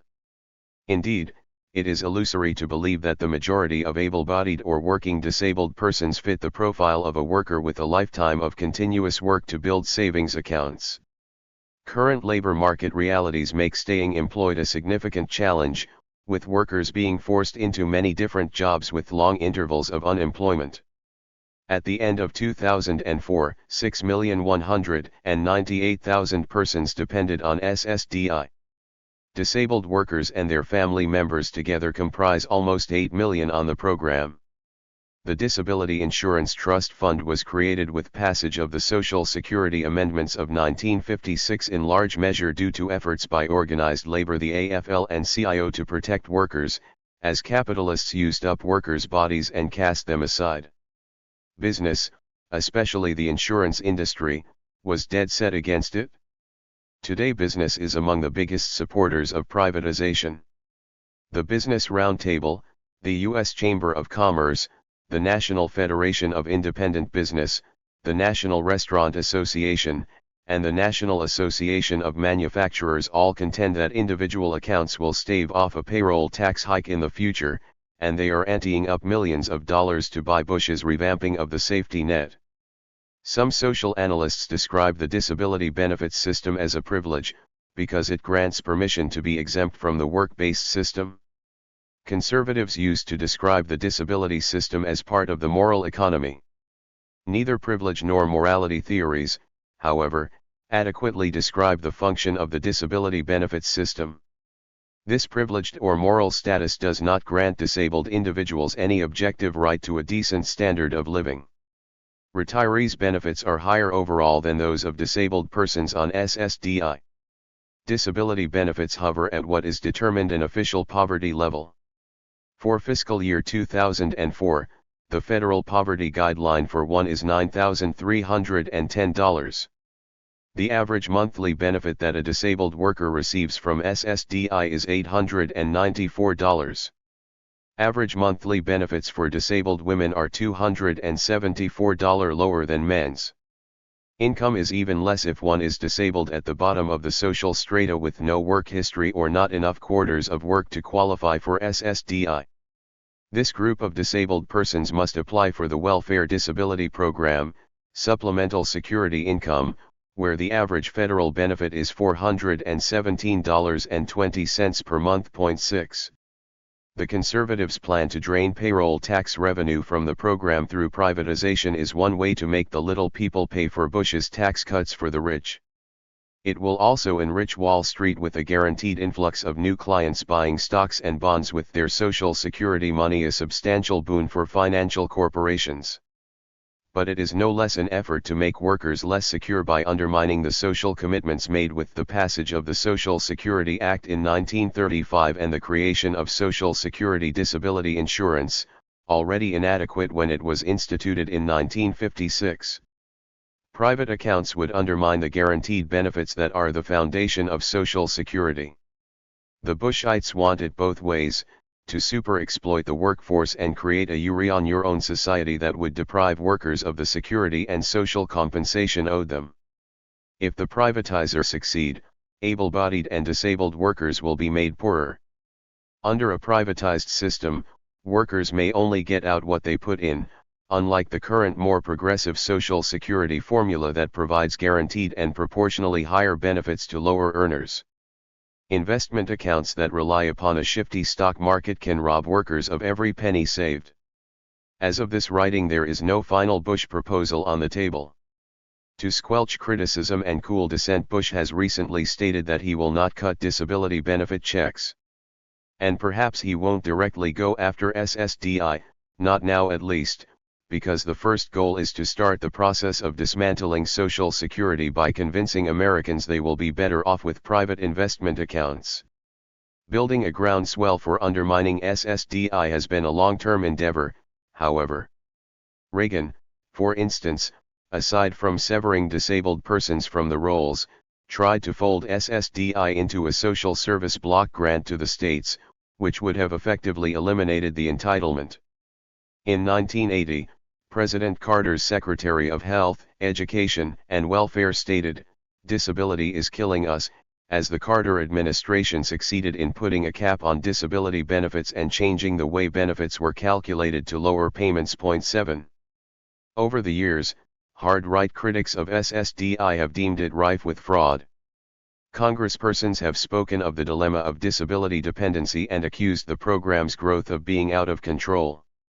One reason that Republicans supported the Americans with Disabilities Act in 1990 was to provide protections against employment discrimination so that disabled persons would get off the dole and into jobs. The current Bush administration's approach is likely to be indirect, by making changes to regulations. For instance, there is already a plan afloat to require that those on SSDI reapply every 2 years, an arduous task that some may not manage well, resulting in their disqualification from the program. In addition, the success of social insurance depends upon the widest pooling of risk.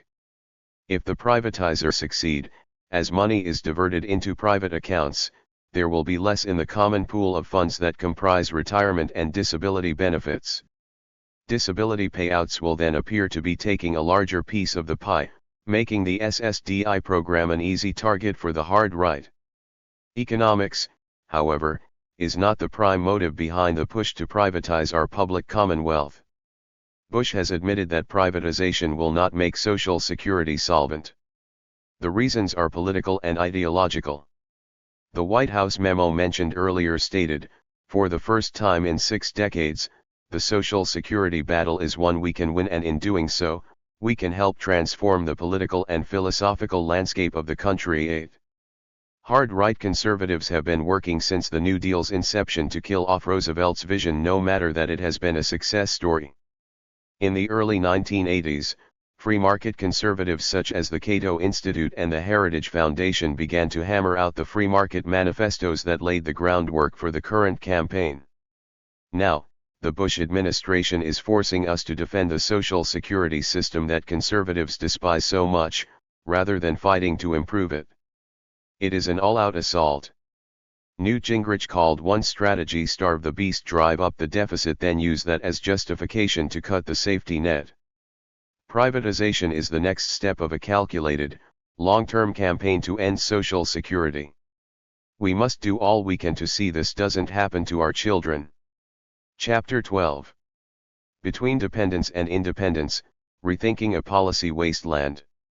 My friend David just went through a noxious and unproductive bout with the Social Security Administration.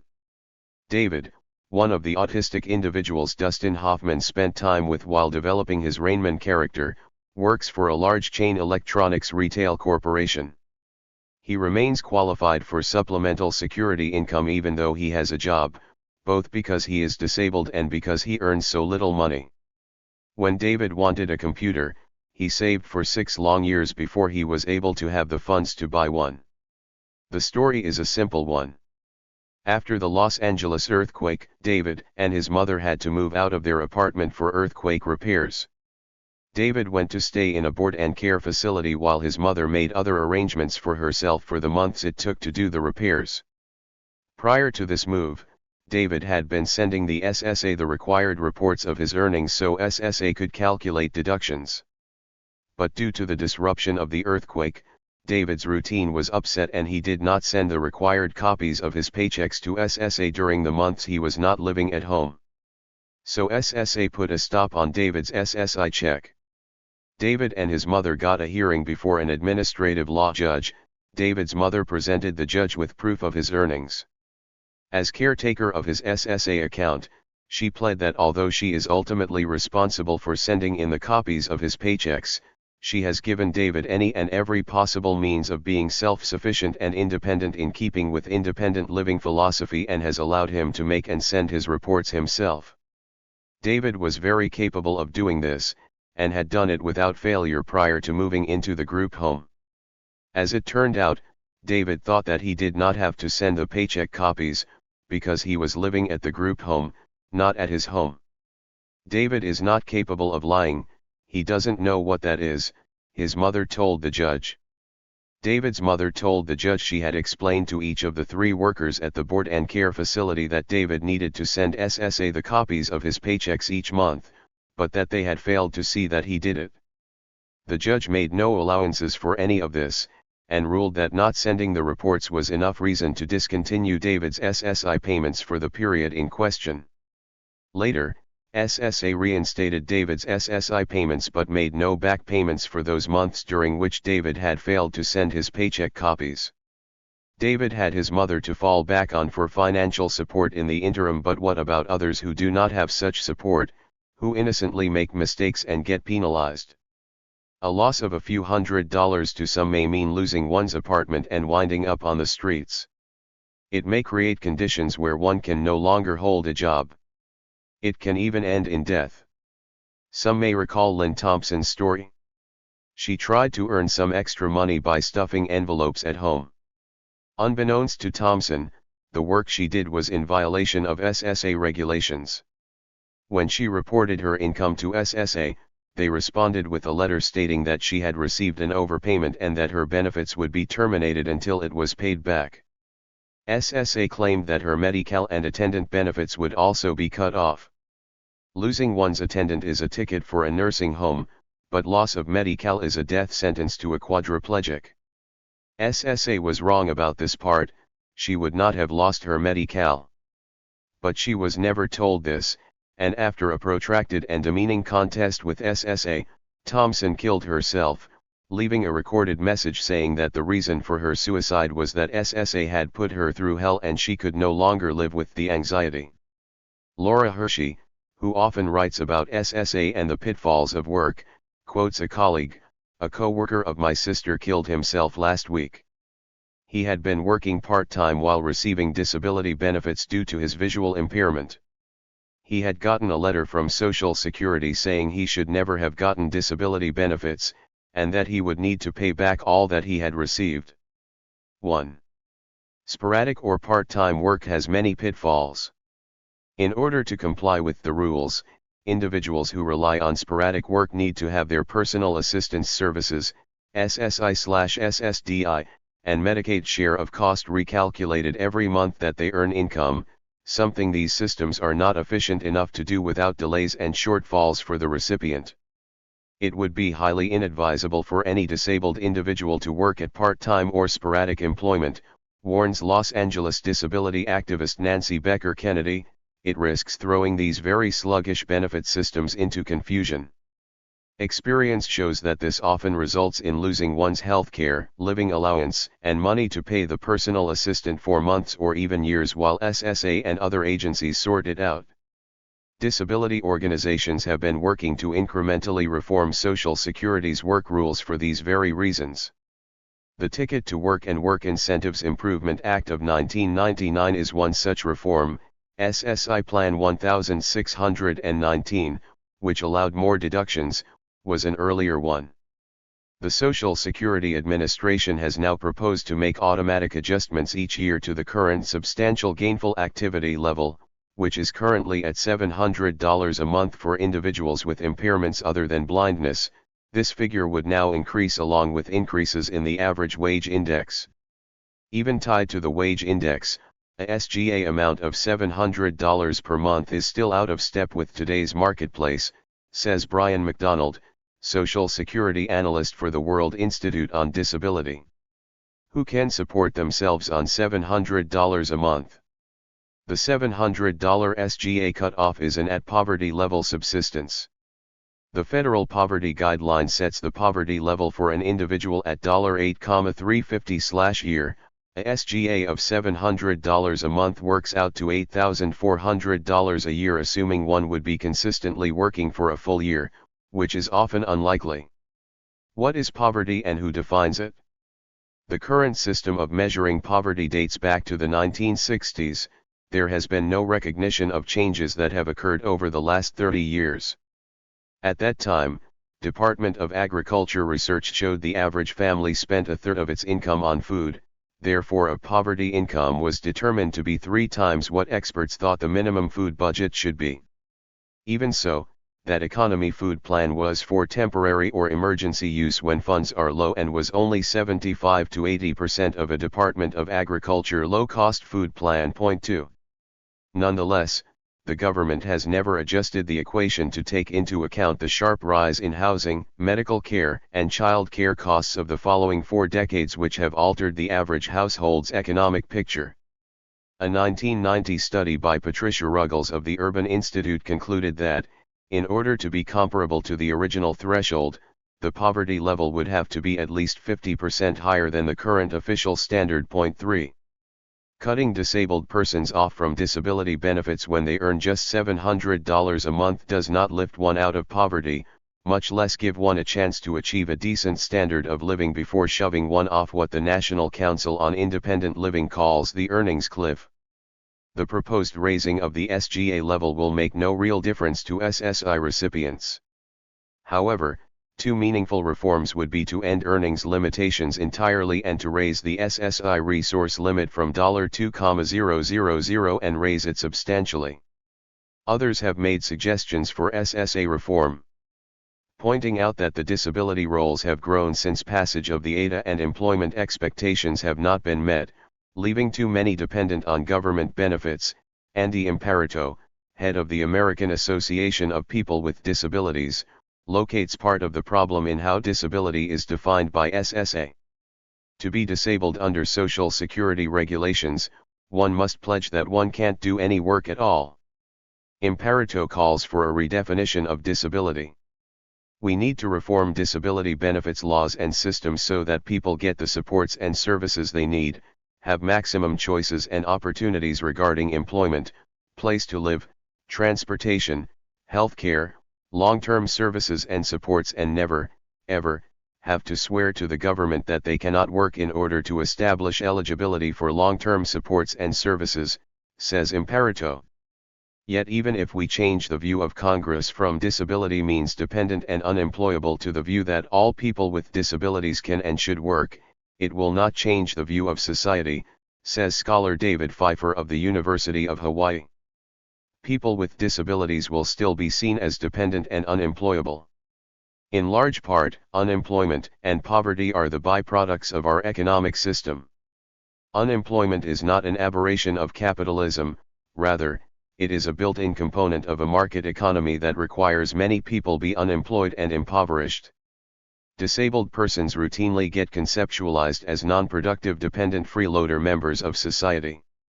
Some disability policy makers, conceding that this is the prevailing view and that not much can be done to change it, have bought the line that, in order to be seen as having any value in this society, disabled people must be gotten off the benefits rolls.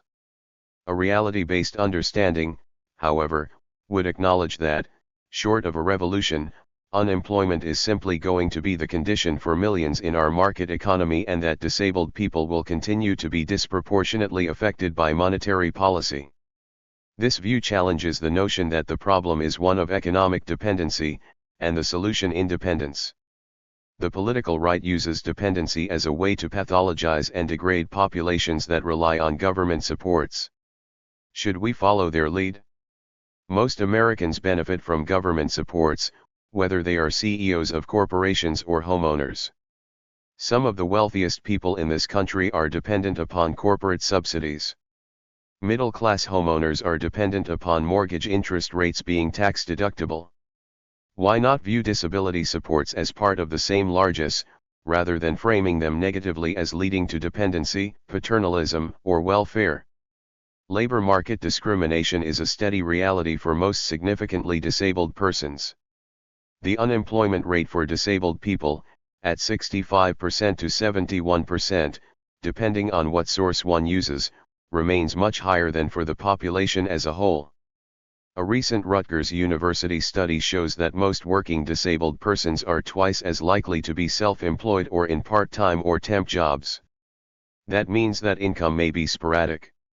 To achieve a decent quality of life, significantly disabled persons who face labor market discrimination will need ongoing support from government, regardless of how SSA defines disability.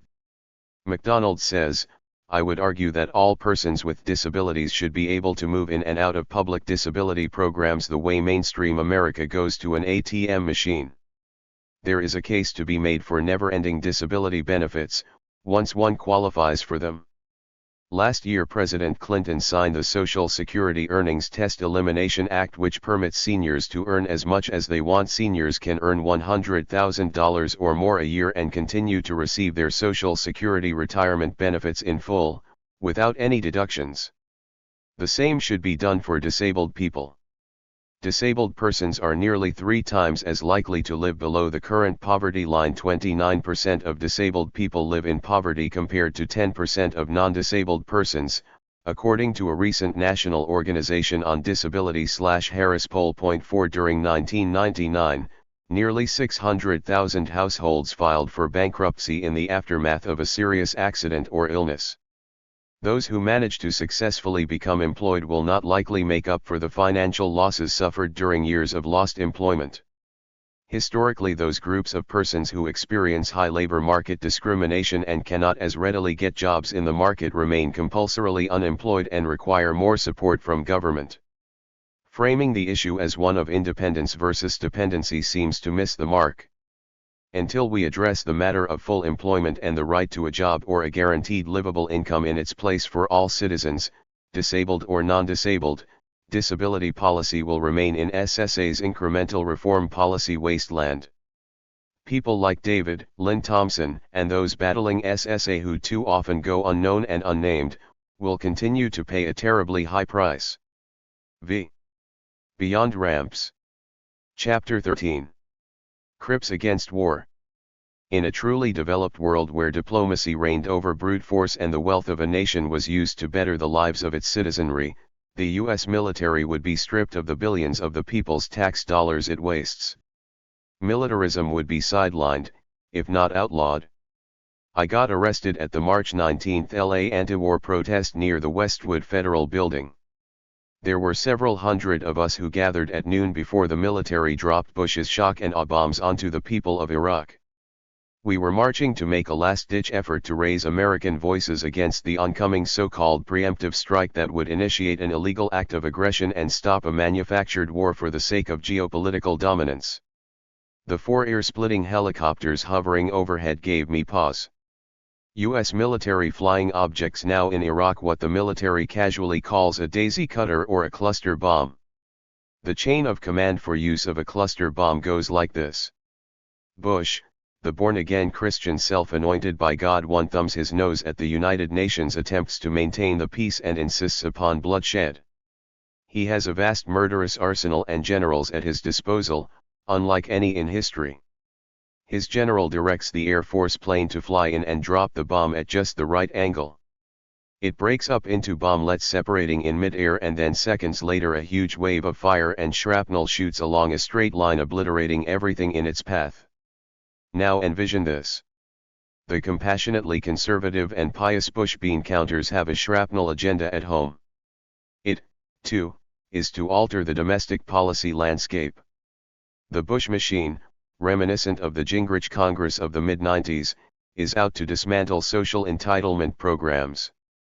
Former Secretary of the Treasury Paul O'Neill said as much before he was fired.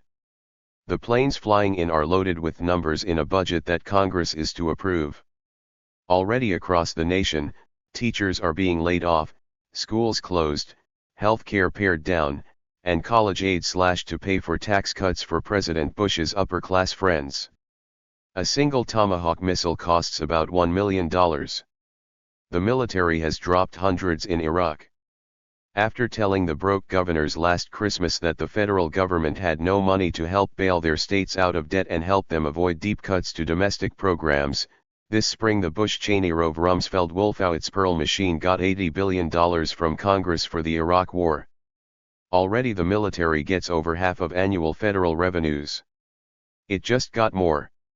The Bush machine proposed and the House passed a 2004 budget bill that would cut $94 billion from Medicaid, $18.5 million from SSI, $14 billion from veterans programs, $13 billion in food stamps, and $1.2 billion in child care programs. These are all poor people's programs. The war at home against entitlements, upstaged by the Iraq occupation, is off the radar screen. Make no mistake. It has reignited. The non-existent American class system has a class warrior in the Oval Office who very well knows what class war is all about. The Bush machine gave the rich $1.6 trillion in tax cuts through 2010 and promised more, nearly $2 trillion through 2013. The president's growth package would cost the Treasury $726 billion and result in tax reductions averaging $90,000 each for Americans who have annual incomes of more than $1 million. Does it get any clearer than that? As I watched an American soldier who occupied one of the palaces in Basra on TV condemn the Hussein version of the Ba'ath Party government for such great wealth disparity that would allow lavish palaces to coexist beside poverty-ridden neighborhoods, I wondered why the low-paid soldier could not see the same in his own native land. What is so different about the Bush version of the Republican Party aiding and abetting the owners of the giant American estates, or the fact that Bush just gave the wealthy who don't need it a huge tax cut, spitting on the working stiffs? Most of the benefits of Bush's tax plan go to those making incomes over $300,000 per year. Does the soldier fit in that class? Hardly. This disconnect cannot be understated or overemphasized. The polls are full of figures citing Americans who think they are in the top 1% who aren't and those who expect to get rich but won't. Wealth disparity in the U.S., both in assets owned and the income gap, is greater than at any time since the Great Depression. According to the Gini Index, a measure of income inequality from 1913, income distribution has been getting more unequal for over 30 uninterrupted years. The top 1% has nearly 40% of the nation's wealth, up from 20% in 1976. The reasons disabled persons organizations have come out against the Bush war are in sync with many others: moral, realpolitik, and geopolitical. We, however, add another dimension. Whirlwind Wheelchair International, for instance, is a group against the war that promotes the design and production of sturdy low-cost wheelchairs around the world. Pointing out that already more than 20 million people in the world are still in need of a good wheelchair, WWI works in more than 40 countries, some of which are post-conflict nations, seeing to it that every person who needs a wheelchair can obtain one. The collateral damage and human rights abuses fomented by the warmongers have just made their job harder. WWI says that it feels a great responsibility to help people with disabilities in Iraq. Crips Against War, formed out of Chicago, says the Bush administration's agenda promises to rob us of the self-determination for which we have fought for so long. The Bush machine, including John Ashcroft, has had no use for anyone's civil rights, but the budget will ensure that the civil rights divisions of the federal agencies assigned to enforce the Americans with Disabilities Act won't have the resources either. Further, under capitalist medicine dominated by for-profit insurance corporations and the ongoing institutional discrimination in education, welfare, the built environment, and employment practices that exclude disabled people in large measure, self-determination often includes the ability to access Medicaid, Medicare, or Social Security. Entitlement, however, is a word the compassionate conservatives intend to eliminate from government's dictionary and erase from the collective memory. The war is a perfect smokescreen to accomplish this. Disabled people will be sacrificed at the altar of war, warns Crips Against War. With estimates approaching $1 trillion deficit each year for the next 5 years, the predicament is dire. The broke states facing unprecedented deficits are already cutting or slapping co-payments onto the optional benefits. Those are medical services the federal government does not mandate the states to provide. People are losing Medicaid optionals such as prescription drugs, rehabilitative services, dental services, physical therapy, prosthetic devices, and eyeglasses, to name but a few. Some states are halting progress on home and community-based services or personal care services that allow disabled persons an alternative to being warehoused in institutions. Further, there are optionally eligible persons under Medicaid. These are populations that include working disabled individuals whose incomes are above the SSI limit or who have high medical expenses that allow them to qualify. With the states in debt and looking to reduce expenditures, these people's health care is on the line. By the end of this fiscal year, 49 states will have cut Medicaid and 32 states will have cut Medicaid twice. That was before the beginning of the endless war. Dick Cheney, speaking on behalf of the machine, promised after September 11. It doesn't take a genius to know that one cannot cut taxes for the wealthy and wage a war that will cost endless dollars, especially not during a recession, without curtailing spending somewhere. Collateral damage is the euphemistic term that describes what happens to civilians caught in the crossfire of war. What about collateral damage at home? With counties in debt and looking to cut costs, healthcare, and social support services, poor people's lives, or those least likely to weather the cutbacks, will change for the worse. Can we extend the term collateral damage to encompass people who die prematurely from lack of appropriate health care or go without vital social services? At a rally to prevent the closure of Rancho Los Amigos Rehabilitation Hospital in Downey, California, due to LA County budget deficits, Janelle Rouse shared her story with me. Rouse came to Rancho as the result of a significant brain injury that regressed her function to the level of an infant. With the knowledge of the rehab expertise at Rancho, she had relearned most everything, from the seemingly smallest things like how to dress to the more complicated like continuing to live in her community. Rouse, who lives with short-term memory loss, contributes her time as a volunteer at Rancho. Faced with Rancho's closure, however, Rouse is uncertain of her future. Where will she go for the non-replaceable support services she receives from Rancho? Can she continue to live in the community? Will she find a doctor who will take Medi-Cal? Where will she wind up on the streets with so many others? Other people who rely on Rancho will surely get displaced. People who use ventilators, for instance, are faced with no other LA hospital that will take them. The present Congress, swayed by the right-wing Zionist lobby, the right-wing Christians, and the military-industrial complex with defense companies lobbying for military contracts all over the nation, is likely to accomplish what Gingrich could not. Clinton vetoed his contract on America. Bush-Cheney Rove Rumsfeld Wolfowitz-Pearl will not. This budget has the devout blessing of the evangelicals on a mission and the hawks beside them. The organization Disabled Peoples International took a stand appropriately called "Peace is a Disability Issue." DPI declared, "Let us call for all nations' economies to be transformed from war economies to peace economies. Let us insist that the $600 billion now spent on armaments is diverted to socially useful projects." 2. Socially useful would not include pouring money into bigger and better killing devices, such as daisy cutter bombs, or training our young people to become troops who kill other human beings.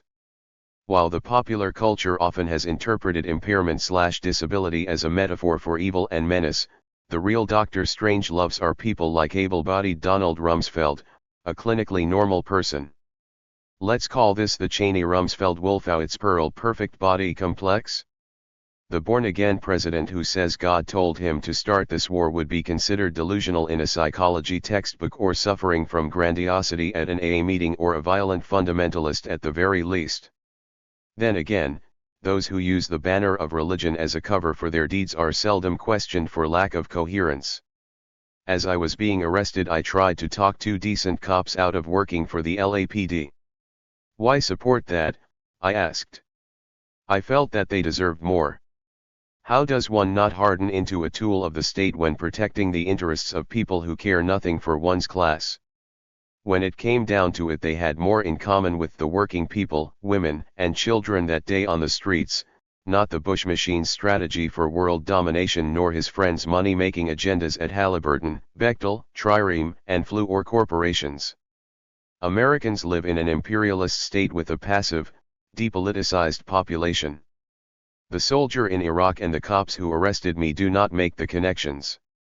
How could it be much different given the central values upon which capitalism rests: individualism, competitive free enterprise, and consumerism?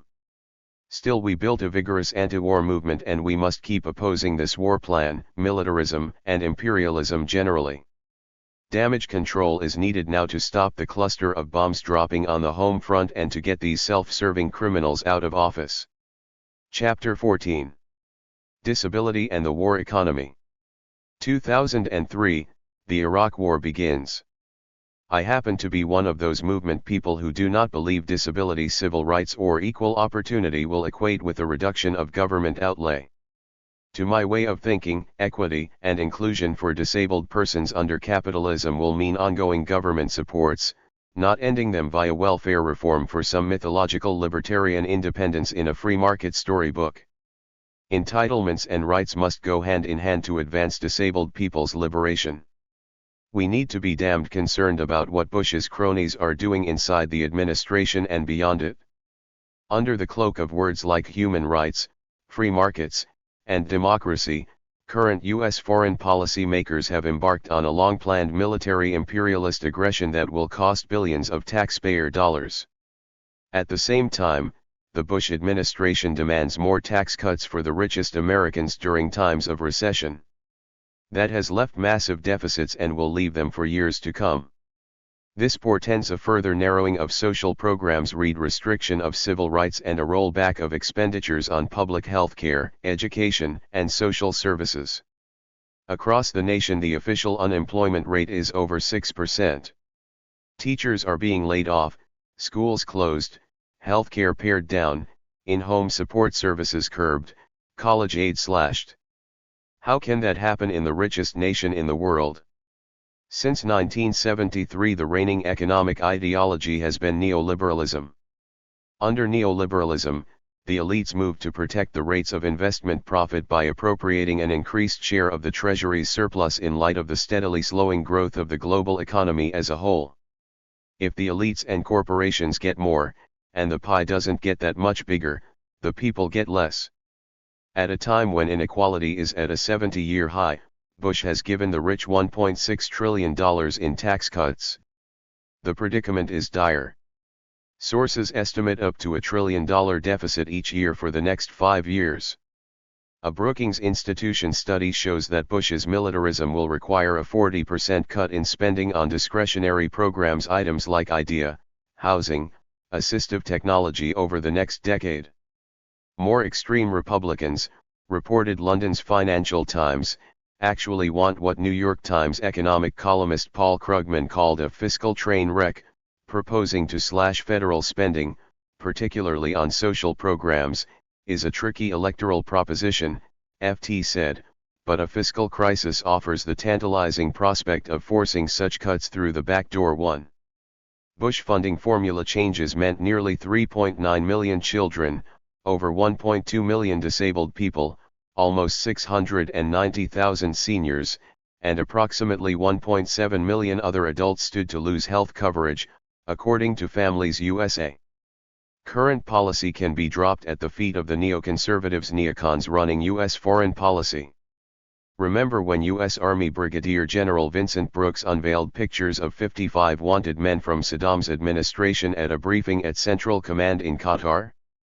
These were pictures of those whom the U.S. wanted chased, caught, or killed. The Trade Regulation Organization, a spoof on the World Trade Organization run by the Yes Men, a loose-knit group of online hoaxers, then issued a 55 most wanted playing card deck similar to the one the Pentagon issued in Iraq. The heads here, though, are the neocons and American Enterprise Institute think tank fellows who have moved national policy to that of preventative war and opened the door to unilateral attacks on any nation deemed a threat to U.S. interests. In this deck, Bush factors in only as a four of clubs. Secretary of Defense Donald Rumsfeld is the ace of diamonds, and Bush senior advisor Karl Rove is the ace of clubs. The ace of spades in the deck is Dick Cheney.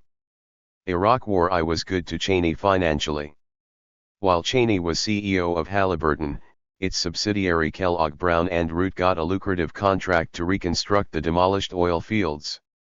Halliburton is reportedly setting aside even more sums of money for Cheney when he leaves public office. Norman Podhoretz, editor of Commentary, and Irving Kristol, editor of The Public Interest, two of the most influential leaders of the neocon community, are missing from the deck, a major oversight since they have buoyed the neocon line for the American public. But publishing magnate Rupert Murdoch is the king of hearts.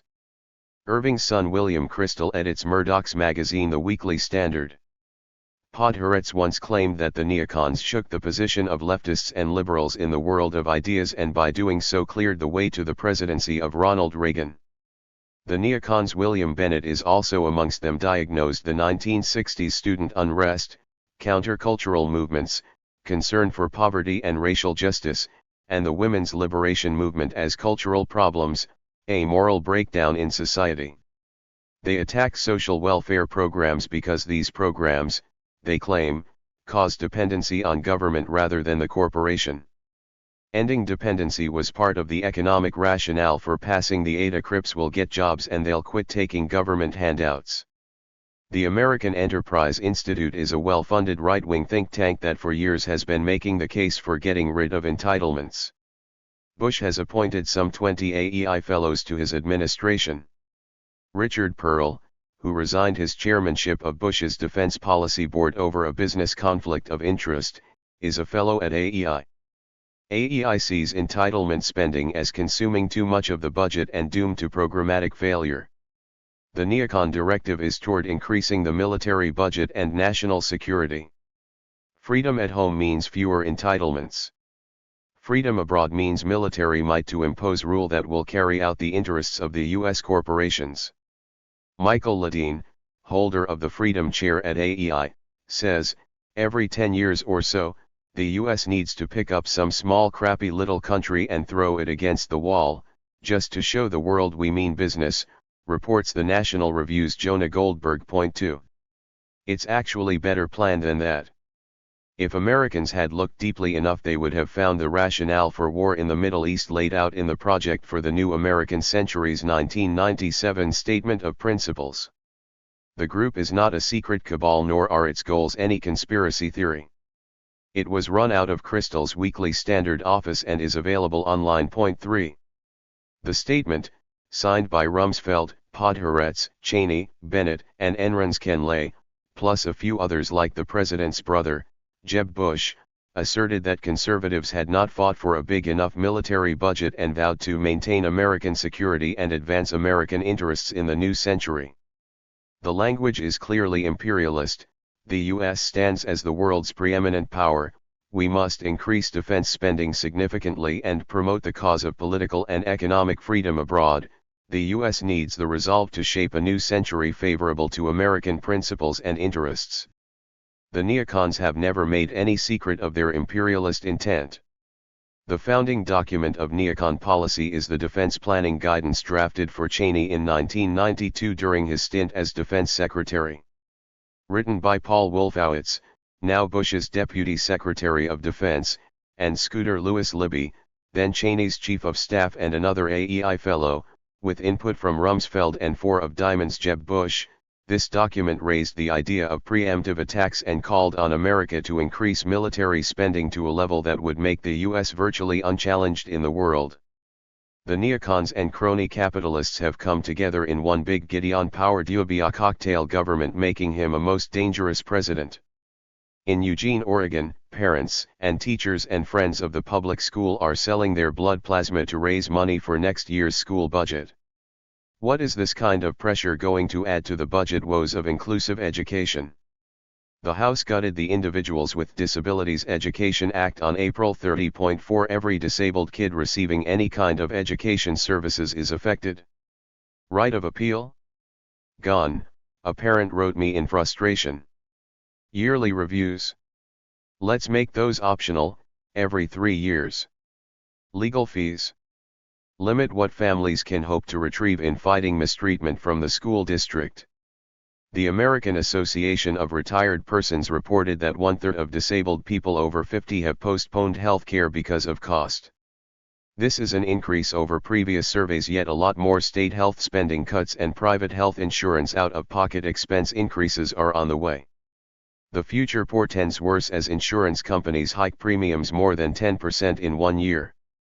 Meanwhile, Senate Majority Leader Bill Frist, the underrated 7 of Diamonds, told the Tennessean in May that Medicare is an antiquated system that cannot sustain itself in the current healthcare market.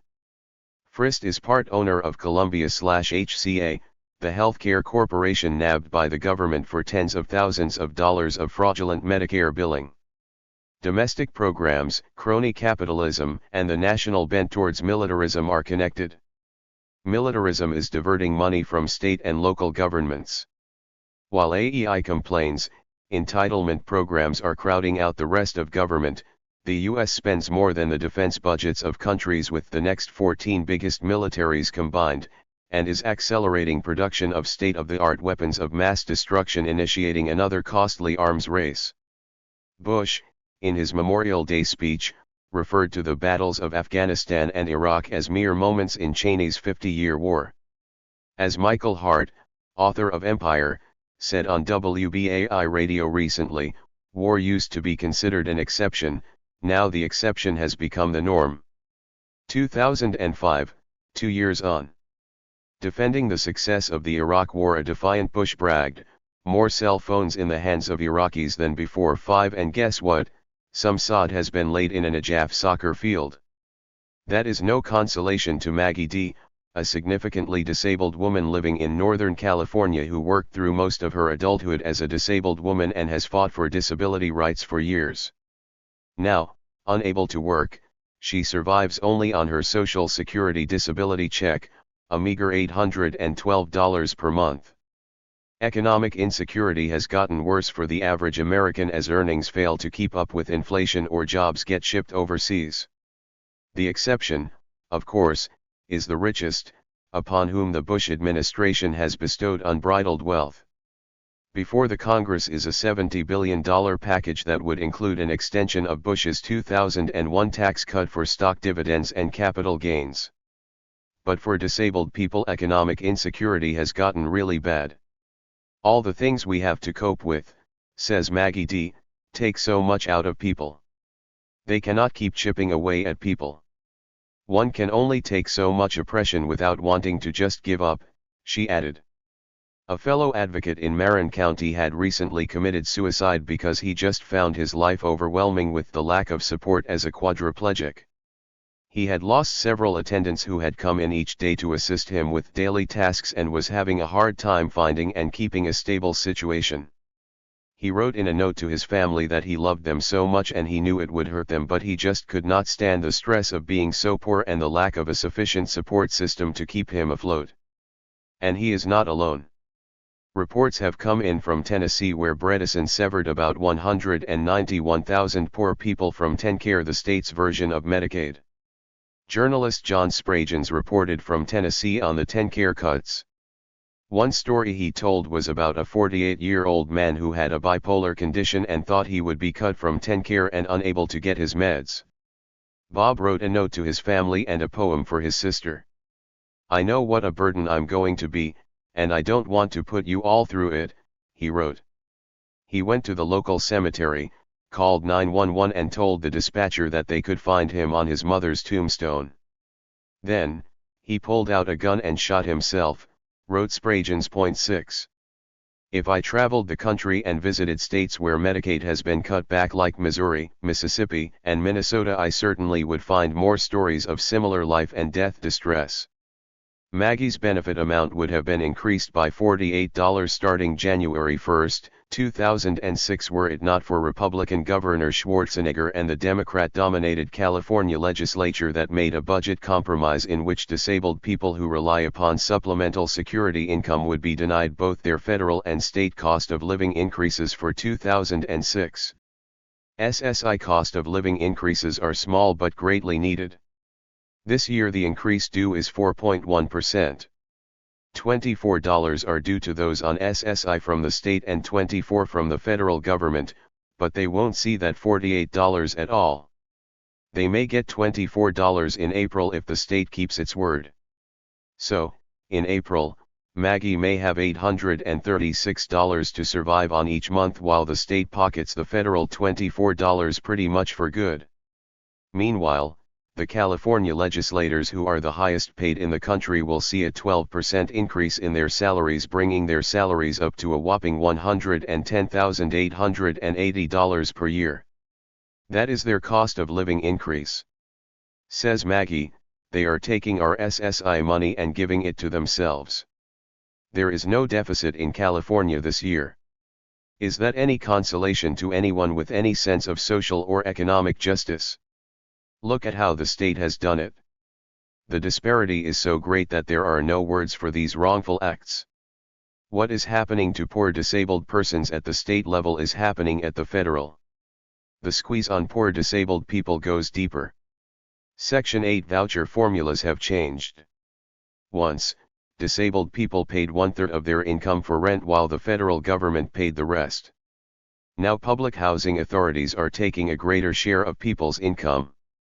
In one case an individual's share went from $246 to $330 per month. On an income of $812 that leaves $482 to pay for food, utilities, transportation, postage, clothing, and other necessities. Add to this the fact that many of these individuals are on both Medicare and Medicaid and must sign on to a Medicare Part D drug plan by January 1. They will go from having no copays to paying $2 to $5 per prescription. While that may not sound like much, think about what $40 might do to one's food budget when there is too little to begin with. It is a humiliating, debasing, demeaning life this nation condemns on poor disabled persons. There is more to come. House and Senate Republican leaders have edged closer toward an agreement to cut as much as $45 billion over the next 5 years from domestic programs like Medicaid, food stamps, student loans, and child support enforcement. Big money in control of government cuts taxes for the wealthy and corporations at the expense of the rest of us. So, neoliberalism continues to worm its way through our social fabric, wreaking havoc while the neocons advance their death march to democracy in the Middle East at a cost of $225,076,331,348 to this minute, 2:46 p.m. PST on December 8, 2005.7. They say the neocons don't have a domestic agenda. While the Bush administration is killing Americans abroad in an illegal war largely financed by the Chinese continuing to buy U.S. bonds, the neocon foreign agenda is killing Americans at home by starving the nation of funds for taking care of our own. Disabled people are going first. That is how it always happens. None call it cleansing. The euphemism is benign neglect or balancing the budget, but it is criminal neglect and just as murderous as the state-sponsored death penalty. While Bush is pushing cell phones in Iraq, we must recognize and stop this gross infraction of human rights under our noses. Chapter 15. Unnatural disasters, Reflections on Hurricane Katrina. If you are disabled and rich, or somewhat well off, and lived in New Orleans, you probably got out of the city before the levees broke and flooded some 60% of the parishes. If you are rich and use a wheelchair, you probably had a van with a ramp or car of your own with gas money to get you to safety. If you are blind, you likely had a driver with a car to take you to the highlands. If you are deaf, use a cane, walker, crutches, service animal, or have mental health needs and you have money, you also got yourself out, perhaps with the help of family. But if you are disabled and poor in New Orleans, you likely had none of these options. A 911 caller told the operator, "I am handicapped and have an 8-month-old baby. We are lying on the bed, the water is coming up fast. We need help." But no help came. No help came because there was no planned evacuation for poor disabled residents. Being disabled and poor meant one's chances for survival were less than one's non-disabled counterparts. While many of the least fortunate were waiting and hoping for the absent cavalry to arrive on those rooftops, at least one quadriplegic could not be pulled up on the roof to semi-safety. He drowned instead. There were others. We know that in New Orleans 23.2% of residents were disabled persons out of a city of about 484,000 people. There were 102,122 disabled people 5 years of age and older who lived in New Orleans at the time of the flood. At least half of the disabled persons in New Orleans who are of working age were not employed. To be disabled and poor in New Orleans and much of the U.S. meant to rely on a variety of government programs such as supplemental security income and Medicaid to help one meet one's daily service and support needs. Being disabled and poor in one group home for the blind meant staff abandoned one to sink or swim. Being disabled and poor meant being separated from any type of accessible public transportation before the flood, and there was no accessible transportation afterwards. Being disabled and poor for blind people meant being unable to even get around in one's own flooded neighborhood because one could no longer navigate the environmental landscape. Being disabled and poor for people with physical disabilities who are over 65 years of age meant being unable to leave one's home, group home, nursing home, or hospital without significant assistance.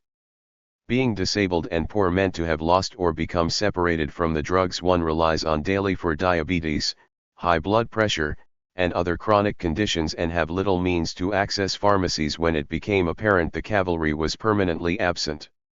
Being disabled and poor for those driven by flood waters from institutions, group homes, or nursing homes meant being housed in less than satisfactory conditions, with considerably less than the necessary range of services and supports needed, for an unknown stretch of time. Being disabled and poor meant that one stood a good chance of dying from the insufferable heat. At least 154 patients died this way, suggesting that vulnerable people plummeted to the bottom of priority lists if they were on lists at all. Being disabled and poor for those who have service animals meant not being able to rely on those animals outside of the house or group home because these animals could not navigate safely in the flooded streets. Being disabled and poor for deaf persons meant being unable to access emergency information through television, TTY, or other communications for the deaf because public communications systems were compromised, and those available through the federal government were holed up outside the city awaiting orders to move into New Orleans. Being disabled and poor meant being unable to secure life-saving food and water as many were trapped within the confines of inadequately supplied shelters, the convention center, or the Superdome with all the other evacuees. Being disabled and poor meant that when you died sitting in your wheelchair, some respectful survivor might cover you with a sheet or some plastic. Being disabled and poor meant that when the first responders at long last got to the Superdome, disabled persons were forced to leave their wheelchairs, walkers, crutches, and service animals behind, as these were not allowed on the buses.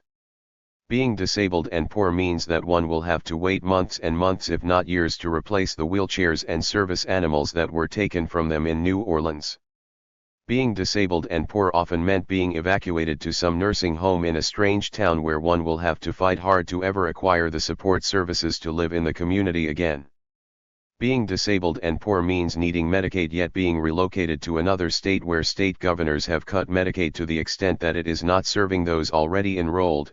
It is to find out that people are being dropped off the rolls by the thousands, not added when you desperately need your medications.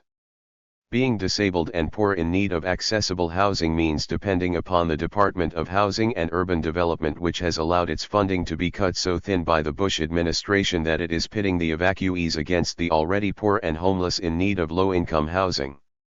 At the time of writing, HUD has refused to offer any emergency funding to the nation's housing authorities that are providing housing assistance to Katrina's victims.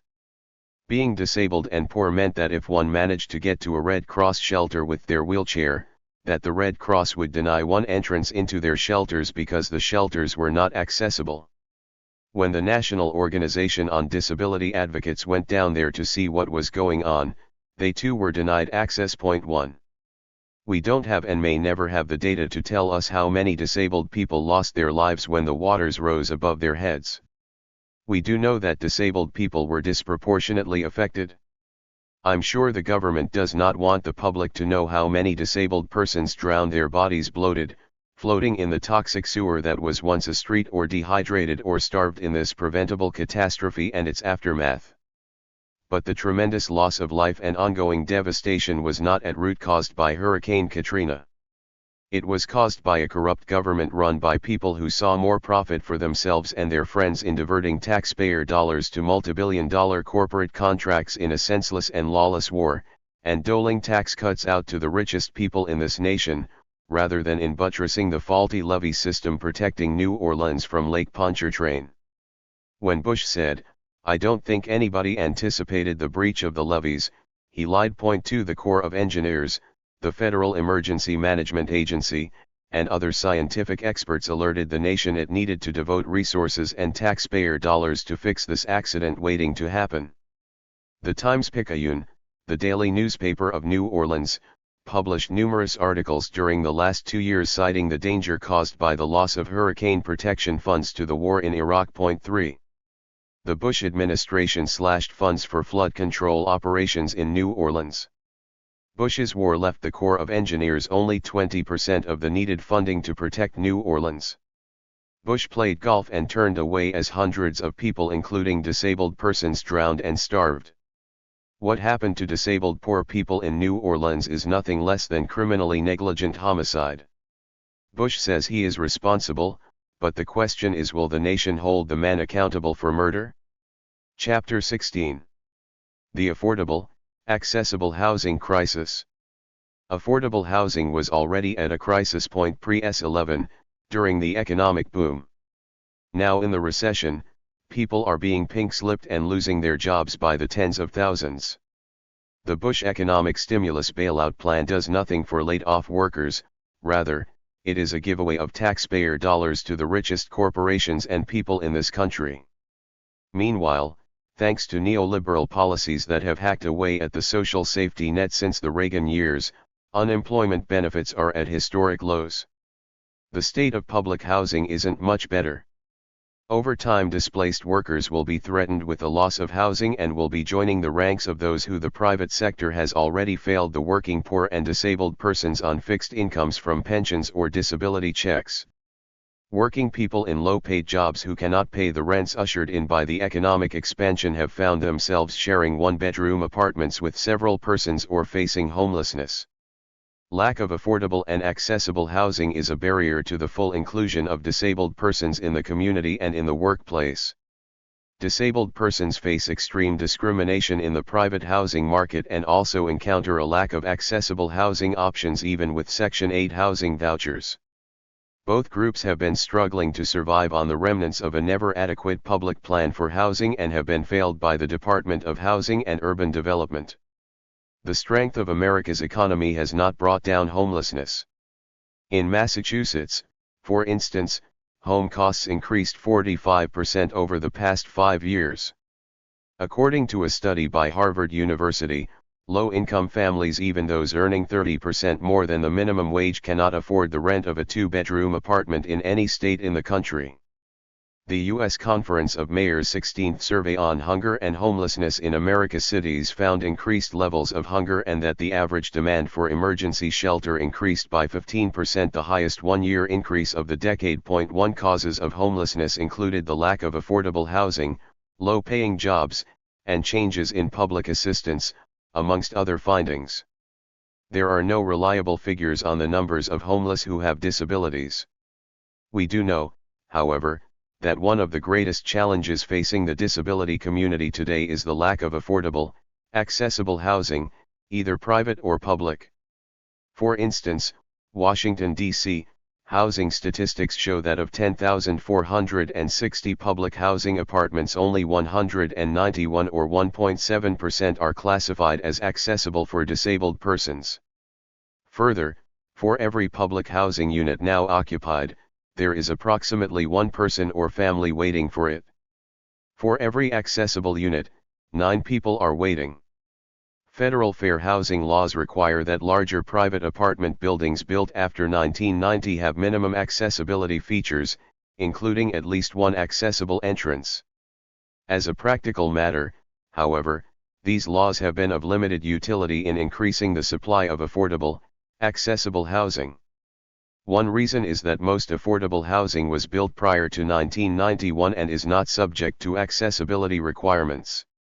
Another is that although federal laws require landlords to allow disabled tenants to make and pay for access modifications, tenants with disabilities are disproportionately low income and lack sufficient funds to pay for expensive modifications such as exterior ramps, which in difficult architectural situations can cost as much as $20,000. There are virtually no sources of funds available to tenants to pay for such ramps. Even builders and landlords who have used federal funds to build or rebuild apartment complexes do not always comply with state or federal laws that require accessible accommodations for disabled persons. Local government agencies in charge of enforcing both private and public building disabled access are not getting the job done. In Sacramento County, for example, an undercover survey by the Human Rights/Fair Housing Commission found that as many as 51% of the apartment complexes in Sacramento County don't meet legal requirements for serving mobility-impaired persons. In Washington, after years of waiting for better results, a suit was filed on behalf of disabled persons against the D.C. Housing Authority for violating the Rehabilitation Act.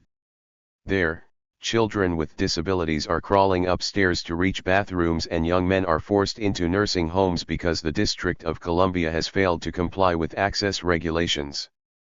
As people find it more and more difficult to get another job during a recession, history shows that applications increase for disability benefits and for public assistance. Some of those fired workers may eventually have to rely on a greatly scaled-back safety net to survive. They will find that coming by a federal Section 8 housing voucher takes years. The average Section 8 wait nationally is 3 years, in Los Angeles it is 5 to 8 years. How many people will be able to stay off the streets for that long a time? Here in Los Angeles I know of several disabled persons facing issues with landlords. One has been holed up in a cheap motel for months after being hospitalized. He found that no landlord he has approached wants to rent to him. He is certain that part of the problem is that he uses a wheelchair and that landlords don't want to rent to him because of that. Unless they say no crips outright, however, he doesn't have a lawsuit. Meanwhile, there are not any slots available for him in HUD buildings either. In yet another instance, a mother of a disabled child who is the primary support person for her son is facing eviction because of her Section 8 voucher. Her landlord is taking advantage of a new law which allows property owners to opt out of the Section 8 program if they give the tenant 90 days termination notice before their contract expires. She said that although legal aid was representing her, they want to settle and are encouraging her to move. This woman is a tough advocate and she has doubts whether the legal aid attorney knows the law as it applies to the disabled population. She finds her resources to fight the landlord severely limited by her circumstances. This is how empowered people can be defeated when there is not real access to legal protection. Then, there is the woman who wrote me that due to her chronic illness she was becoming less able to fight the landlord when he attempted to oust her from her apartment. During this ordeal she has found herself conflicted over the issue of assisted suicide. She doesn't want to support it because she feels that chronically ill and disabled persons would become its victims. Yet the reality that so many people face as the world gets harsher and less hospitable to vulnerable populations make her less certain. Wouldn't it just be easier to get a physician to give her a lethal injection and save her from being homeless, she asks. Where the hell are HUD and the local public housing authorities? Held hostage to the private landlords by their failure to develop abundant alternatives? Why do they not have a strong department devoted to protect tenants? A new report from the National Council on Disability established to make policy recommendations to the President and Congress informs, HUD has lost control of its own enforcement process. The promises of the fair housing laws have been empty for many Americans, with and without disabilities. 2. According to NCD, HUD ruled out discrimination in all but 2.4% of more than 12,000 complaints between 1988 and 2000. NCD found that by 2000, HUD was taking an average of nearly 14 months, more than 4 times the 100 days prescribed by law to complete its investigations. The 74-day average achieved in 1989 was the only time HUD met the requirement. NCD concluded that HUD's performance has dramatically deteriorated since. Point 3. Our public housing has increasingly become driven by the free market system. Landlords have been freed by tenants' lack of meaningful legal recourse, the underfunding of legal services, HUD's failings, and the grinding poverty of those who would protest. These stories are but a few of the consequences. Clintonism's less government and the Democratic Party's support of privatization of public housing, which allows the profit motive to take over public responsibilities, have resulted in less democratic equality, less equal opportunity, and less security. As the economy recedes and coalitions form for economic survival under the self-serving Bush clan and associates, the housing needs of disabled persons must be on the radar screen and be included on the agenda. Chapter 17. The United States versus the world.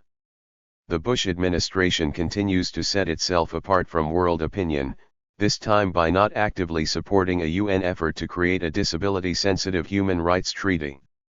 Fortunately, more than 100 other nations do not share the US position. The administration's views became known at the Second Ad Hoc Committee meeting of the United Nations on a comprehensive and integral international convention to promote and protect the rights and dignity of persons with disabilities, held in New York June 16 to 27.1. The General Assembly charged the panel with deciding whether the United Nations should develop a disability-themed human rights treaty. Almost immediately, Ralph Boyd, the U.S. Assistant Attorney General for Civil Rights, said a global treaty on disability and human rights was not necessary. Instead, he said countries should follow the U.S. model and adopt non-discrimination laws. The United States would help craft such model laws, he said, but not with the expectation that we will become party to any resulting legal instrument too. For disabled people's organizations, this assertion was especially galling, because, if anything, the recent record of the U.S. court system, Congress, and many state legislatures is one that has consistently undermined these very rights. The administration's perception that the United States has laws that seamlessly integrate disabled people into American society belies reality. For many years now, disability activists have watched the business-friendly Supreme Court shrink the legal definition of disability to accommodate employers, instead of employees with disabilities. Increasingly, deserving Americans who seek redress in court face summary judgments, instead of jury trials. Meanwhile, enforcement of key laws, such as the ADA, the Rehabilitation Act of 1973, and the Individuals with Disabilities Education Act has fallen short. Yet the administration now asserts that our laws are a model for the world. It is also important to understand the inherent limitations of adopting non-discrimination laws. While these laws have moved public policy from a medical notion of disability to the wider recognition that disabled persons are a grouping within society that faces rampant social and economic discrimination, non-discrimination laws are not enough to address the entirety of disability rights. Under principles of non-discrimination, for instance, there is no broader right to be free from hunger or right to have shelter. With 82% of the 600 million disabled persons worldwide living in developing nations, the lack of access to food kills thousands of disabled children yearly. 13% of over 2 million recorded instances of human rights breaches since 1990 have resulted in the deaths of disabled individuals. In addition, many policies pushed by the International Monetary Fund and the World Bank have widened socio-economic inequalities in developing countries, not narrowed them.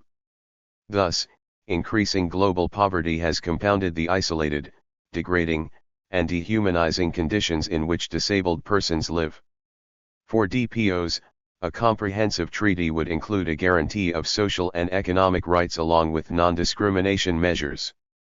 It would embrace affirmative action to ensure that disabled persons have access to community living, in-home support services, jobs, affordable health care, accessible housing, and other societal supports in non-segregated settings. Even in a wealthy society such as the United States, disabled people too often go homeless because of a lack of rights and social policies within our borders. There are 28 rights in the UN Declaration of Human Rights. A few rights tailored to disability would include the right to be free from torture and cruel, inhuman, and degrading treatment or punishment, including violent and harmful medical practices. The right to personal integrity, freedom from degrading, dehumanizing treatment. The right to marry and have a family. The right to life. The right to be free from forced sterilization. The right to access the justice system. Additionally, it is necessary to include disabled people's right to bodily and psychic integrity, including autonomy in decision-making. In sum, disabled people's movements seek to overturn the assertion that disability is pathological in health terms and a social problem in welfare terms. Disabled persons want to be citizens with human rights. This was the agenda promoted at the United Nations, by groups including the World Federation of the Deaf, the World Blind Union, Disabled Peoples International, the World Federation of the Deaf-Blind, the World Network of Users and Survivors of Psychiatry, and Inclusion International. Fortunately, the administration's efforts to derail progress on global disability rights were largely ignored by the international community participating in the UN session. Delegates agreed not only to proceed with drafting a treaty but also to include disabled persons selected by DPOs in the drafting group. While it is likely a treaty will be drafted, whether the outcome will be a strong treaty and whether it will be ratified and implemented are yet other matters. The United States has failed to ratify the Convention on the Rights of the Child, the Convention on the Elimination of All Forms of Discrimination Against Women, the Landmine Ban Treaty, and to sign on to the International Criminal Court or the Kyoto Accord. Point 3. And it has failed to enforce numerous domestic laws that would work toward the goals expressed by the international community in these treaties. Regardless, the United Nations has a role to set a globally recognized set of standards, whether or not countries sign on to them. The significance here is historic. Disabled people are at long last gaining the power to secure a place for legally binding disability law at the human rights table. 6. Body Politics, the Missing Link. Chapter 18. Dollars and Death, the Question of Physician-Assisted Suicide. Part I. Living in a neoliberal era where the interests of business dominate government and public policy, and in a climate that more and more measures one's worth by economic efficacy, demands that we scrutinize the right to die beyond a liberal expansion of individual rights. We must look at the timing of these proposals. Why assisted suicide now, with the increase of mysterious viruses and incurable illnesses like chronic fatigue, AIDS, and fibromyalgia, which require costly drugs and long-term care? Why now, with managed care corporations rationing health care, and with public health care under the Budget Acts?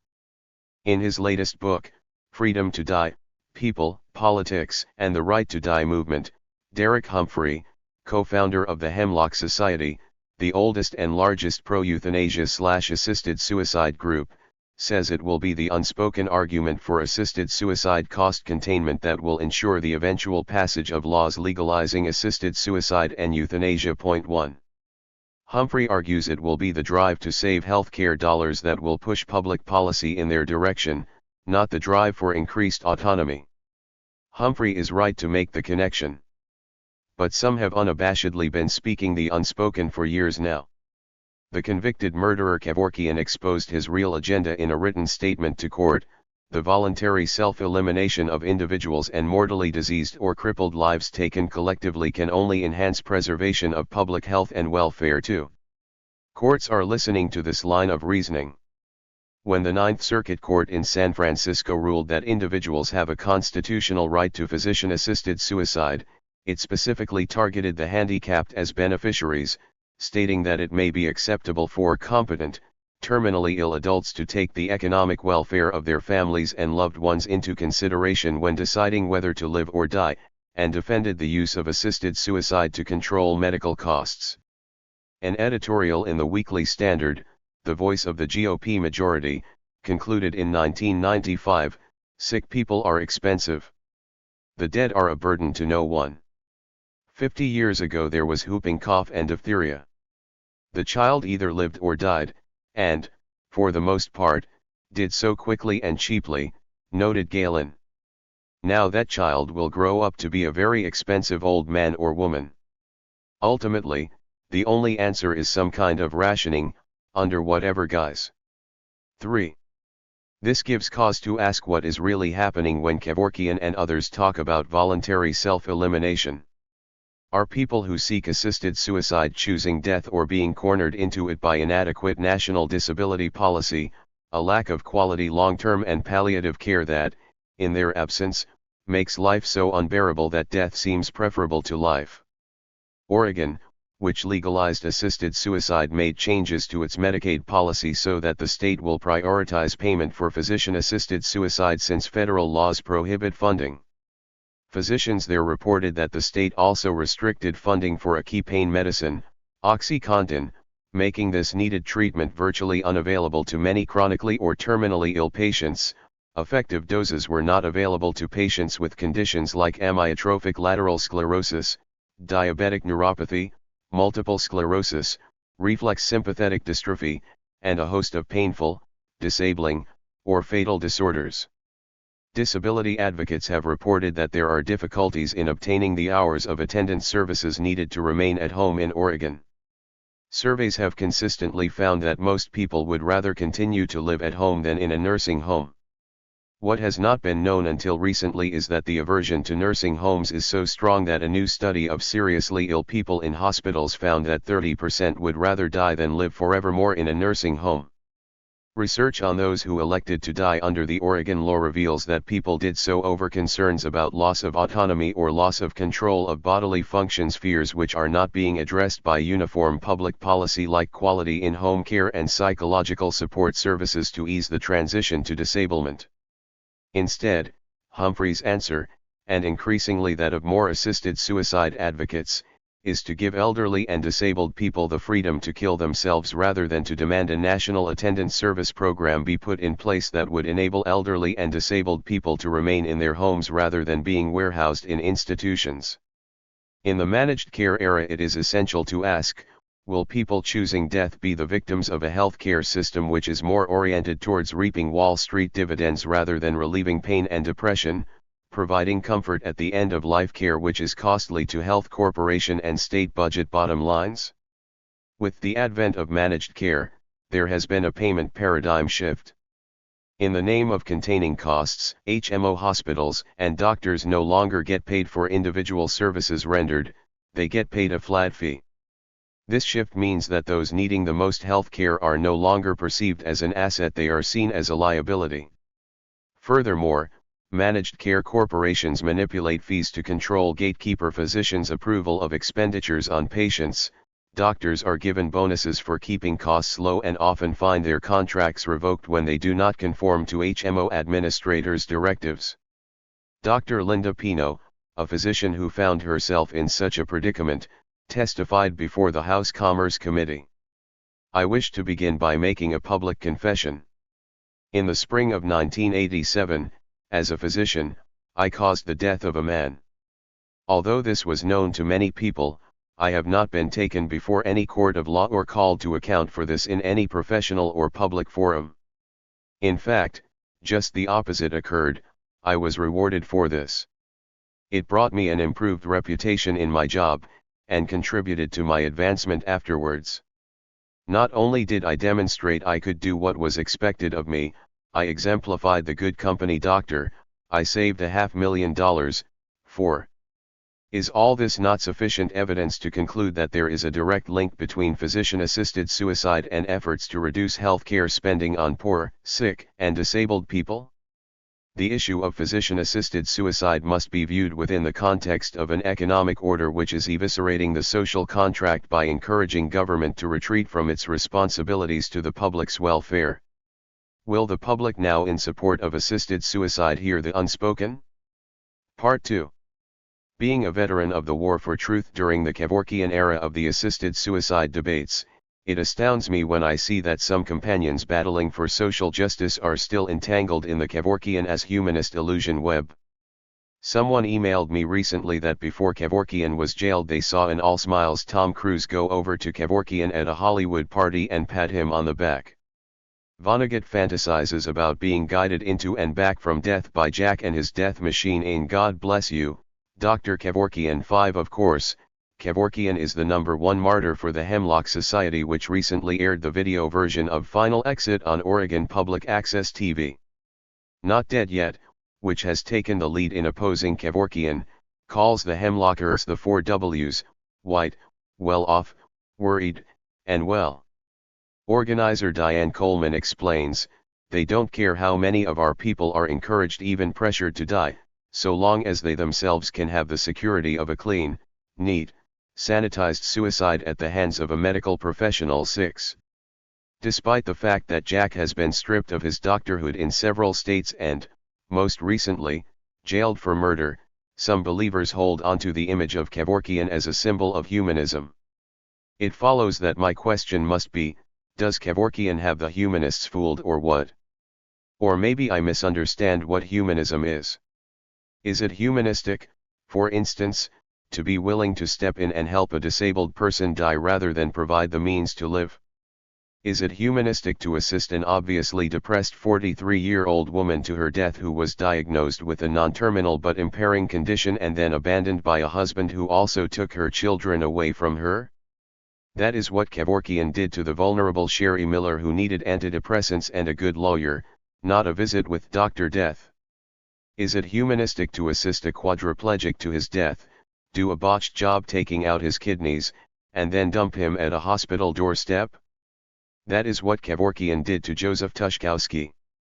The Oakland County Medical Examiner, L.J. Dragovic, called Tushkowski's body a scene from a slaughterhouse. 7 For the uninformed, Kevorkian's self-stated goal is to establish a new specialty of obitiatry, and to carry out human experimentation and transplantations in death centers he planned to set up all over the country.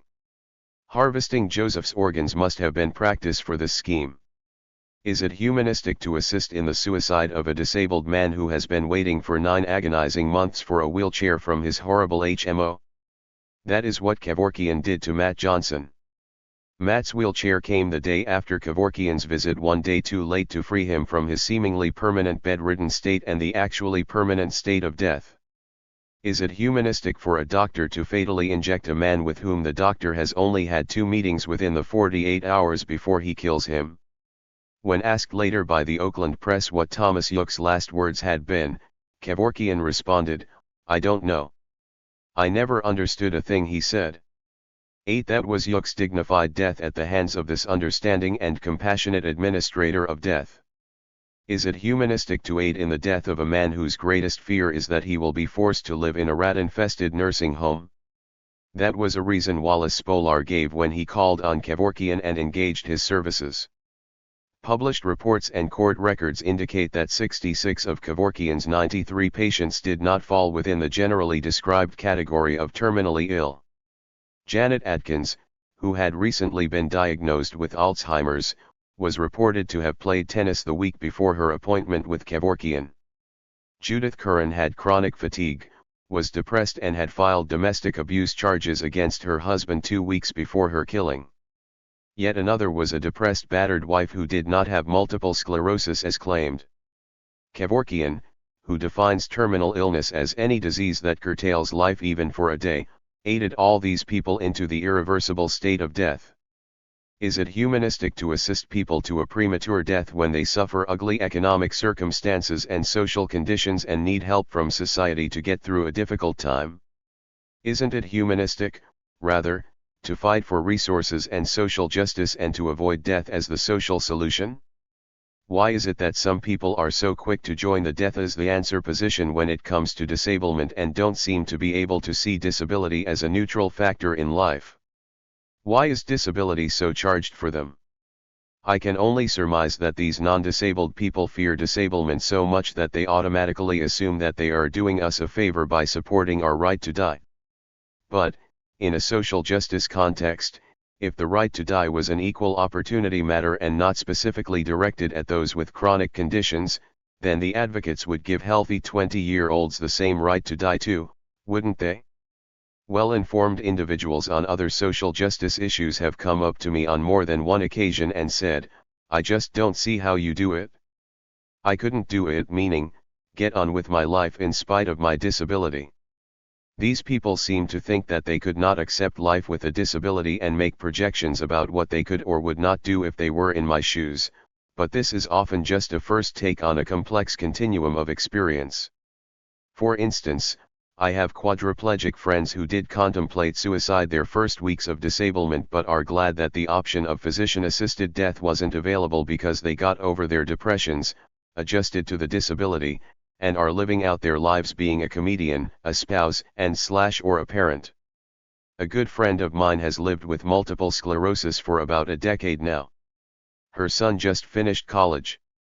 Further, ableist and individualist projections about the experience of disablement are a complete avoidance of the headier collective issues at stake.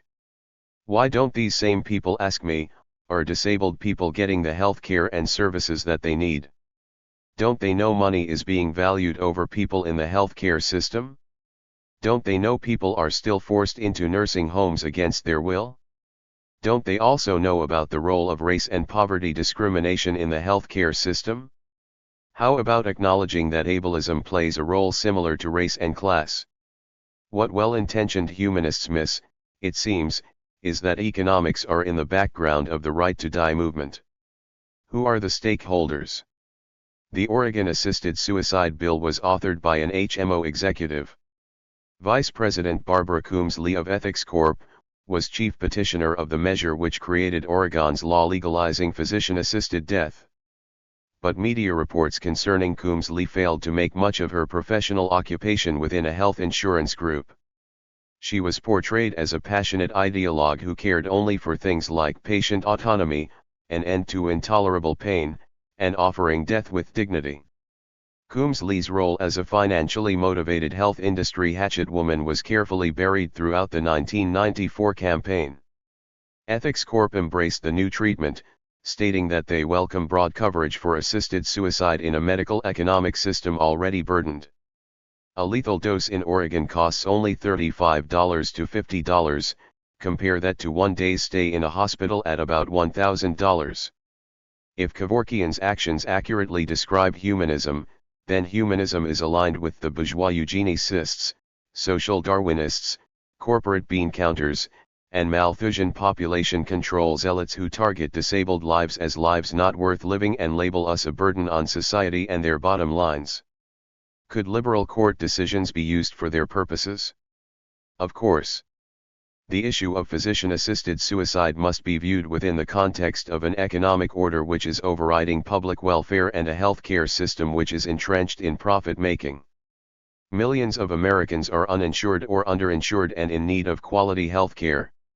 Some insured have already found themselves denied life-giving treatments because HMO healthcare rationing is a real, not an imaginary, thing. Some may have found themselves without the cash to pay for the treatment or to pay a lawyer to intervene. Most anyone can become depressed because they do not want to be a burden on the family. One may not be ready to die, yet see no other way out. Or perhaps the family might decide such a member is too burdensome and join the Hemlock Society. The Hemlock Society issued a widely ignored press release which asked that family members and other agents be able to procure court orders to kill a demented parent, a suffering severely disabled spouse, or a child if their lives are too burdensome to continue. 9. That's involuntary euthanasia. According to the National Elder Abuse Incidence Study conducted by the Administration on Aging, several 100,000 elderly Americans are abused by family members each year in this country. The FBI reports that 21.2% of homicides of individuals age 50 and over are committed by family members. Humphrey's new video provides detailed information on how to disguise murders of disabled and elderly people as suicides. 10. Would Kevorkian at your doorstep, then, look like a savior or a guy who was furthering his future at the expense of yours? The genuine humanists, it seems, are not the ones joining the death culture. Rather, they are the ones fighting for a disability-sensitive universal health care system, a national in-home care program like Micah saw, living wages, and an income floor beneath which no one falls. They are the ones calling for enforcement of civil and human rights and for imposing serious penalties on those who commit domestic violence. They are the ones searching for the means to build an economy which supports people's needs over capitalist accumulation. Life is better than death, I believe, if only because it is less boring, and because it has fresh peaches in it. Alice Walker. Chapter 19. Eugenics and the Sole Possible Economic Order. Part I. Wisdom comes by disillusionment. George Santayana. Most people, excluding the neo-Nazis, accept that there was a Holocaust in Germany, but how many know that disabled people were the first to be systematically exterminated by physicians? Disabled people know that quality of life judgments made about us by non-disabled people can prove not only inaccurate but deadly. To combat oppression, we must understand its historical roots, particularly the institutional support that makes it possible. Lives not worth living and useless eaters. The phrase lives not worth living came from the title of a book published in 1920, Release and Destruction of Lives Not Worth Living, by two German social Darwinists, Alfred Hoke, a professor of medicine, and Rudolf Binding, a professor of law. The book defended the right to suicide, and called for the killing of not only incurably sick people but also the mentally ill, the feeble-minded, the intellectually disabled, and deformed children. Arguing that such people led ballast lives and were only empty human husks, these professors medicalized the concept of killing disabled people by making it seem therapeutic. They upheld that it would be healing work and humane to destroy such lives which, in their view, were not worthy of life. 1. These were not uniquely German ideas. Support for eugenics also existed in the United States and in England, where euthanasia was viewed as a way to economize into a more efficient society. Not long after the publication of this book, hundreds of thousands of disabled people were systematically killed in German gas chambers set up in the very institutions where people went for treatment. How can a society be maneuvered into a regimen of murder? The answer is found in the ideas that led to a science of eugenics, the economics that made the practice attractive, and the history of the agents applying euthanasia. The roots: racism, physicalism, and classism. With the publication of Origin of Species, Charles Darwin introduced his theory that man evolved by way of a gradual adaptation of varied life forms to the environment by the process of natural selection, or the preservation of favored races in the struggle for life. Favored races, translated, meant his race, the Caucasians. The English philosopher Herbert Spencer substituted the phrase survival of the fittest for natural selection and is credited with the development of social Darwinism, the application of Darwin's ideas to sociology. 2. In 1871, with The Descent of Man, Darwin clarified his thoughts on artificial selection. We civilized men, on the other hand, do our utmost to check the process of elimination. We build asylums for the imbecile, the maimed, and the sick. We institute poor laws, and our medical men exert their utmost to save the life of everyone to the last moment. Thus the weak members of society propagate their kind. No one who has attended to the breeding of domestic animals will doubt that this must be highly injurious to the race of man. 3. If this undesired situation were to be corrected, then selective breeding of humans would follow as the next logical step, to rid civilization of disabled, sick, and poor people and to limit the propagation of unfavored races. In 1883, a cousin of Darwin's, biologist/geneticist Francis Galton, coined the term eugenics, furthering the march towards selective breeding. Drawn from Darwin's ideas, eugenics upheld that biological groups could be strengthened by eliminating the unfit through genetic and hereditary screening.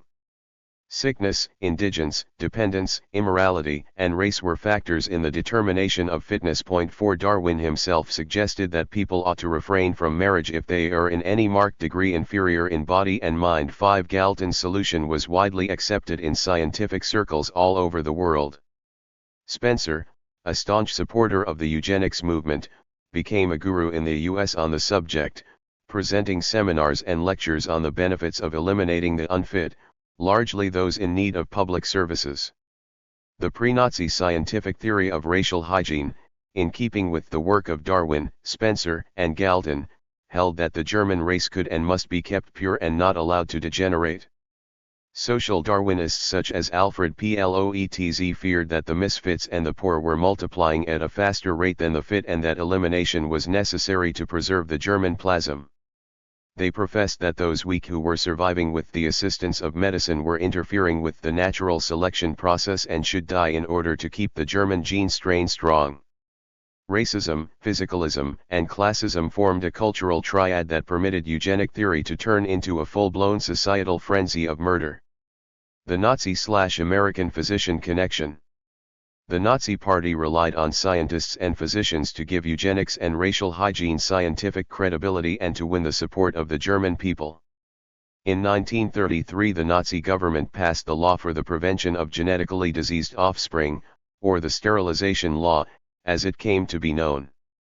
It designated people for sterilization who suffered from genetic illness, including feeble-mindedness, schizophrenia, manic-depressive insanity, genetic epilepsy, Huntington's chorea, genetic blindness or deafness, or severe alcoholism. Physicians became the genetic police, with genetic courts to back up their findings. An influential manual of Rudolf Ramm of the medical faculty of the University of Berlin proposed that each doctor was to be no longer merely a caretaker of the sick but was to become a cultivator of the genes, a physician to the voc, and a biological soldier. To carry out these programs properly, the individual physician must become a genetics doctor. He could then become a caretaker of the race and a politician of population. 6. The eugenic purge was widespread. Targeted for sterilization were 200,000 congenitally feeble-minded, 80,000 schizophrenics, 20,000 manic depressives, 60,000 epileptics, 600 people with Huntington's chorea, 4,000 blind, 16,000 deaf, 20,000 gravely bodily deformed, and 10,000 alcoholics. Reich Interior Minister Wilhelm Frick, forming the Expert Committee on Questions of Population and Racial Policy, estimated the number of genetic defectives in Germany to be 500,000, noting that some experts consider the true figure to be as high as 20% of the German population. 7. Sterilization practices eventually expanded to encompass race, especially to control what became known as the Black Scourge, and were widely and cruelly practiced on Jewish people in the death camps. In the US, eugenics policy focused on the incarcerated population, developing into an entire science of criminal anthropology. Physical characteristics were linked to criminal behavior and disabled people were said to be predisposed to commit crimes. A 1911 textbook on treating disabled people stated, "A failure in the moral training of a cripple means the evolution of an individual detestable in character, a menace and burden to the community, who is only too apt to graduate into the mendicant and criminal classes." American physicians were performing vasectomies on the penal population as early as the turn of the century. By 1920, sterilization was compulsory for criminals considered genetically inferior in 25 states. And by 1950, according to the Human Betterment Foundation, 50,707 Americans had been sterilized, many against their will. 8. Eugenic propaganda institutions existed in England and the US, such as the one at Cold Spring Harbor in New York, led by Charles B. Davenport and funded by the Carnegie Institution and Mary Harriman. The Rockefeller Foundation funded the Kaiser Wilhelm Institute for Anthropology, Human Heredity and Eugenics, which was headed by Ernst Rudin, who also headed the Racial Hygiene Society under the Nazis. Fritz Lenz, the physician-geneticist and propagator of racial hygiene theory in Germany, complained that the Germans were being held back, in comparison to their U.S. counterparts, by the socialist Weimar Constitution. 9. German sterilization did not stop until the end of the war. Even so, the physicians performing sterilization were immune from prosecution because Allied authorities were unable to classify the sterilizations as war crimes, because similar laws had only recently been upheld in the United States. 10. Due to mounting evidence that not enough was known about heredity to draw the conclusion that sterilization did in fact eliminate the defectives from the gene pool, eugenic practices were eventually quelled. In the US and England, continual legal pressure was applied to halt sterilization, under the banner of individual rights. Rational science proved not to be immune from physicalist and racist tendencies that resulted in the unnecessary destruction of the reproductive rights of thousands of innocent people. Useless eaters and economics. What happened to disabled people in Germany must be understood in the context of the broader socio-economic issues. German philosopher Friedrich Nietzsche had proclaimed that the sick person is a parasite of society. 11. The phrase useless eaters became popular descriptive speech during the deep recession after World War I. Such ideas served to turn the German people into supporters of the euthanasia program, by branding disabled people as deplorable consumers of state funds at a time when the German people were experiencing economic hardships. It became openly shameful to be disabled. No longer just an aberration of nature, the disabled parasite was a social cost not to be tolerated. But the social funds saved by eliminating the useless eaters were to be devoted to beefing up the Reich's military for an attempt at Aryan world domination. Since defectives were unproductive to the war effort, even seen as taking away from it by consuming social funds, we became highly disposable. In 1930s Germany, biomedical scientists combined eugenics with social Darwinism to produce a biological ideology that not only called for man-made selection but began the mechanisms to socially engineer it. The German state took these actions. In 1933, the first year of Nazi government, expenditures for the handicapped and invalid were drastically cut. In 1933 German medical insurance companies paid 41.5 million Rm for invalids, 10 million less than in 1932, in the depths of the recession. For the Nazi medical philosopher, support for the mentally ill was simply not worth the cost. 12. Reich propagandists took every opportunity to inculcate resentment toward defective Germans. School children were a primary propaganda target. Adolf Domer's 1935-36 high school mathematics textbook included the following problems. Problem 94. In one region of the German Reich there are 4,400 mentally ill in state institutions, 4,500 receiving state support, 1,600 in local hospitals, 200 in homes for the epileptic, and 1,500 in welfare homes. The state pays a minimum of 10 million Rm/year for these institutions. What is the average cost to the state per inhabitant per year? 2. Using the result calculated from how much does it cost the state if A. 868 patients stay longer than 10 years? B. 260 patients stay longer than 20 years? C. 112 patients stay longer than 25 years? Problem 95. The construction of an insane asylum requires 6 million Rm. How many housing units at 15,000 Rm could be built for the amount spent on insane asylums? 13. So, it is not surprising that 1939 was designated by Hitler as the year of the duty to be healthy.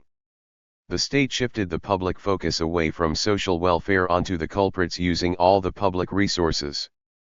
Those who could not be cured must be killed. The needle belongs in the hand of the doctor. Physicians were among the most numerous and strongest supporters of state-sanctioned killing. When Hitler ascended to power, he congealed racial hygiene into a political biology which became the mold for Nazi social policy. Large numbers of German physicians joined the Nazi Party. Robert Proctor, author of Racial Hygiene, Medicine Under the Nazis, writes, in 1937 doctors were represented in the SS 7 times more often than was the average for the employed male population. Membership records for the Nazi Physicians League indicate that nearly 40,000 physicians joined the League in 1942. George Lilienthal has discovered archival evidence that by the beginning of 1943, some 46,000 physicians had joined. If 90,000 physicians were active from 1931 to 1945, then roughly half of all physicians joined the Nazi Party. 14. The German physicians were charged with the duty to determine who was worth healthcare costs and who was not. They became the gatekeepers marshalling the health of the state. There were 4 categories for extermination. 1. Patients suffering from specified diseases who are not employable, or those with schizophrenia, epilepsy, senile diseases, therapy-resistant paralysis, and other syphilitic sequelae, feeble-mindedness from any cause, encephalitis, Huntington's chorea, and other neurological conditions of a terminal nature. 2. Patients who have been continually institutionalized for at least 5 years. 3. Patients who are in custody as criminally insane. 4. Patients who are not German citizens, or are not of German or kindred blood, giving race and nationality. 15. Disability was the primary qualifier for death in the eyes of the physician and the state. It is most important to understand that disability persecution was all-encompassing.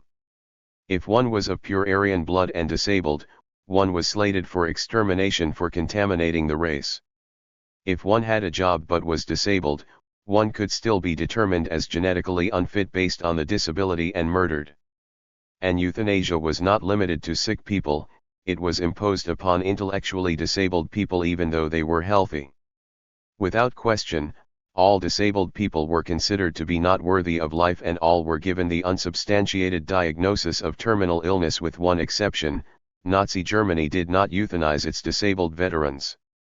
Disabled children became the first victims of the euthanasia program. Baby Nauer was the first official victim. Born blind, without part of one arm and a leg, Baby Nauer, according to Dr. Karl Brandt, a leading physician in the euthanasia program, seemed to be an idiot. Her father, a full-blooded German, asked Hitler to grant a mercy death. Hitler granted the request for death. From this point on, physicians were guaranteed immunity from prosecution for infanticide by proclamation. The results were monstrous. Soon thereafter, the Committee for the Scientific Treatment of Severe, Genetically Determined Illness required that all children born with congenital deformities be registered with the health authorities. These included idiocy or Mongolism, microcephaly or hydrocephaly of a severe or progressive nature, deformities of any kind, especially missing limbs, malformation of the head, or spina bifida, or crippling deformities such as spastics. 16. The list was expanded to include epilepsy, paralysis, and any disfigurement of the body. Officials estimated that by 1945 some 5,000 children of all ages had been systematically killed by their physicians. The physician's choice of methods included lethal injection, starvation, withholding of treatment, exposure to the elements, and the use of cyanide gas or other chemical warfare weapons. Some 28 institutions were fitted with extermination facilities, including some of Germany's oldest and most highly respected hospitals. 17. The adult phase began in 1939, with a plan to exterminate all of Germany's mental patients. The operation was given the code name T4, shortened from Tiergartenstrasse 4, the address of the non-profit Patient Transport Corporation that rounded up the economically unfeasible culprits slated for disposal and took them to the nursing homes, mental institutions, and hospitals which housed the killing chambers. In fact, the prototype for the gas chambers that exterminated the Jews in Poland was created in a hospital in Brandenburg to kill the disabled.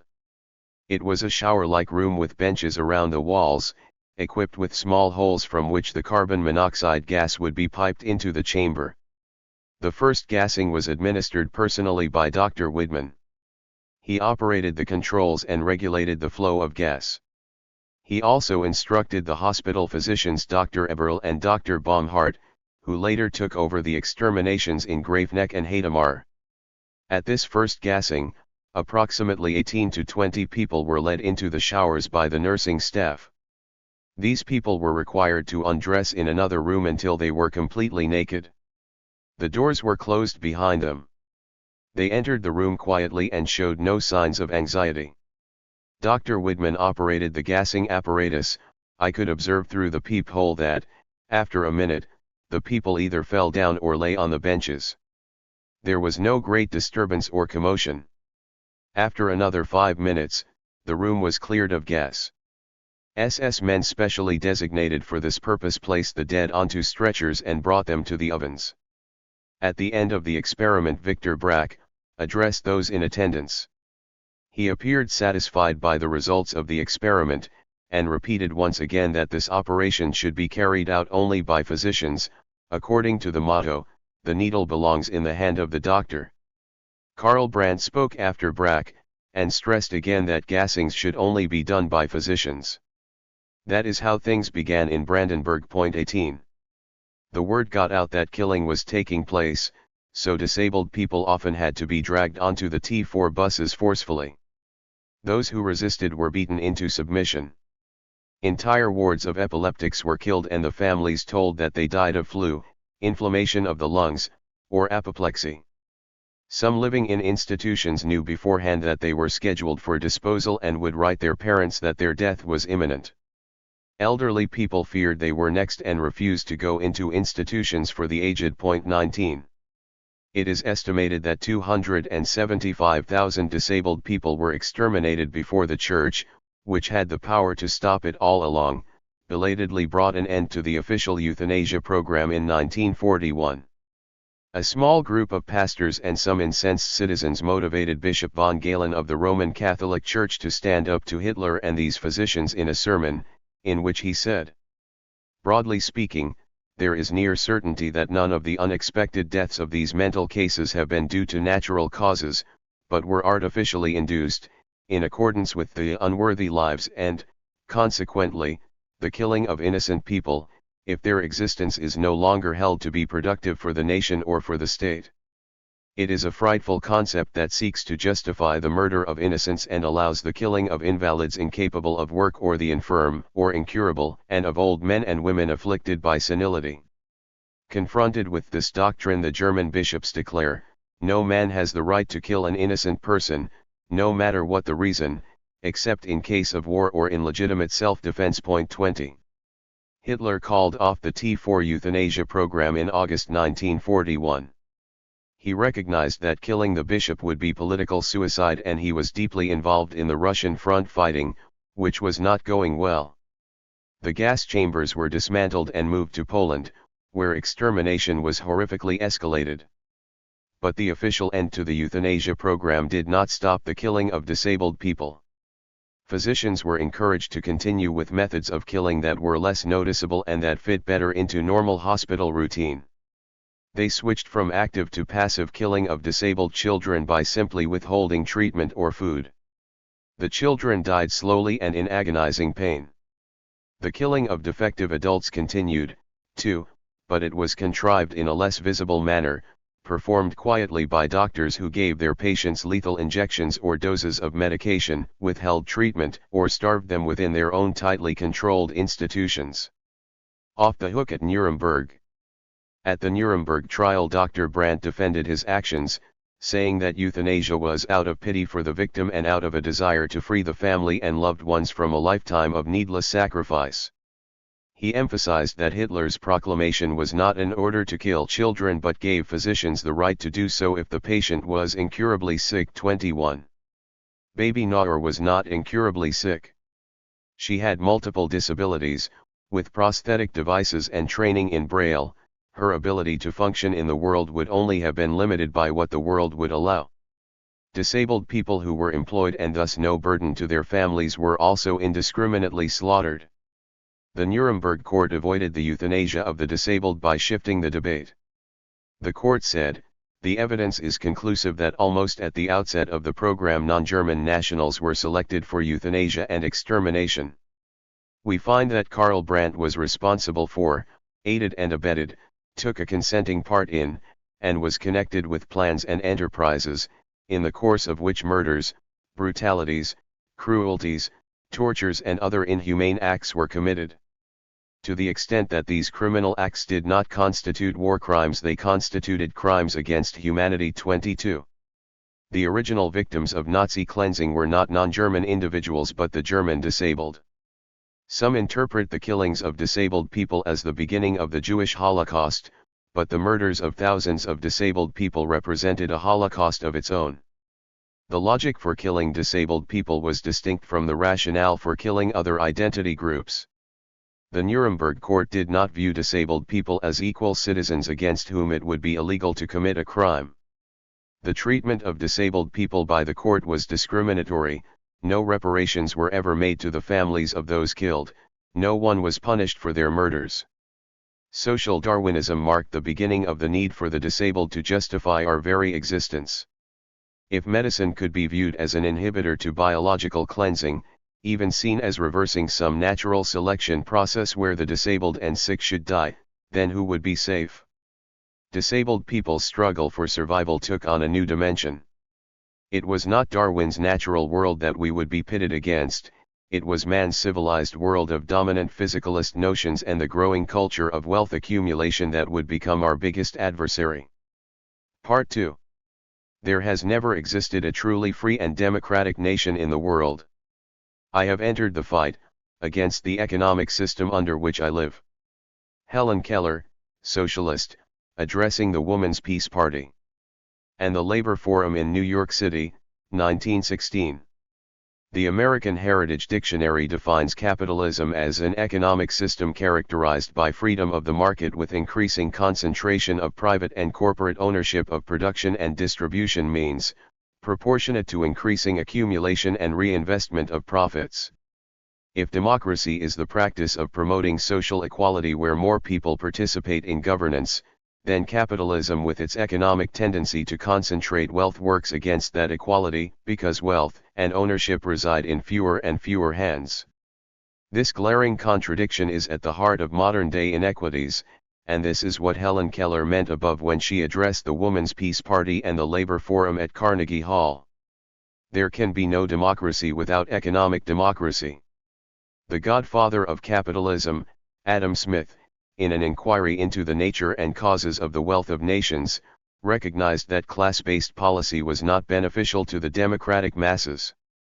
He pointed out 2 centuries ago that the vile maxim of the masters was, all for ourselves and nothing for other people.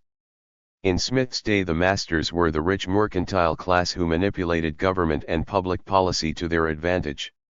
In Nazi Germany, the masters were the Aryan militarists and entrepreneurial class that dismantled the democratic Weimar Republic healthcare system, the most respected and comprehensive social services program in the world, to shift public funds to the fascist goal of world domination.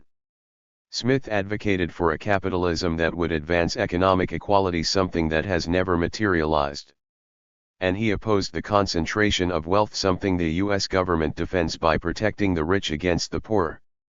Since Smith's day, capitalism has worked its will upon the people to produce an enormous gap between rich and poor. Author Michael Parenti explains. Income and wealth disparities are greater today than at any time since such information was first collected in 1947. As one economist put it, if we made an income pyramid out of a child's blocks, with each layer portraying $1,000 of income, the peak would be far higher than the Eiffel Tower, but almost all of us would be within a yard of the ground. 23. Today we have the masters of the market, the corporations, speculators, banks, and global capitalists maintaining the inequality and widening the income disparity. The social Darwinists were masters at keeping societal resources in the hands of the wealthy by marginalizing lives perceived to be of no use to the economic order, but, as this chapter will explore, capitalism's production dynamics adversely affected disabled people's ability to participate in the sole economic order. The sole economic order. It is an obscure fact that industrialization and entrepreneurialism were prominent in both the US and the Nazi National Socialist government of Germany. Although the Nazis called themselves National Socialists, Nazis were pro-profiteering industrialists like the Rockefellers, DuPonts, and Mellons. Hitler made this clear when he wrote, "We stand for the maintenance of private property. We shall protect free enterprise as the most expedient, or rather the sole possible economic order." 24. Walter Russell Mead writes that major U.S. corporations collaborated with Hitler throughout the 30s and into World War II. For example, Rockefeller's Standard Oil was partnered with the German corporation IG Farben, which patented and made gasoline from coal with the help of concentration camp slave labor. Mead points out that Hitler had repeatedly offered to send the Jews to the U.S. instead of to death camps, but the U.S. refused to take them. Historian Howard Zinn explains that the U.S. did not get involved in the war over the persecution of the Jews, nor over Hitler's invasion of Poland, Czechoslovakia, or Austria, nor over Italy's attack on Ethiopia. Rather, it was the Japanese attack on a link in the American Pacific Empire that did it. It was the attack on U.S. business interests that determined our vital interest in World War II. 25 This is to say that economic interests rose above democratic and humane principles, even delayed our involvement in World War II because businesses in the US and Nazi Germany had a common hatred of egalitarian economic ideals. The US saw fascists like Hitler as infinitely preferable to communism because he fostered the sole economic order, capitalism. Body politics and capitalist disadvantages. Capitalism is characterized by certain disadvantages. One byproduct is that large numbers of people remain unemployed and in poverty. While capitalism held the promise of expanding the base of people benefiting from it, it is inherently exclusionary. Some segments would fall harder to the bottom of the market-driven society, like the disabled and the elderly. While the accumulation of wealth remained of paramount import, the fact that large segments of the population were excluded from benefiting from the sole economic order did not rate concern. The expendable were squeezed out while the social Darwinists who were profiting from the status quo justified the state of affairs as the natural order of things. Nazi Germany viewed disabled people as a burden on the state and a drag on the economy, and exterminated us. The desire to solve the defect problem in America was inextricably mixed with matters of money. Masters of efficiency in the US were bean counting like their Nazi counterparts. Economics factored into the widespread support for eugenics and euthanasia. In 1935, Dr. J. N. Baker, a health officer in Alabama, stated, with bated breath, "The entire civilized world is watching the bold experiment in mass sterilization recently launched by Germany. It is estimated that some 400,000 of the population will come within the scope of this law, the larger portion of whom fall into that group classed as inborn feeble-mindedness. It is estimated that, after several decades, hundreds of millions of marks will be saved each year as a result of the diminution of expenditures for patients with hereditary diseases." Dr. Baker included as targets for compulsory medical intervention any sexual pervert, or any prisoner who has been twice convicted of rape or imprisoned 3 times for any offense, as well as those habitually and constantly dependent on public relief or support by charity. 26. Other Americans followed suit. Many American advocates also argued that euthanasia might be a good way to save on medical costs. Drive W. A. Gould, for example, in the Journal of the American Institute of Homeopathy, defended euthanasia as one way of resolving economic difficulties. He asked his reader to recall in this context the elimination of the unfit in ancient Sparta. Some offered more radical suggestions. In 1935, the French-American Nobel Prize winner Alexis Carrel suggested in his book Man the Unknown that the criminal and insane should be humanely and economically disposed of in small euthanasia institutions supplied with proper gases. W. G. Lennox, in a 1938 speech to Harvard's Phi Beta Kappa chapter, claimed that saving lives adds a load to the back of society. He wanted physicians to recognize the privilege of death for the congenitally mindless and for the incurable sick who wish to die, the boon of not being born for the unfit. 27. The unfit unquestionably meant those of no use to the market economy, the non-working members of the society. The connection between eugenics, euthanasia, and the economic order is clear. Those of no use to the economic order were marginalized. What was not clear was that the development of the market economy itself, the sole economic order, was to construct barriers that precluded segments of society from reaping any reward from it. It directly affected disabled people's ability to be productive members of the community. The vile maxim and the social Darwinists.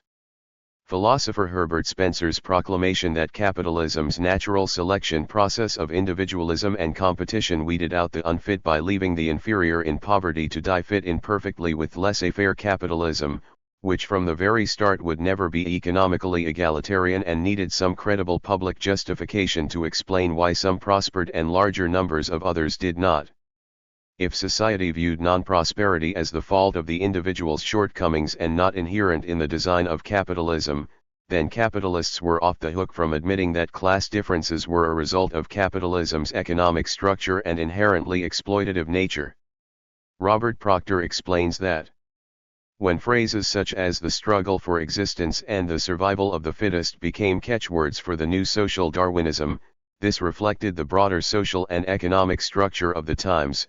This is what is meant when we hear that Darwin's theory cannot be understood apart from the Manchester economics of Ricardo and Smith and the dog-eat-dog world of mid-19th century British capitalism. 28.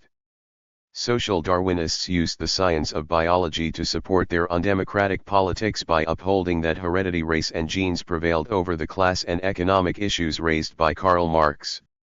Just as the inferior were not meant to survive in nature, nor were they meant to economically survive in society. The social Darwinists elevated individual competition to the status of a natural law. If the entrepreneurial business process, as explained by John D. Rockefeller, was merely the working out of a law of nature and a law of God, then the rich capitalists were free to accumulate vast hoards of wealth and claim they were the fittest. Free enterprise magnate Andrew Carnegie, a follower of Spence-Ryan philosophy, expressed a sigh of relief when he said, "All is well since all grows better," getting off the moral hook with capitalism's natural law. 29. While Hitler dismantled the democratic socialist Weimar Republic, the American social Darwinists did their best to prevent the formation of any social contract that would compensate for the injuries, occupational illnesses, high unemployment, and deaths propagated by industrial capitalism. Refusing to redistribute societal wealth and meet the pre-Nazi German democratic standard, the industrial class sought to prevail over the greater public's interests by using science as a political weapon. Laissez-faire sociologists and anthropologists used biological determinism to argue against implementing reforms that would better the living conditions of the poor, claiming that biology conferred a non-correctable individual condition that could not be solved by social reform. By erecting these logical barriers against humane social policy, social Darwinists could make the case for a bare-bones government, and use futility as a reason to curtail the role of government in society, to oppose socialized medicine, and to make public expenditures unpopular. The elite social Darwinist solution was to weed out the unfit, the non-Caucasian races, the poor, the deaf, and the disabled. But clearly class rose above Spence-Ryan natural laws. Disabled offspring of the fittest class inherited the means to survive and did not starve to death, making it clear that natural law had little to do with survival, but man-made selection had everything to do with it. Dissenters of the Spence-Ryan view, such as sociologist Lester Frank Ward, spoke out against the social Darwinists' invocations by branding social Darwinist doctrine as the most complete example of the oligocentric worldview which is coming to prevail in the higher classes of society and would center the entire attention of the whole world upon an almost infinitesimal fraction of the human race and ignore the rest. I want a field that shall be broad enough to embrace the whole human race, and I would take no interest in sociology if I did not regard it as constituting such a field. 30. In the social Darwinist tradition, Charles Murray, co-author of The Bell Curve, made the class link when he wrote, "Some people are better than others. They deserve more of society's rewards." 31. It is the fit bourgeoisie busily concentrating their wealth and control over the means of production who deserve and get capitalism's rewards. The privileged who deserve more do get more under government policies that amount to a socialism for the rich, while the underprivileged struggle on Darwin's terms capitalism for the poor. Social Darwinism proved to be a convenient self-serving veneer for the masters of Smith's vile maxim, the Rothschilds, the Carnegies, the Harrimans, who benefited from the sole possible economic order and did not want to see a more equitable system evolve. Social Darwinism provided the business class who controlled the means of production with the justification to leave the surplus population in poverty to die, rather than design an economic system that would accommodate all of society. Missing the link, blur in the eugenic political lines. It must be noted that the defect question did not fall neatly into left or right camps of political thought either in the US or in Germany. Alarmingly, elements on both sides supported euthanasia and eugenics. For instance, in the US, turn-of-the-century progressive reformists viewed eugenics and euthanasia as positive social change. Eugenicists were an integral part of the progressive movement in the United States.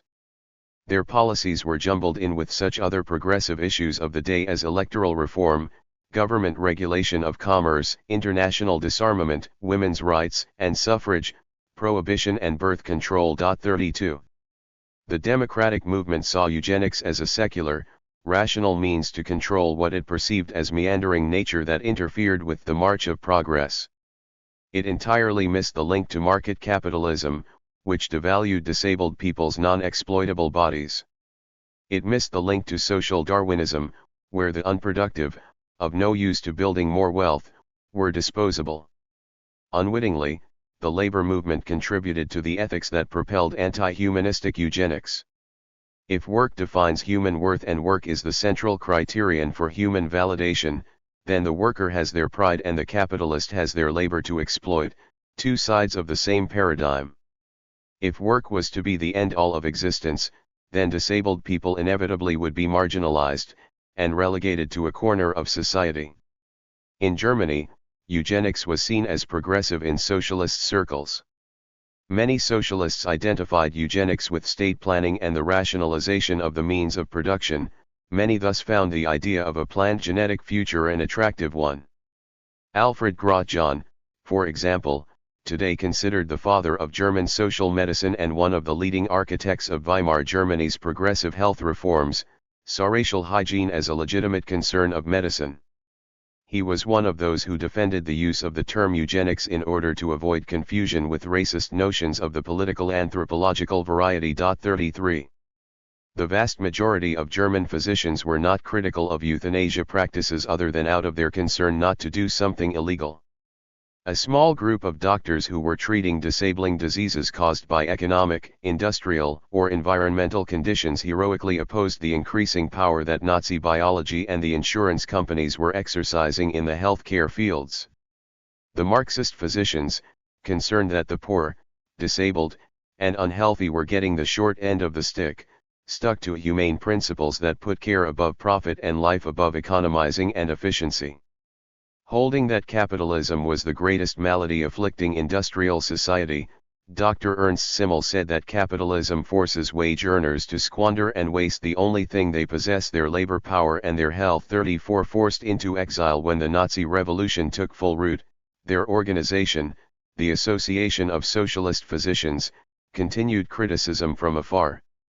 The association marveled at the willingness of Nazi physicians to dismantle public medical services that had taken decades to construct, and for which Germany was world-renowned.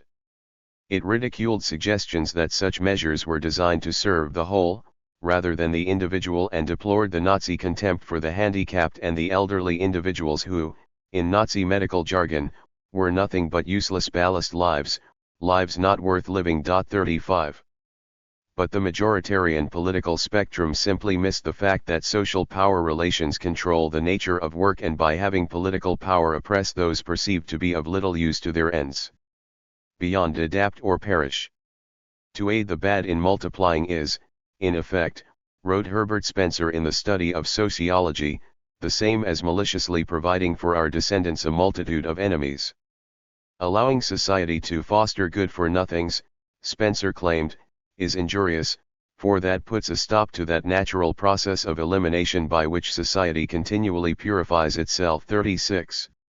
Spencer held capitalism in regard for providing such a service, but one has only to look at Roy Cohn or J. Edgar Hoover, Michael Milken, or Charles Keating, to see how individualism and competition have failed at weeding out the bad. 37. One could even say it has produced an unprecedented opportunity for the most injurious to prosper, through adaptation to obsessive capital accumulation.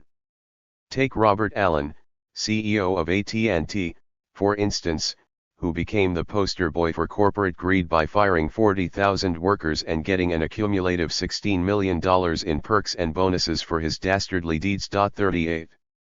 Feudalism was toppled by capitalism, yet, as under feudalism, the world's billionaires, all 358 of them, own more assets than the annual combined incomes of 45% or 2.5 billion of the world's people. 39. The sole economic order, set upon increasing the concentration of wealth and ownership of production, has done just that. The billionaires are the new feudal lords, the new masters keeping the hierarchy of wealth in place. Adam Smith's vile maxim is the mantra of the 20th century business class. Our society is plagued with stock and securities fraud, medical billing fraud, telemarketing fraud, racketeering, price fixing, and unlawful labor practices. Political bribery is commonplace. Corporations like Nike, Disney, Walmart, Reebok, and Kathy Lee Gifford Clothing take their manufacturing to Indonesia, Honduras, and Haiti, where they can pay subhuman wages to young girls who work a grueling 10 to 12-hour day for 28 or 40 cents an hour. The market society that glorifies efficiency and profit above principles of cooperation and equality has brought our civilization to an inhumane abyss.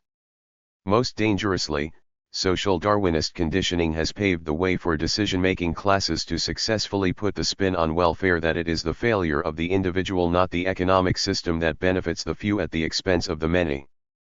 The critical link is that the capitalist market economy produces a negative social outcome. By fixating on the accumulation of money, it produces social casualties. In 1940, economist Karl Polanyi warned of the dangers when markets dominate the affairs of society. He wrote, "Control of the economic system by the market is of overwhelming consequence to the whole organization of society. It means no less than the running of society as an adjunct to the market. Instead of economy being embedded in social relations are embedded in the economic system. The vital importance of the economic factor to the existence of society precludes any other result. For once the economic system is organized in separate institutions, based on specific motives and conferring a special status, society must be shaped in such a manner as to allow that system to function according to its own laws. 40. Its own laws would produce a market society where human concerns and social orders get subsumed by a kind of economic tyranny, the inversion of what Polanyi believed was needed to foster a cooperative and healthy society. The basic law of evolution is not about adaptation, it is about self-transcending creativity.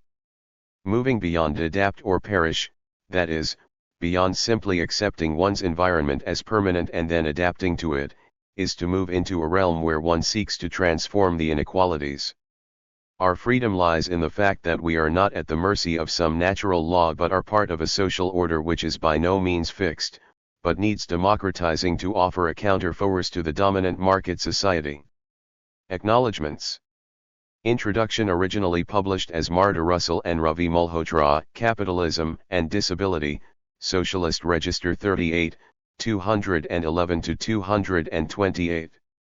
Chapter 1, originally published as Marta Russell, Disablement, Oppression, and the Political Economy, Journal of Disability Policy Studies 12, Number 2, 87-95. Chapter 2, originally published as Marta Russell, The New Reserve Army of Labor. Review of Radical Political Economics 33, Number 2, 223-34. Chapter 3, originally published as Marta Russell, Capital Destroying Jobs, Z Commentaries, March 4, 2004, zcom.org. Chapter 4, originally published as Marta Russell, A Brief History of Walmart and Disability Discrimination, ZNet, February 15, 2004, zcom.org. Chapter 5 originally published as Marta Russell, Backlash, The Political Economy, and Structural Exclusion, Berkeley Journal of Employment and Labor Law 21, No. 1, 335-66. Chapter 6 originally published as Marta Russell, What Disability Civil Rights Cannot Do, Employment and Political Economy, Disability and Society 17, No. 2, 117-35.